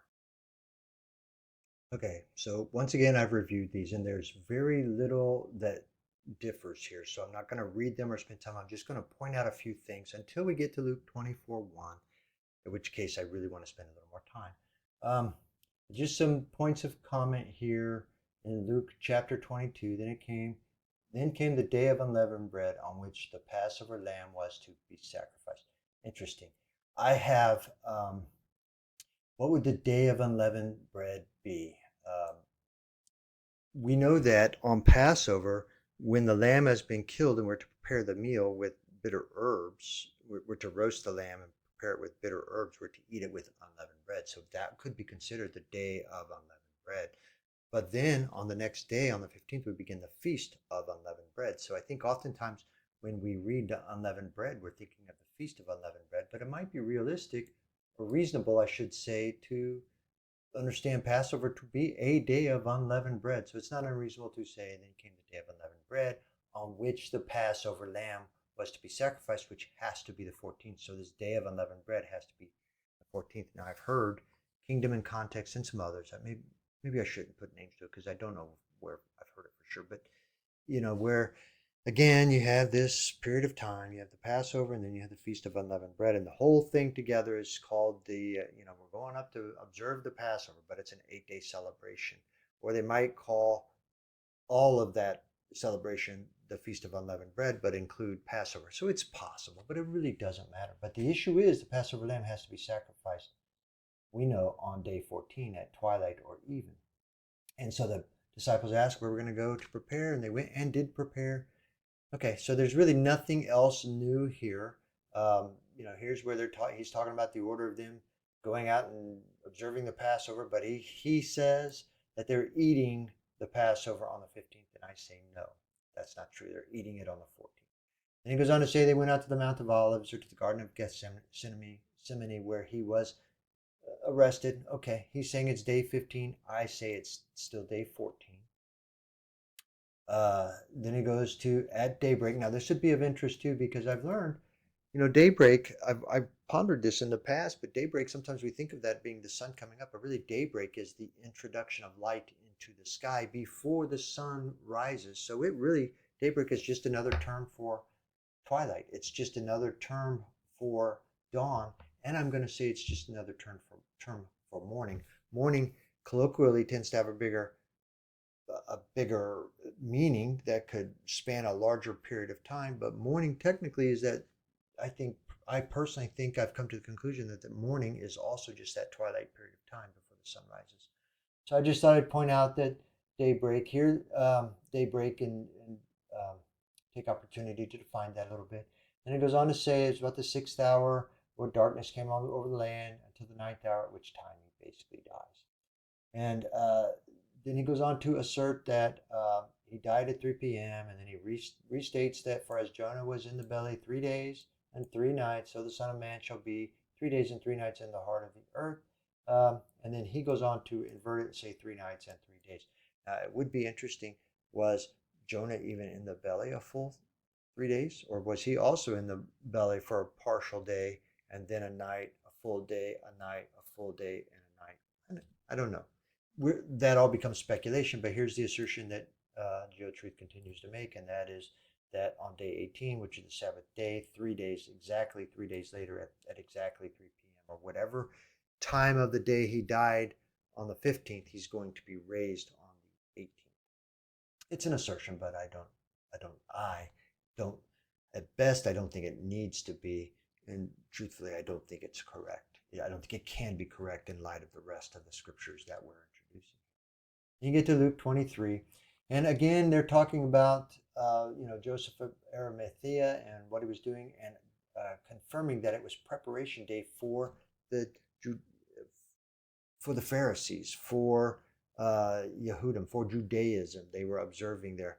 And I would also say that because all of this was happening after he died in the evening, this is an assertion that that Judaism is observing an evening to evening, because they're saying it was preparation day and the Sabbath was beginning. Now it's preparation day, the 14th or the 15th. I think it's got to still be the 14th, but the Sabbath, which would be the high Sabbath, would be beginning at evening. So they were observing an evening to evening, like GeoTruth and Kingdom in Context and other people are trying to do, and like Judaism is doing today. They return to prepare spices. So he's making the point here. He did point out, or he's pointing out in the evening. I've got no problem with that. I'm just going to let that go, that they must have been doing it once the sun went down, when Joseph was working with Yahushua's body. But he goes on to make the same point that on the 15th they can't buy, on the 16th they can't buy, because the Pharisees were observing Sabbath. And so then he goes on to describe why they couldn't and why. Here's where they're also saying So they couldn't buy on the 15th, they couldn't buy on the 16th, they bought on the 17th, and then they rested on the Sabbath day. I may have missed it in some of the others, but he is explaining why they didn't come and do what they were going to do on the Sabbath. Now, admittedly, if Joseph of Arimathea is working with Yahushua's body and preparing it and doing the things they need to do, well, he would, and if it's evening, then he's already in the Sabbath according to their, so they're already violating, he would be violating that form of Sabbath also. Okay, but GeoTruth is asserting that they didn't come on the day 18 because of the Sabbath day. Okay, let's go to Luke 24, and this is the passage that I want to spend a little time on because this is where we run into the same problem we've been running into in Matthew and Mark.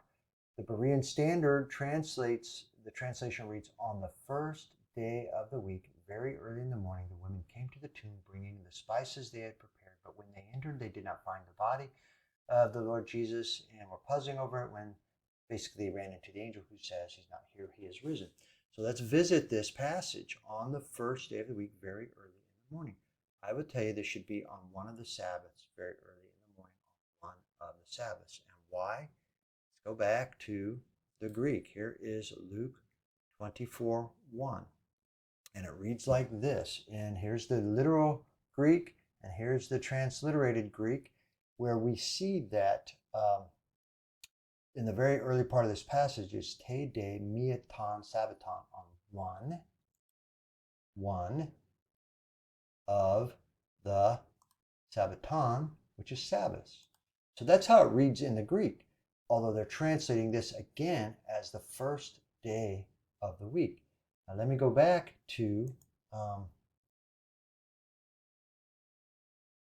let me go back to the verse just prior, which is the end of Luke 23, and it's verse 56, where it's basically saying, having returned, they prepared spices and anointing on the Sabbath. So they've taken Sabbaton here, Sabbaton, and they've translated it as Sabbath here. Why? Why then are they choosing to take the same word and translate it as week here? Because they've changed the entire meaning. If this would be very early on one of the Sabbaths, then you would know that they came there on that day, on the 18th. You would know that. But by changing the wording to be the first day of the week, they've moved it and they've done something else. They have created a different time frame. Now, I also discovered while looking at this, I went into the lexicon. I need to do a little more work on the lexicon. I should have, maybe I will start spending a little more time on it, but in the lexicon, what is it saying here? The NASB lexicon, here they are showing us the Greek here's the Greek, heis, here's mia, and then sabbaton, they're showing it. And then in Strong's, they're telling you that Strong's will translate this as one of the Sabbaths, one the Sabbath, which oftentimes is translated, this is the literal translation, one the Sabbath. But, you're hearing me say miaton sabbaton because Hallelujah scripture says on one of the Sabbaths. But they're clear here, it's i.e. the seventh day of the week. So in the lexicon, they're showing us how it should be translated, yet they're showing over here what the NASB did, but on the first day of the week.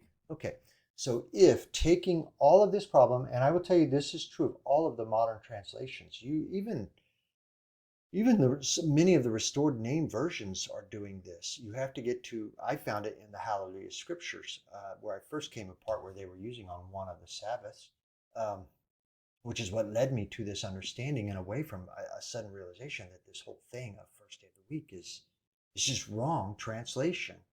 But that's what he has embraced here. On the first day of the week, on the first day of the week. And that's why he is saying on day 18 he was risen.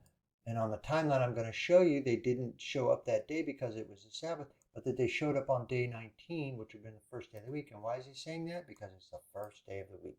According to the BSB and any other translation, the New King James Version, the King James Version, really doesn't matter. They're all saying first day of the week, but the Greek does not say that. And we do have a translation or two that is doing a little better and more literal translation of the Greek. So from there we get into his timeline of Luke, and I will not spend a lot of time because it's just the same thing over and over again. I'm going to quickly go through it. We're keeping, here's Yahuwah's, just to reiterate, this is Yahuwah's calendar. This is the time frame of Yahuwah's calendar up here. Here's the world's calendar that GeoTruth is introducing as a possible solution to fix some of the problems that are identified in all of this. But we are keeping the lamb until day 14, and then we are to kill the lamb either according to the New King James Version at one of the twilights, which would be one of these 2 days if you want to stay in the twilights on day 14, because if you get to this twilight, you have entered day 15, so it has to be one of these first two, both of which predate or precede the daytime hours of day 14.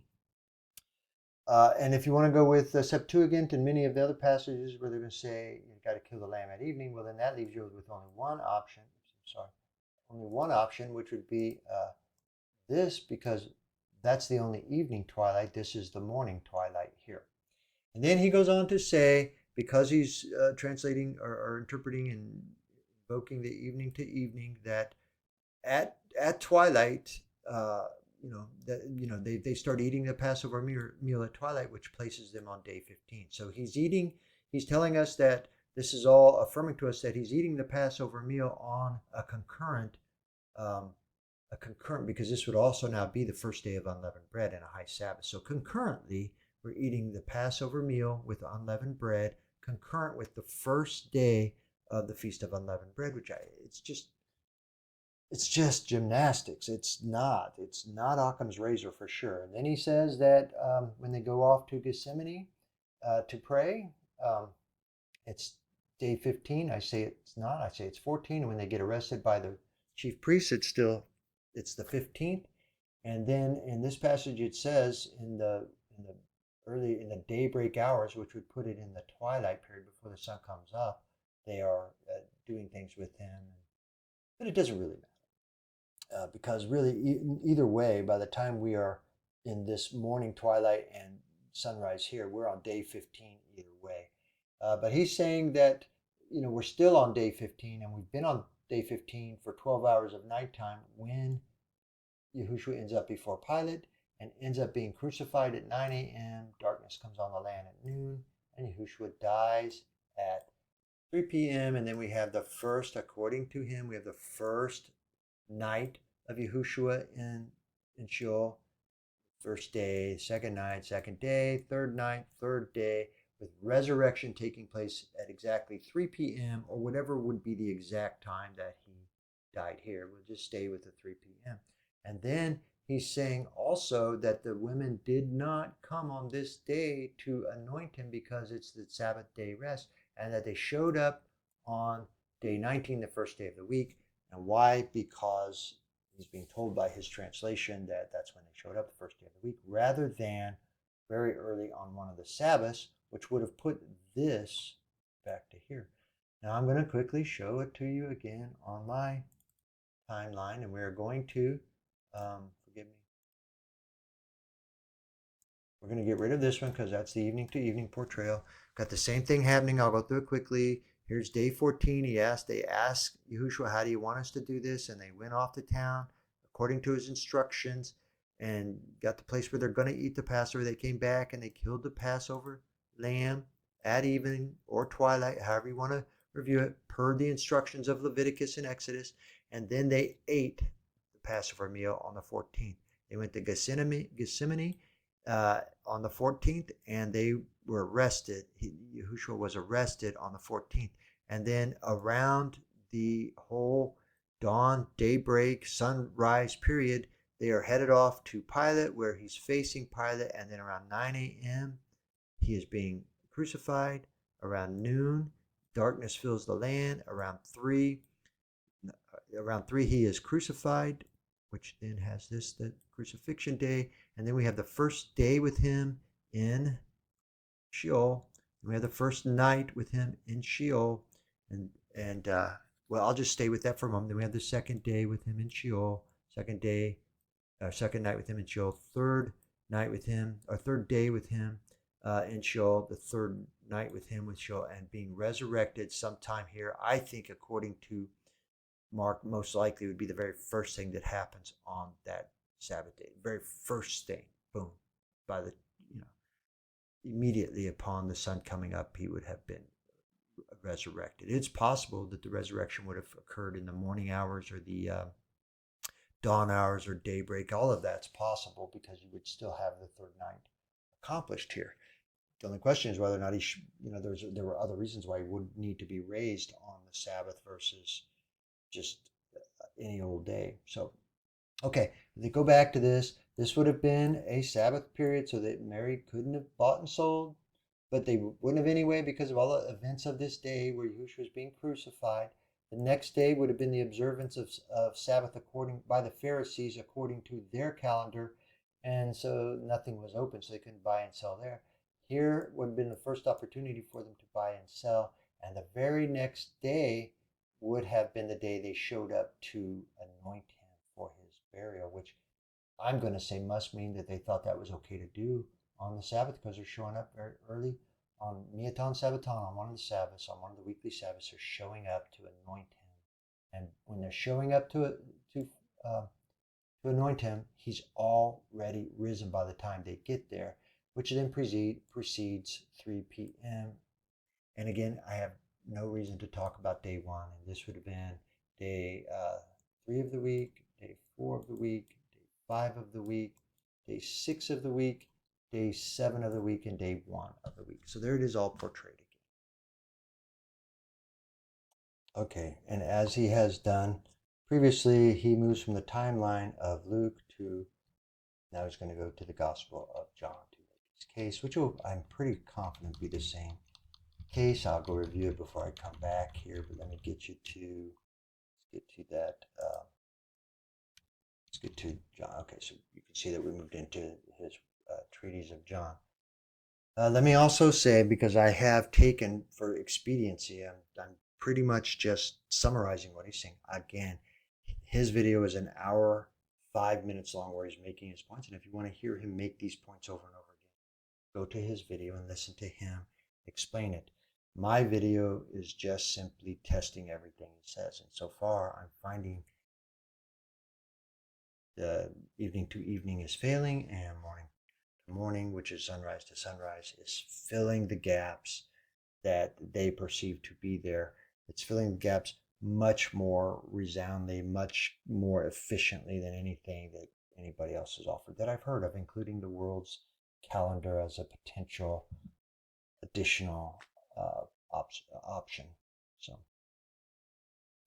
okay, so once again, I've reviewed them, and with only a few noteworthy things, it's effectively the same thing as the other 3 gospel accounts. I'm going to try to keep it short, and let me first say, because this is one of the passages that is always, it's a little different in each version, but it reads, "It was now just before the Passover feast, which would begin at evening on day 14. But he knew his hour would come. And at the evening, the meal was underway." So, which makes sense because that's when you eat. That's when he reclines. That's when it has become evening on the 14th.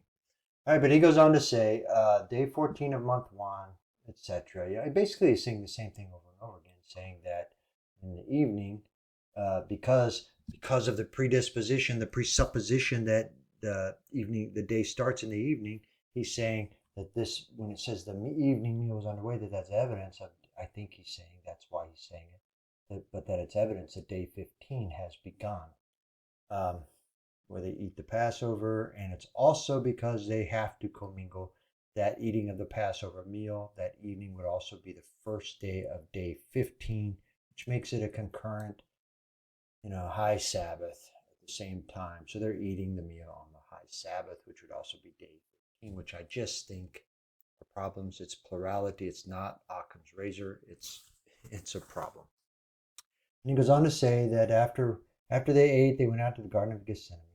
And so basically you got the same thing. Day 15, he's being arrested according to an evening to evening and GeoTruth's estimation. Then we move into this, But now it was early morning, and the Jews did not enter the praetorium. But this is when they're delivering him unto Pilate, so it's pretty much another one of the early morning accounts. As it's your custom, release one prisoner on the Passover. So this would be the day of Passover for the Jews, for the Yehudim, not for Judaism, which would actually be the Yehudim that were following the Pharisees because the Pharisees were the authority.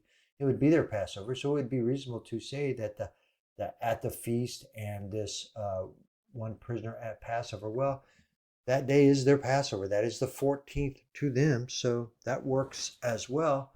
But in both of these estimations, and when we're talking about up here, they didn't want to enter the praetorium because they were going to be defiled and wouldn't be able to eat the Passover. We know that Yahushua just ate the Passover according to his calendar and timeline, but according to Judaism's calendar and timeline, they're just now on the Passover on the same day that Yahushua was going to be crucified. And that's the same day on that Passover that Pilate is offering to release him a prisoner. The rest of this is all the same.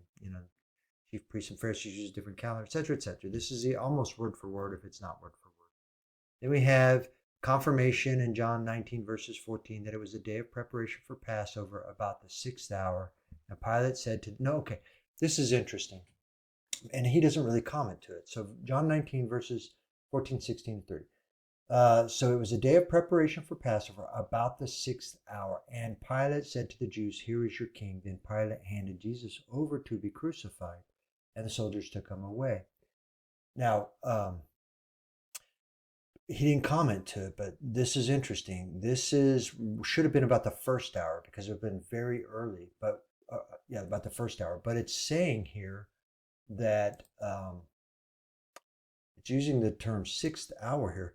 Of all the things that we've seen in Scripture, this would be, GeoTruth is introducing the world's calendar, the Romans calendar. And if you were measuring by the Romans calendar, then that would be correct. This would be the 6th hour after midnight. So from midnight to around 6 a.m. would have been about the 6th hour. So if you were measuring by the world's calendar, or the Rome's calendar, then this would be about the 6th hour. But if you were then applying that same principle to the rest of, an evening to evening reckoning, and you're going to measure from the beginning of the day your hours. Well, your first hour would be what, 6 p.m. to 7 p.m. Then by the time you're getting to 6 a.m., you're at the 12th hour. By the time you're getting to 9 a.m., you're at the 15th. Noon, you're at the 18th hour. Just more evidence that maybe when we're seeing the 1st hour, the 3rd hour, the 9th hour, the 6th hour, in most of the accounts, we're dealing with a reckoning of the day from sunrise. Just saying that's just more evidence of it. But he does take opportunity here to restate again, because Yahushua is being handed over and he's going to be crucified. And he says, from 12 noon to 3 p.m., Yahushua is crucified at 3 p.m. And he goes through the 3 days, 3 nights, and converts it to 3 nights and 3 days, and then goes on to say that he's going to be resurrected. Since he died on day 15 at 3 p.m., he's going to be resurrected exactly 3 days later, 3 days, 3 nights later, at 3 p.m. on Sabbath. Then we go to John 19. And in John 19, it was preparation day, and the next day was high Sabbath. Okay, so this would be according to Judaism. This was their day 14. The next day was going to be the high Sabbath. So to their reckoning, they're still on Passover day when Yahushua was being killed. And the rest of this is just details. And all of this is just pretty much the same stuff that he's introduced elsewhere. Why they couldn't buy and sell.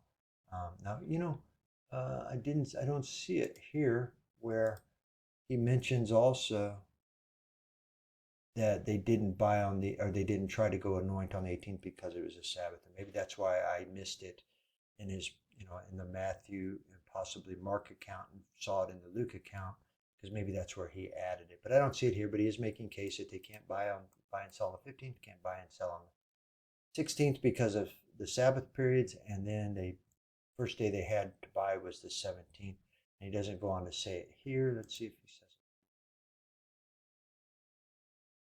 it.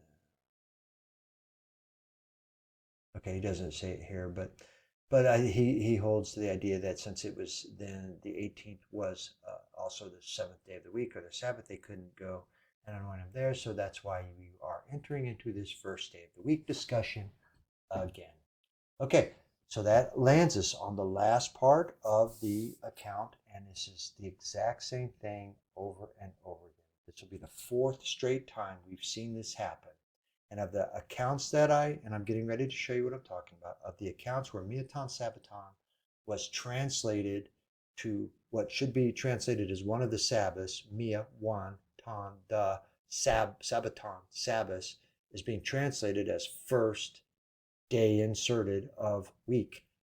And that's just not, I mean, it's an error in translation, and it sure seems intentional. Because it's so much of it's related to the resurrection here. But all of the translations are doing this, and again, and they're doing it in each of the Gospels. So if you're going to accept this early first day of the week, you've got problems. But here, let's read it. Early on the first day of the week, while it was still dark, Mary Magdalene went to the tomb and saw that the stone had been removed from the entrance. She stood outside the tomb weeping, and as she wept, she bent down to the tomb, saw two angels in white sitting there, and where the body of Jesus had been laid, one at the head and the other at the feet. Woman, why are you weeping? They asked. Because they have taken my Lord away, she said, and I don't know where they put him. When she had said this, she turned around and saw Jesus standing there, but she did not recognize that it was Jesus. So this would be, actually, they're saying first day of the week, and that's how everybody in churchdom is taking it, and GeoTruth, and so many people. But this would be on the Sabbath. This is occurring on the early part of the Sabbath, and I'll show that to you in just a second. But let's finish out what he says here, because day 17th of month 1 of the weeks, and 16, there were high Sabbaths. Women had to wait to buy spices till 17. Okay. Day 18 of the month would be the day that Yahushua was resurrected at 3 p.m. And one of the writings, he said that this was the day they also couldn't come because it was the Sabbath day, so they couldn't come. Okay, but then he's inserting again, as he has done in all three of the others, that on day 19, which is day 1 of the week, early on that first day, while it was still dark, Mary went to the tomb and met Yahushua, who had risen. Okay, again, this is only there, and it's only there and even part of this discussion because of this errant translation. Let me show you. This is John 21, and it reads, this is the interlinear, and it reads, here's the literal Greek, and here's the transliteration of the Greek. Te de mia ton sabbaton should be one the Sabbath, which is one of the Sabbaths. Mary came to the tomb early while it was still dark. But here is the way they've translated now the first day of the week. Once again, no, and let me see if they do the same thing. If they talk about the Sabbaton back here, do we see it? No, I'm not going to spend any time on it because we've done it in the other accounts where they have, when we did see Sabbaton related to the high Sabbath and they translated it as Sabbath. But here when we're talking about this Miatan Sabbaton that follows that Sabbath, they're translating as first day of the week. Intentionally. Let's go look at the lexicon real quick, because this is how, here's the real Greek, here's the NASB on this side, and here's how, using the definitions of strong inside the lexicon, but, and now, a connective adversarial for this day, but, and now, or something of that nature, one, mia, one, heis, one, all of this is one according to Strong's. And then Sabbaton, the Greek for Sabbaton, and then we have Sabbaton, and they're showing you it's the Sabbath, i.e. the seventh day of the week. Strong sees this obvious Greek as on one of the Sabbaths. And here we are over here with NASB doing what everybody's doing. All the translations are doing on the first day of the week. And I've told you a couple times now, we have 9 occurrences where Mia is translated as first, and Sabbaton is translated as week instead of the hundreds of times that Mia is translated as one, and the many, many times that Sabbaton is translated as Sabbath Uh, and 7 of those occurrences would be in concert with each other, where we have Mia and Sabbaton together, and they've translated into the first day of the week. 4 of them clearly are these 4 gospel accounts concerning the same thing. So all 4 of the gospel of accounts, if you're reading a modern translation, you are reading them tell you it's the first day of the week, when every one of them, the Greek for every one of them, is on one of the Sabbaths. So it's when Mary is showing up, she's showing up early on one of the Sabbaths. And one of the Sabbaths, I think, is one of the Sabbaths when that's a reference to the weekly Sabbath, because there are many Sabbaths throughout the course of the year, so it'd be one of the Sabbaths. But that's an inference. Don't know that really matters a whole lot. So let me pull this back out and finish up here. Move on to his John, his timeline, but it's the same thing. I'll be very quick. Here's day 13. You got to keep the lamb until day 13. You're supposed to kill it at twilight, which could be, according to New King James, either here or here, because these are the 2 twilights that belong to day 14 on the Hebrew or Yahuwah's calendar. If you wait until you get to this twilight at the end of the daylight period of day 14, you've entered day 15, and you're killing the Passover on the wrong day. You're killing it on day 15. Now, because he is showing a night first, day second, an evening to evening thing, he's saying that we have moved into day 15, and immediately after, they've killed the Passover. Ideally, one of these 2 times up here, if they're following scripture, and not right here at evening, because that would be on the 15th. But either way, according to their timeline and the gymnastics they have to do, they're eating Passover on the 15th in that evening. Then when they go off to the Gethsemane, it's on the 15th according to his reckoning. And then when he gets arrested, it's the 15th. When he goes before Pilate, it's pretty much the 6th hour according to the Gregorian or Roman calendar, but it's really very early, the 1st hour that he's faced, the 1st hour on the Hebrew calendar, that he's facing Pilate, ultimately to be sentenced to death, crucified at the 3rd hour, which is 9 a.m. Darkness fills the land at the 6th hour, which is 12 p.m. And then he dies at 3 p.m., which is this line. I keep pulling that to the left a little bit, but here he is dying at the 9th hour, which is 3 p.m. We have this little break of the rest of the daylight here between 3 and whenever the sun goes down, between the time that he dies and the sun goes down. And then we have the first nighttime period. I say that this would be day 1 of his time in Sheol. This is day 2 of his time in Sheol. This is day 3 of his time in Sheol. This would be the first night in Sheol, the second night in Sheol, and the third night in Sheol. And then I say that he is resurrected by this time here. He's already resurrected. According to George, GeoTruth and his reckoning, Yahushua dies here. We don't see him address the daylight hour here. He just calls this whole 12-hour period of time the first night. And then he has the first day, then the second night, and the second day, and then the third night, and the third day. And then he has him being resurrected here. Okay, and then he has the women not coming on day 18 because it's the Sabbath, but he's got them showing up on the first day of the week, only to find an empty tomb. And see if there's anything else I need to mention here. Okay, he's got the women buying the spices because this would have been a Sabbath according to Yahushua's calendar, because this would have been day 15 in this reckoning. But it wouldn't have mattered because this is when he's being crucified. Who would have gone to buy spices?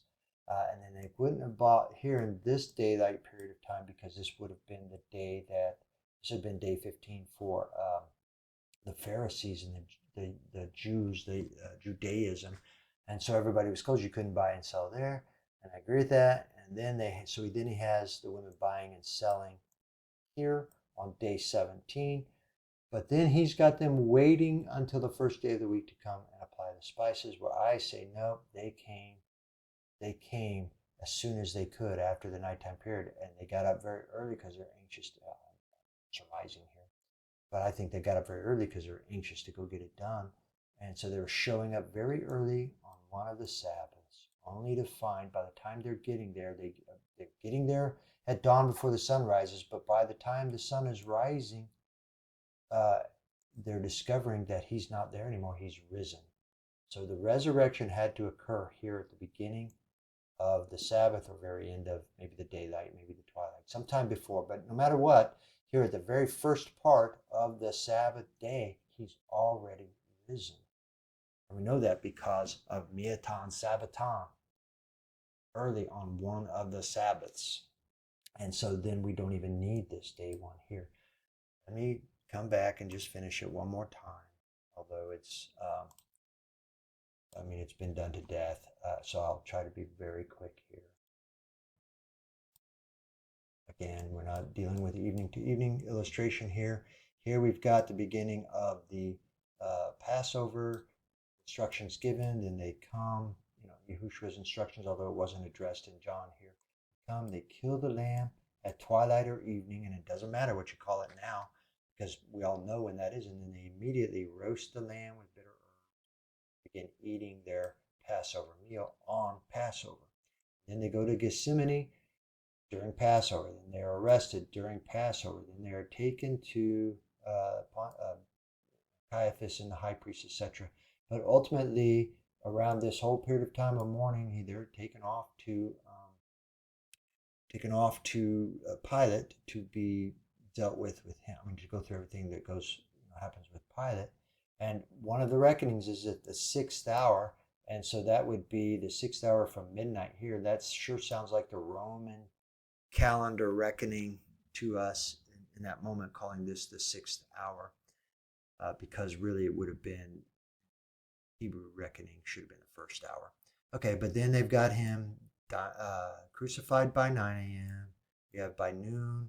He's been on the cross for 3 hours. At noon, darkness fills the land until 3, at which time he dies. We have this period of time. We have this period of time of daylight left where he is in Sheol during this daylight period of time, and he's in Sheol during this nighttime, Sheol this daylight period of time, and Sheol this nighttime period, and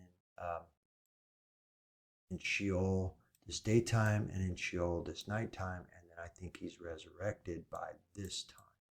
Now this would be, just to make sure, this is day 3, day 4, day 5, day 6, and day 7, and day 1. Day 1. Okay, so I say this would be day 1 here, day 2 here, day 3 that he's in Sheol, as in Jonah was in the body of the whale, and this would be first. This should be a 1. First night. This is the 2nd night, and this is the 3rd night, and he's risen by here, and GeoTruth has him being raised here. Okay, again, you can't buy and sell on the true Hebrew calendar here because it's a high Sabbath. You can't buy and sell here because this is the Pharisaical or Judaism high Sabbath, or day 15.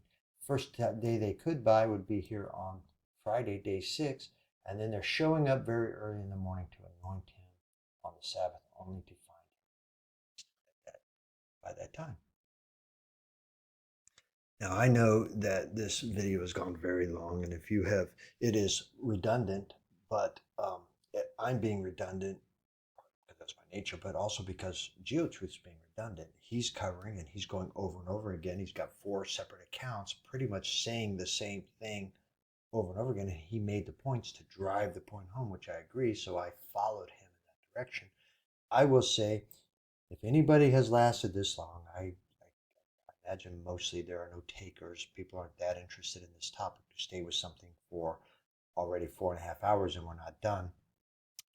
And if you have stayed this long, thank you. You must be interested in the topic, and good for you. But I will tell you that this journey that GeoTruth has taken me on has led me further and deeper into my studies. Now, I will also say, where he thinks that the evidence he's presenting is driving everybody and everything to an evening to evening and solidifying and showing that Yahweh has ordained the day to be an evening to evening, I'm finding the more he is presenting and the more I have to challenge and go in and dig in, the more it's clear that it's, what would be, if there's anything ordained, which nothing is ordained here, but if something were ordained, it would be a sunrise to sunrise because it's the one that fills all of the timelines. I mean, we just don't, it's the clarity and the simplicity of going evening to evening on these timelines. It fixes everything about the crucifixion week, everything about Passover week, everything about the Day of Atonement. Fixes it.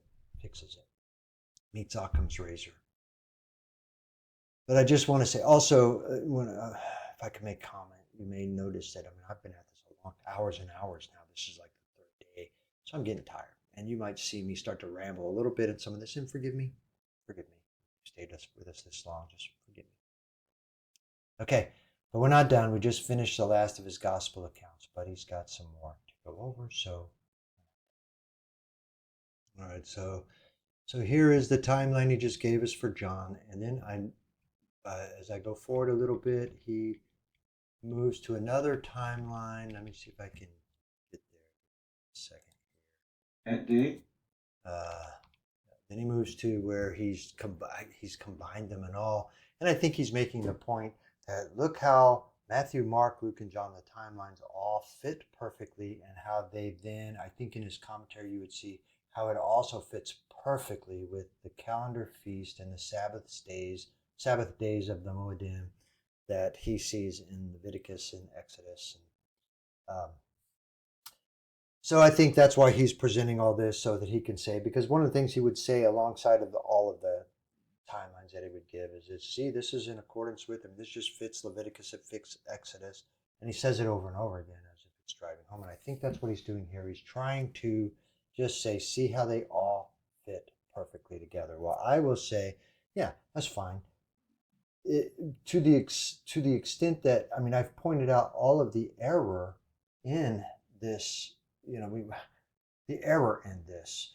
And to the extent that the error applies to one gospel, it applies to all of the gospels. To the extent that you're applying the same error to the Exodus accounts and the Leviticus accounts and the Day of Atonement and Passover and the Feast of Unleavened Bread, to the extent you're employing the same error in all of those, the timeline works the same with all of them, but what's not addressed is all the error here with, when you're going to kill the Passover at evening or twilight and still end up with a Passover meal that begins on day 15 at evening without having to kill the Passover at evening or twilight on day 15, which is error.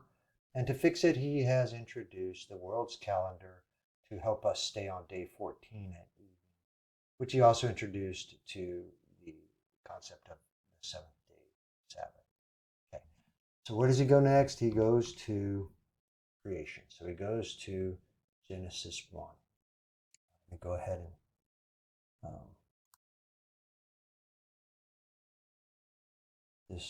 clip this so I can make some comments to it. Okay, so in the beginning, I just made a video on this, but in the beginning, God created the heavens and the earth was without form and void, and darkness was on the face of the deep, and the Spirit of God was hovering over the face of the waters. And by the way, this is the New King James Version. God said, "Let there be light," and there was light. And God saw the light was good, and God divided the light from the darkness. And God called the day light day, and the darkness he called night. So the evening and the morning were the first day. So he highlights this, and he highlights it for the second day, and he highlights it for the third day, and he highlights it for the fourth day, and he highlights it for the fifth day, and he highlights it for the sixth day. This is the standard fare offered by everybody who fits on. They just think that's what it's saying. Okay, so where is night and where is day in context of the evening and the morning were the first day, evening and morning were the second day? There are lots of questions to finish answering here.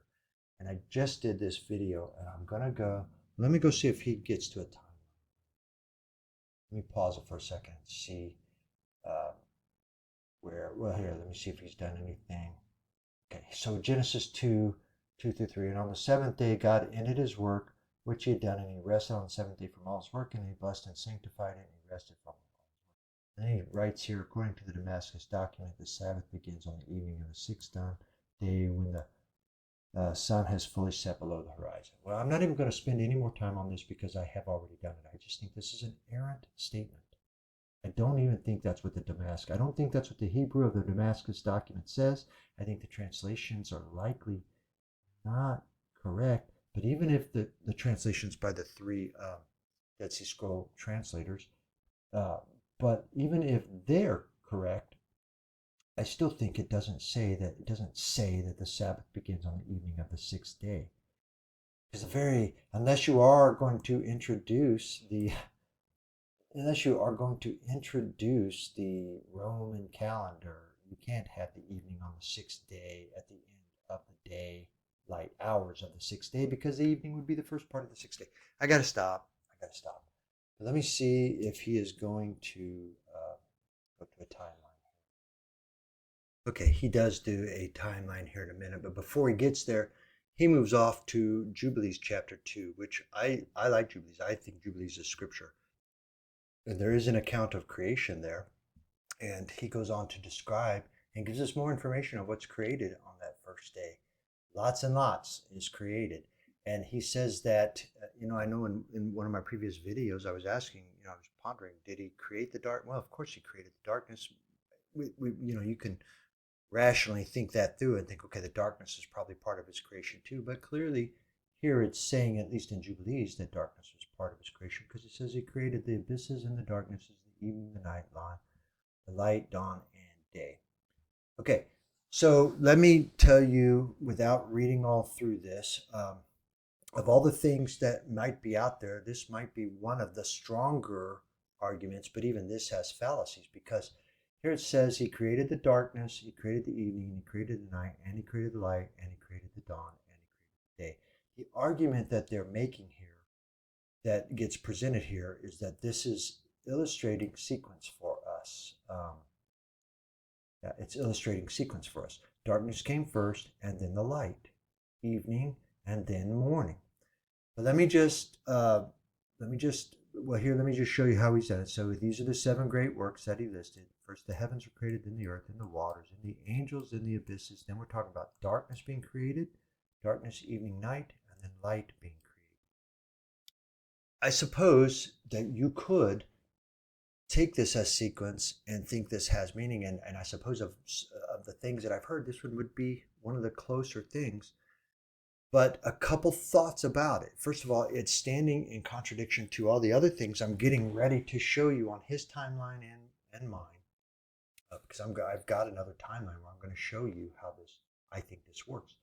But even if this sequentially, if this was an explicit instruction, explicit explanation of the sequence of creation, which makes then the sequence of the day, or if you even want to say that if this was the sequence of creation, which then creates the sequence of the day, although those things are not necessarily tied. Also, just because he made the darkness first doesn't mean the darkness has to come first in a day. You can infer that, and if you think that's strongly inferred, there's good reason to do so. That's what we're all forced to do, but it doesn't have to mean that. It is still inference. It's still conjecture. But I would also say, let me point out another potential fallacy in this is you have darkness, then you have evening, and then you have night. But in truth, and then he says we have light, and then we have dawn, and then we have day. But this evening is the mixture of day and night. This dawn is the mixture of day and night. Why would we have evening sandwiched between darkness and night? Because if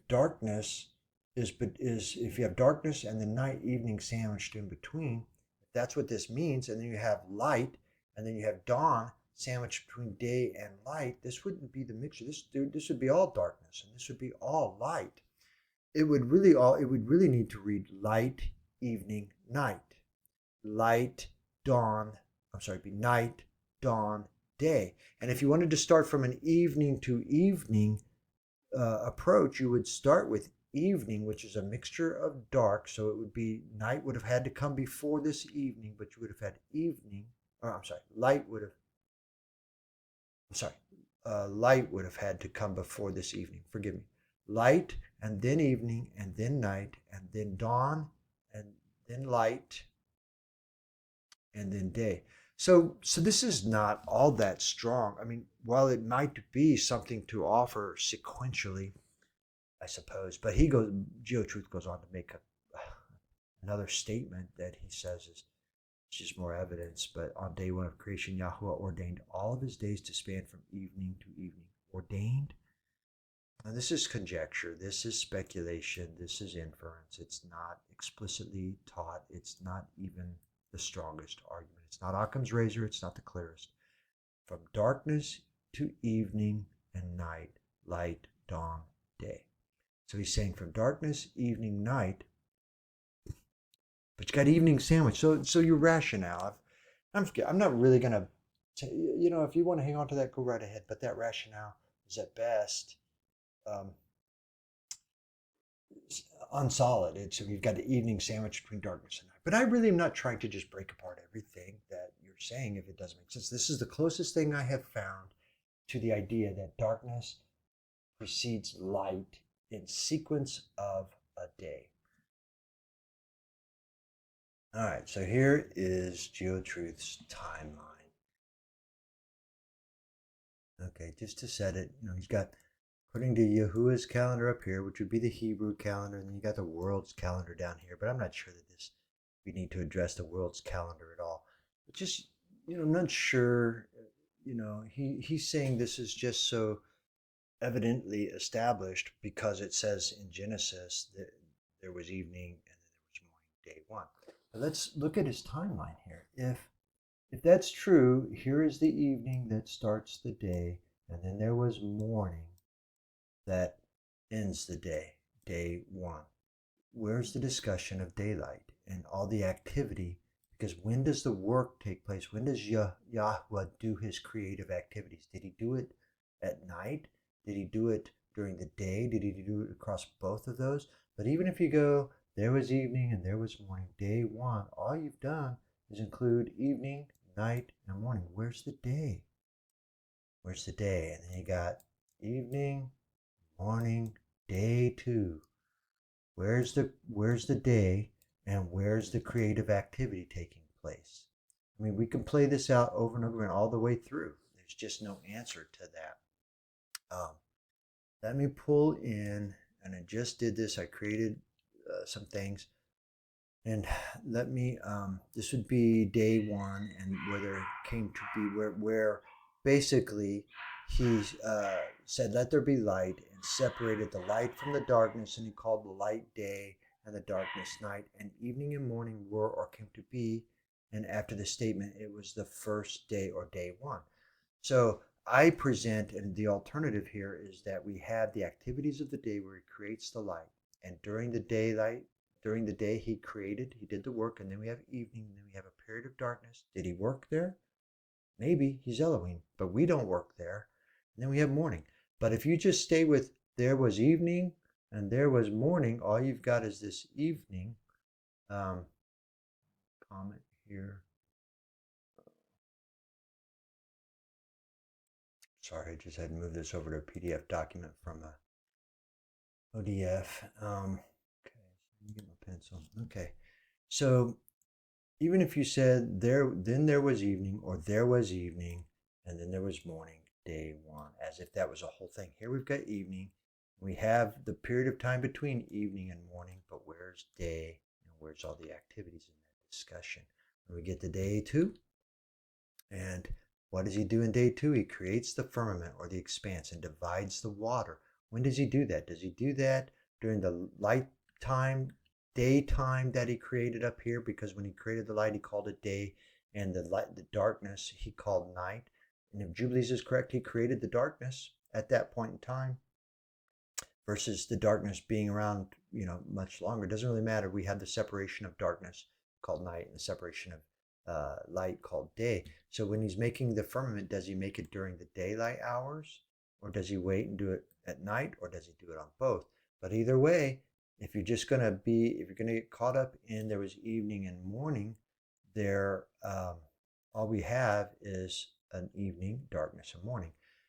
But if you really read what's really going on in Genesis, you realize that with every day, every time they begin to start, they're talking about the activities of the day. What is he doing?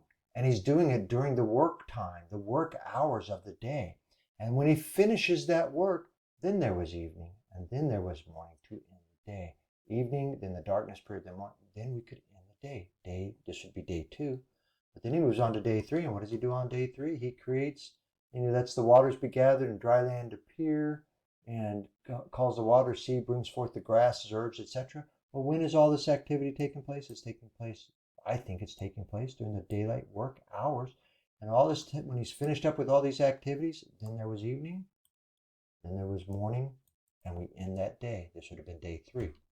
Day 4 is full of lights in the sky, the sun and the stars, and how all the things that went into that. And when does he do that? First, you have the light of the day and his work period, all the activity taking place, and then we have evening, then we have morning, the end of day 4.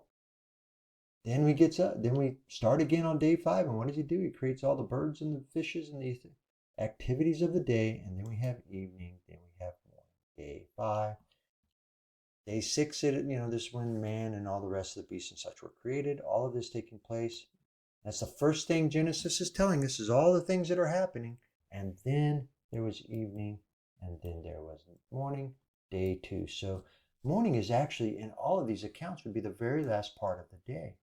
But it would also be the very last part of the day in the accounts that GeoTruth is giving here, because then there was morning, then there was evening, and then there was morning. So morning would be the last part of that day too. Because then where's day? It is far from ordained, it is far from clear, and it is far, I just think it's so far away from the explanation that GeoTruth and the folks are giving us there. And in my opinion, I don't know how their replying sound. One of us is vastly wrong, and I just don't think, I'll just quit saying that. Let's see what he goes on to do here. I think I know what he does. See if I can get there. Yeah, he comes on and he makes another spreadsheet and some assertions. Let me just go ahead. I think we're getting really close here, folks. All right, so here's a screenshot. He's making all these assertions that all of this is evidence for evening to evening. He says none of it is evidence for morning. First of all, all of these things are inferences. He has no explicit anything suggesting evening to evening. He does offer the observance of the world calendar to make some explanations of certain things, but do we have any business? We're not talking. We're not into. Does the conversation of the world's calendar have any bearing in this conversation of the Hebrew calendar and timeline and time frame and way of reckoning? I'll let you guys decide. GeoTruth thinks it is, obviously, and he's asserting that they're strong. In fact, I would say when he says ordained, he is making comment that almost says this is explicitly spoken of. I'm going to say at best it's inferred, and I'm going to say it's not strongly inferred, and I'm going to go so far as to say it's incorrectly inferred. And when he actually says there are no I would agree there are no explicit, or if there are any, I haven't found any explicit references or explanations that the day starts at sunrise and moves to sunrise or from morning to morning. Nothing explicit, but if you get into the inferences, they're all over the place. To put none in here for inferences, like he put in inferences over here, is crazy. Not only are there inferences, they are strong inferences, much stronger inferences than what he's presenting over here. And he's just discounted all of them and calling what he's done to be an ordaining of that Yahweh has ordained this. I'm sorry, I just think this is vastly wrong. Okay, so we're finishing up here. GeoTruth is going to go into, he's got 3 pages where he's basically stating opinions of why an evening to evening would make sense in the experience of man. Maybe that's how I would summarize it. But before I even go there, and I think it'll be part of what he does here, just speaking back to his, well, here, let me see if I can get there. Going back to his chart here. And when he says there are, we've got all these references to an evening to evening, which I don't think are references to evening, and that he ordains, and that we don't have anything from morning to morning. It occurred to me as I was getting ready to move on that in one of the videos and in one of the presentations that I watched over and over again, when you watch how, the occurrences and the actions through certainly the old writings and then also in the new writings, people would always say next day, and they would be talking about the next days. He's getting ready to talk about the natural rhythm, but in the scriptures, they would be doing something on one day and then they would say the next day. And that would be after the passing of night, after they've laid down, they've gone to sleep, and, the days are separated and they call it the next day. So there are many, many inferences that have to do with, the day beginning with, the next time when you're getting up and you're getting ready to start your next day's activity. Over and over again, there are references like that. So let's go to, he moves from here into his opinions, and I've got him on I've got him separated here so I can work from him. So he says, Yahweh's design of evening to evening is his spiritual design that blesses mankind's body and soul. Okay, these are very opinionated. Yahweh ordained his day to be defined from evening to evening. That's a statement, but it's an opinion. I don't think he might say that, yeah, see how I have completely affirmed this throughout the previous part of this video, and I say, no, you haven't. In fact, as I go through every point that you make, I'm back to morning, sunrise to sunrise. But he says everybody's awake during the day when the sun is above the horizon, and everybody's awake in the evening when the sun sets below the horizon to actually observe the sun setting. Well, okay. Uh, you're going to observe the sun setting no matter when the calendar day begins anyway. If to the extent you were going to anyway, wouldn't have been, distracted with other things, either work or being indoors. Then he goes on to say, however, early in the morning as the sun is rising, most people are sleeping or getting ready for the day and not concerned with observing the sun. I'm not really sure. Either one of these statements have a lot of impact on what, anything related to a calendar day starting. But I would say that that might be true. But Yahushua always got up at dawn, and he would have seen the sunrise over and over and over again. I get up at dawn. My wife and I both get up at dawn. We watch, to the extent we're not distracted, we watch the sun rise. Um, and if we want to watch the sunset, we can watch the sunset either way. No, it doesn't really matter when the calendar day begins. Uh, we're just as distracted, though. We miss just as many sunsets as we miss sunrises due to being distracted or being indoors. Then he says the sunset is universally observable. The sunset is a dramatic, easily observed event. The sun disappears, shadows lengthen, and light visibly fades. Okay, but so is the sunrise if you're looking. Sunset provides a natural boundary to the day, one that's harder to ignore or judge. I don't think so at all. This will be redundant because it's going to have to be redundant. I don't know that it is nearly as natural a boundary of a day as night is, night and daytime, because, you know, think about the portrayal of this in Fiddler on the Roof, the Fiddler on the Roof effect, that, they are scrambling to get it done. He's working and he's working. He's trying to get back and he's trying to get it, his work done so that he can get dressed and they can begin their uh, evening's meal and begin observing a Sabbath starting in the evening. That was not easy. They were stressed. If I might have said this earlier in the video, but I was watching a video just the other day. A woman who has moved from she grew up. She was Hebrew, so she was Jewish. Would identify with Jewish, I think, because her family grew up keeping uh, um, keeping Sabbath from evening to evening, and she was recalling her experiences how every week they were so stressed because they had to finish their work, scramble to get everything prepared so that they can move into the Sabbath. And now she has moved from evening to evening into a sunrise to sunrise and is experiencing a much more natural boundary to the day. So much less stress on that 6th day where you're having to cut that 6 days short.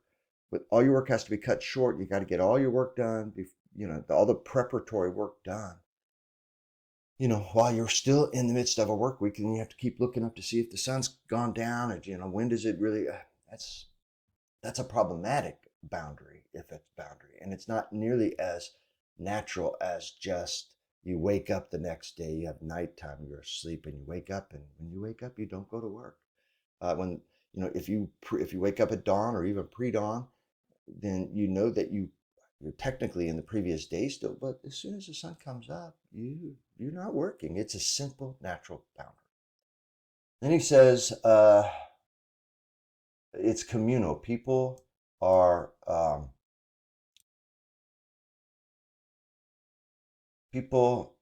often gathered, winding down, lighting lamps and candles. Okay, well, that might be true. That communal, especially depending upon how you're observing evening and whether or not your family gathers to have dinner and uh, recreate together, etc. But that would be true, and that would be good. But it makes sense at the end of a work day too, that everybody's done. We're tired. Let's eat and let's talk about our day and let's go to bed. But it doesn't really have anything to do necessarily with a calendar day.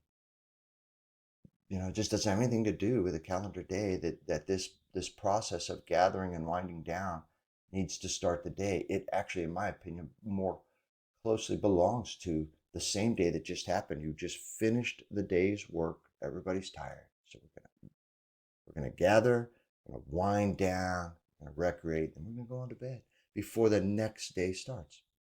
Then goes on to say, in contrast, sunrise is often quiet, private, and easily missed by all those asleep or indoors. Maybe if you choose to sleep through the sunrise, I suppose. Uh, and he mentions indoors here, so I suppose either one of them could be missed by somebody who is not paying attention or indoors. But I will say that it's while sunrise might be missed, the fact that you wake up whenever you wake up and the sun has risen, you know that you're in the new day. You don't have to sit and look and see if the sun's above or below the horizon. You already know. You already know that when you wake up that next day, you're not. When you wake up on Sabbath, you go to bed on day 6, and you wake up the next morning, you know you're in Sabbath, period. And you just don't go to work. And that's a much simpler and more natural boundary. Let's go to his next next page. He says, evening to evening encourages intentional rest. Okay. The day begins before work starts, giving a clean break before the labor of the next day. So I think he's saying that it begins 12 hours before the work starts, I suppose, but I don't know how that is a clean break. It is much cleaner. I just don't know how you would say otherwise. It's such a much cleaner break. On day 6, you've worked, and you have your evening time where you have your communal time, your dinner, your recreation, then your rest, and then you have the clean break. You're going to sleep. When you wake up the next day, you're going to get prepared and go on into work. It is a much cleaner. I don't know how you wouldn't even argue that that's such a much cleaner break to the labor day, that you're getting ready to start a new day of labor after having slept, and when you get up and are ready to get going. All right, then he goes on to say, evening to evening protects the holiness of the Sabbath by clearly separating the secular and the secular. Well, I'm going to say, I don't know I don't know why he says that, because quite frankly, just like this woman was describing, they're scrambling around trying to get it done. And when I first started observing Sabbath, we were trying to do it evening to evening. I know what she was experiencing. It was hard. I'm trying to break down. We got to get home. There are things you need to do so that you're not doing it on the Sabbath. So there are preparatory things you need to do. And now you're trying to get it done before the sun goes down. It becomes a very stressful time, and if you miss it, and if you fail, and if the sun has gone down, you're profaning you're profaning it. And that would stand in contrast to if I when I'm working that 6th day, I just work. I finish my work day, then I go on and get my things done as the evening is setting, get all the things ready for the next day, Sabbath. And then when I wake up to the Sabbath day, when I wake up to it, It's clearly separated. I know I'm not working when I wake up. There is clear separation. There's no chance of me profaning the Sabbath because I know when I wake up, I'm in the Sabbath. And that stands in contrast to scrambling around trying to get the Sabbath started when the sun goes down, right at the end of, and and cutting short my work day and all my preparatory time for it. It's just, and if you want to talk about intentional rest, once you get your work done at the end of the sixth day, and by the time you are starting your Sabbath, if you've gone morning to morning, yeah, by the time you're waking up, you have just slept and you are ready to, when you wake up, you are resting, and it's just a nice, calm, easy move into rest type thing versus a scramble around, get it all done, get it done just before sunset, and have to sit down and go, oh, God, man, whew. Okay. So just differences of opinion, but I think, to the points he's making, I think he's actually making more of a case for morning to morning, or sunrise to sunrise, and it is sunset to sunset. And he says evening to evening emphasizes faith and preparation.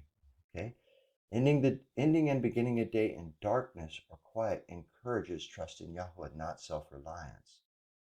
I suppose, but if you're first of all, you wouldn't be ending the day in darkness. You would be ending the day in light. And then you would be beginning the day in twilight. But then you move on into darkness. And if he's saying that the darkness period encourages trust in Yahweh, not self-reliance, I guess, if you want to say that's what you get out of it. And just as Yahweh created light out of darkness, this might just be, this is probably not a big deal, but I don't think he created light out of darkness. He created darkness first, and darkness existed. Darkness was on the face of the earth, and the earth was void and empty. And then he created light, not out of darkness. He just created light, and then he separated the two. You have light that he called day and darkness that he called night, period. That's it. He didn't create light out of darkness. He didn't take darkness and turn it into light. His appointed day starts when man stops working. So here would be, he's asserting that in when I was talking about Genesis as a day, this would almost be suggested that he thinks Yahweh is working at night. So that would be evening starts the day, Yahweh goes to work, we go to sleep. Then the morning, you know, precedes the day. Then while he stops working, I guess we go to work. I guess if he wants to say that's what is happening. I think you know. Well, he's going to say below, and I'll pick it up there. It reflects a deeper spiritual truth.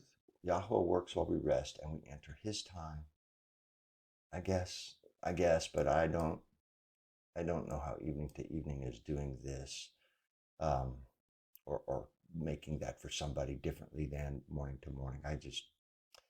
Not a strong point, in my opinion. Yahweh's scriptures reflect human rhythm, where Genesis 1 says, and there was evening and there was morning the first day. Okay, but taking this, he's talking about human rhythm, and I'll come back to that, but this is what I was talking about when we talk about up here in his appointed time starting when man stops and entering his time. When we say, and if you receive Genesis 1 to say, and there was evening and there was morning the first day, and that together those two things represent the day, and there was evening and there was morning the first day. Where is day in this, and where is night? It makes sense maybe to not mention night because it's, evening and morning. Night separates evening and morning. But where is day? Because day then separates morning and evening. And it's not mentioned here. But what was mentioned was all that activity that took place. He created light on the first day, and then he created the firmament on the second day, and then he separates the waters, and causes the dry ground to come up, and the plants, etc. on day 3, and on day 4 he starts creating birds, the fish. I'm sorry, day 4 is when he creates the heavenly bodies, the sun, moon, stars, etc.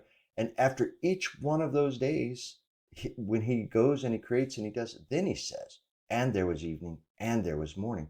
So if you're going to just separate everything with this sentence and ignore everything that was said prior to this statement, well, I don't know how you really do it, because if you were going to take the sentence prior, the activity and the order would be, he gets up and he works and he creates, and then there was evening and then there was morning. So the order would be first creation and activity and work, and then evening, and then morning.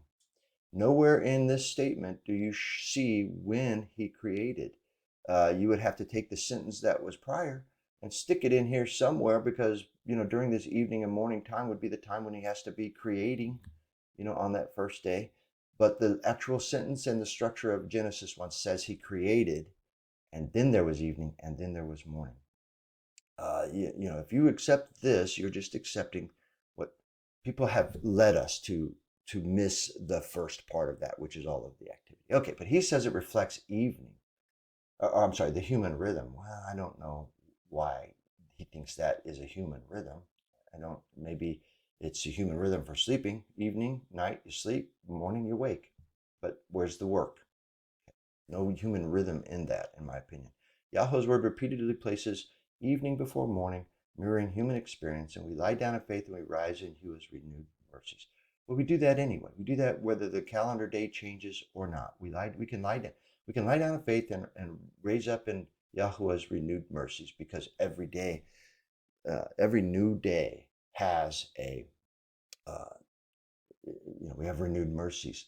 Um, Now, he doesn't repeatedly place evening before morning. He does that in Genesis in this particular statement, but he also repeatedly placed all his activity before he said evening and morning. And evening before morning, because evening would, and if you start with the day's activity and the light then fades into night, we start with evening in that process, and then night starts to fade toward morning, and morning being the last thing before the day starts. Well, then that would make that this sequence makes sense. I'm not arguing with the sequence. I'm just saying you need to have the day's activity before evening. But I will also say again, and I already said this, but repeatedly throughout Scripture, what you would be observing people do is the next day would be the day after. It would be when, after the evening and after the nighttime, the next day references are to that next day when something's happening, when they start doing the other thing. The next day is always something, the new day starting. It's just such a much more natural human rhythm, in my opinion. Yahweh's patterns emphasizes reliance, reflection, and renewal, not busyness and productivity. Okay, but evening to evening has nothing to do with that, because we're still going to have busyness and productivity somewhere in the day. And quite frankly, I just don't think it has anything to do with it. You all can decide for yourself. Then he summarizes visibility. It's easier for everybody to observe sunsets every day. Well, I wouldn't say it's easier for everybody to observe, but especially in our world, if everybody's going to sleep in the morning, sleep in, then you're going to miss the sunrise. I suppose it's true, but it's not easier to observe a sunrise and a sunset. You just turn the other way and you observe the sunrise, as opposed to observing the sunset if you look west. So I don't know why you would say visibility. Now, if you want to say most people are up during sunset and a lesser number of people are up during sunrise, I suppose you could make that case, but it has nothing to do with the beginning of a calendar day timing. The day begins after work, not during it. Well, I beg to differ. First of all, you can say the day begins after work. So he's saying the start of the day begins in evening after the work day, not during it. But two things about it. This is a stressful event, as I have described to everybody. If you're going to have a work day and then you've got to scramble to start a new calendar day, which starts your Sabbath at sunset at the end of that work day, that is a stressful time. And if you say it's not, that you're not starting a day during the workday, I think you just are not paying attention to what most people are experiencing, what I heard her experience, what I experienced, and what is common sense. Because really, if you're going to start it at sundown, you are starting it during day six's workday. Most of us are working till 5:30, 6 o'clock, and then we got to drive a distance home, and then we've got to get all our stuff together. If we haven't successfully done it before, then we got to I heard her saying we had to get gas, we had to get to the grocery store, we had to this, we had to that, all before sundown. That was a stressful, and my wife and I, we did too. It was a stressful, difficult time. Now that we are observing morning to morning, well, the day does begin after work because we had our work day, but we're beginning our new day after the complete work day, where we didn't have to cut it short trying to get everything done by sunset. I would say that it makes it very clear if we can get our things done through the rest of it. I get off at, let's say I get off at 5:30. I get off at 5. Takes me a half hour to get home. Sun's getting ready to set at 6 o'clock, and it's even earlier than that in winter around here. Uh, then I have to get other things together. I got to get wood in. I've got to get everything carried in and carried out that I'm going to get done. My wife's got to get all of the things prepared beforehand. It was that she didn't successfully do because she's also working in her work. No, no, no. That was all of this was happening during that work day for us. And then suddenly the day sunsets, and we're supposed to be in the Sabbath. It's happening for us during that work day and not after. If I then can finish everything up, if I don't have to scramble, I just go get my gas. I get off at 5:30. I don't get my work done till 6 because I've got a client in or something like that. I don't get off till 6. Oh, darn it, I can't get home to get set up for the sunset. Well, I don't have to. I get home. I make my drive home. I go to my grocery shopping, get my gas, do the things I need to do to prepare, get my wood in, get my things carried in and carried out, all as I'm ending that day um, of that work day, and then I can, when I do get it done, I can sit down, I can eat, I can recreate with my family, and go into a rest period and start winding down, and then I go to sleep, and then when I'm waking up to the Sabbath, I'm not scrambling around. I just wake up to. I'm not even coming close to profaning the Sabbath day. All right, then it goes into this spiritual symbolism, darkness to light. I guess, if you want to say that. I do agree darkness existed before light, at least in the world's creation, in the creation of our cosmos and the earth here. Um, and so, and I would even say that in Jubilees, it makes it pretty clear darkness, well, I shouldn't say clear, it suggests that darkness preceded light in the creation. Um, and I have no problem, but spiritual symbolism, maybe. I mean, I've heard in other conversations with people who are big into this. They want to. I mean, they'll break it down. Just like a person starts in darkness and fails to understand, and then they meet Yahushua and the Christ, which is the Messiah, and they move to light. So you start in darkness and you move to light. Everything is this suggestion of darkness to light, spiritual symbolism. But I would also say that Adam, I mean, you could take this. First of all, this is going to be fraught with opinion of what the spiritual symbolism would be. It'd be fraught. It's not going to be explicit, and it's going to be inferred and fraught with preconceptions. But I would also say Adam started in light. He was given everything. He was set in a good creation. Everything was good or very good when he created Adam, and he started in light. So Adam's pattern was light to darkness. It wasn't until he um, failed to follow Torah, and Jubilees will tell you it's 7 years later. It's not a couple days later. It's 7 years later. He's been in the garden. He's been tilling. He's been placed in the Garden of Eden and put to work. He's working. He's tilling the Garden of Eden, and during that time period is when the fall occurs. So he was 7 years walking in the light and in the presence of Yahuwah, and his fall created darkness. So what are you going to do with that pattern? First there was light, and then there was darkness for Adam, if you're going to talk about spiritual symbolism. It's just fraught with opinions. Communal awareness. Families can begin to gather around a meal. Okay. But really, does it matter that you have a calendar day change? In fact, it makes much more sense on day 6 to finish your day work and then go ahead and gather together around a meal to finish the day. There's still communal awareness there, and you don't have the additional complications of, oh, by the way, the calendar day changed and we need to be on our Sabbath by now. We can focus on this communal awareness without introducing the Sabbath right at the end of that workday. Faith-based transition, it begins in stillness and not striving. I'm going to say, you just heard me describe, if you're finishing your day 6 workday, you are striving to get it started by sunset. You're not beginning in stillness. The average person is not, unless you are retired or you don't work or your job is a certain type of, you are striving to get set up by the time the sun sets on the 6th day. So it doesn't begin in stillness, it begins in striving if you begin evening to evening. And that I would contrast that against the morning, because the 6th day is full of striving to get all of your work day, everything you need to get done during the 6 days of work, get it all prepared. You are still striving, but you're not in the midst of your Sabbath. And then you get it done. All that you can get done, you get it done, and you rest, you do your communal time together with your family, and then you go to sleep. And when you wake up, oh, you are beginning in stillness. No matter when you wake up. If you wake up at dawn or pre-dawn, before the sun rises, that's stillness, that's quietness, that's darkness. It's still the last day, but it's stillness and darkness. But if you're waking up at sunrise, you're still waking up to stillness. You're waking up. You're not scrambling around anymore. You're not striving. You're just waking up and beginning your day of rest. You just wake up, get your cup of coffee, walk over and sit down and begin studying your word.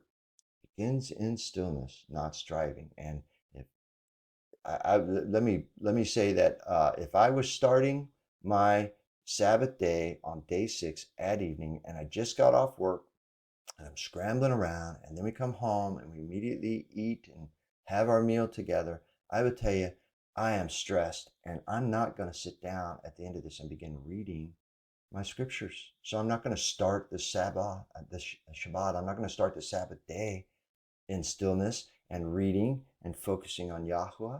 I'm going to start that day just trying to, gather myself. I'm sorry. I just say that the opposite of the points that GeoTruth is making would be true, and all of his points, I think, fit much stronger in a morning to morning. Uh, I don't know how it would be another way.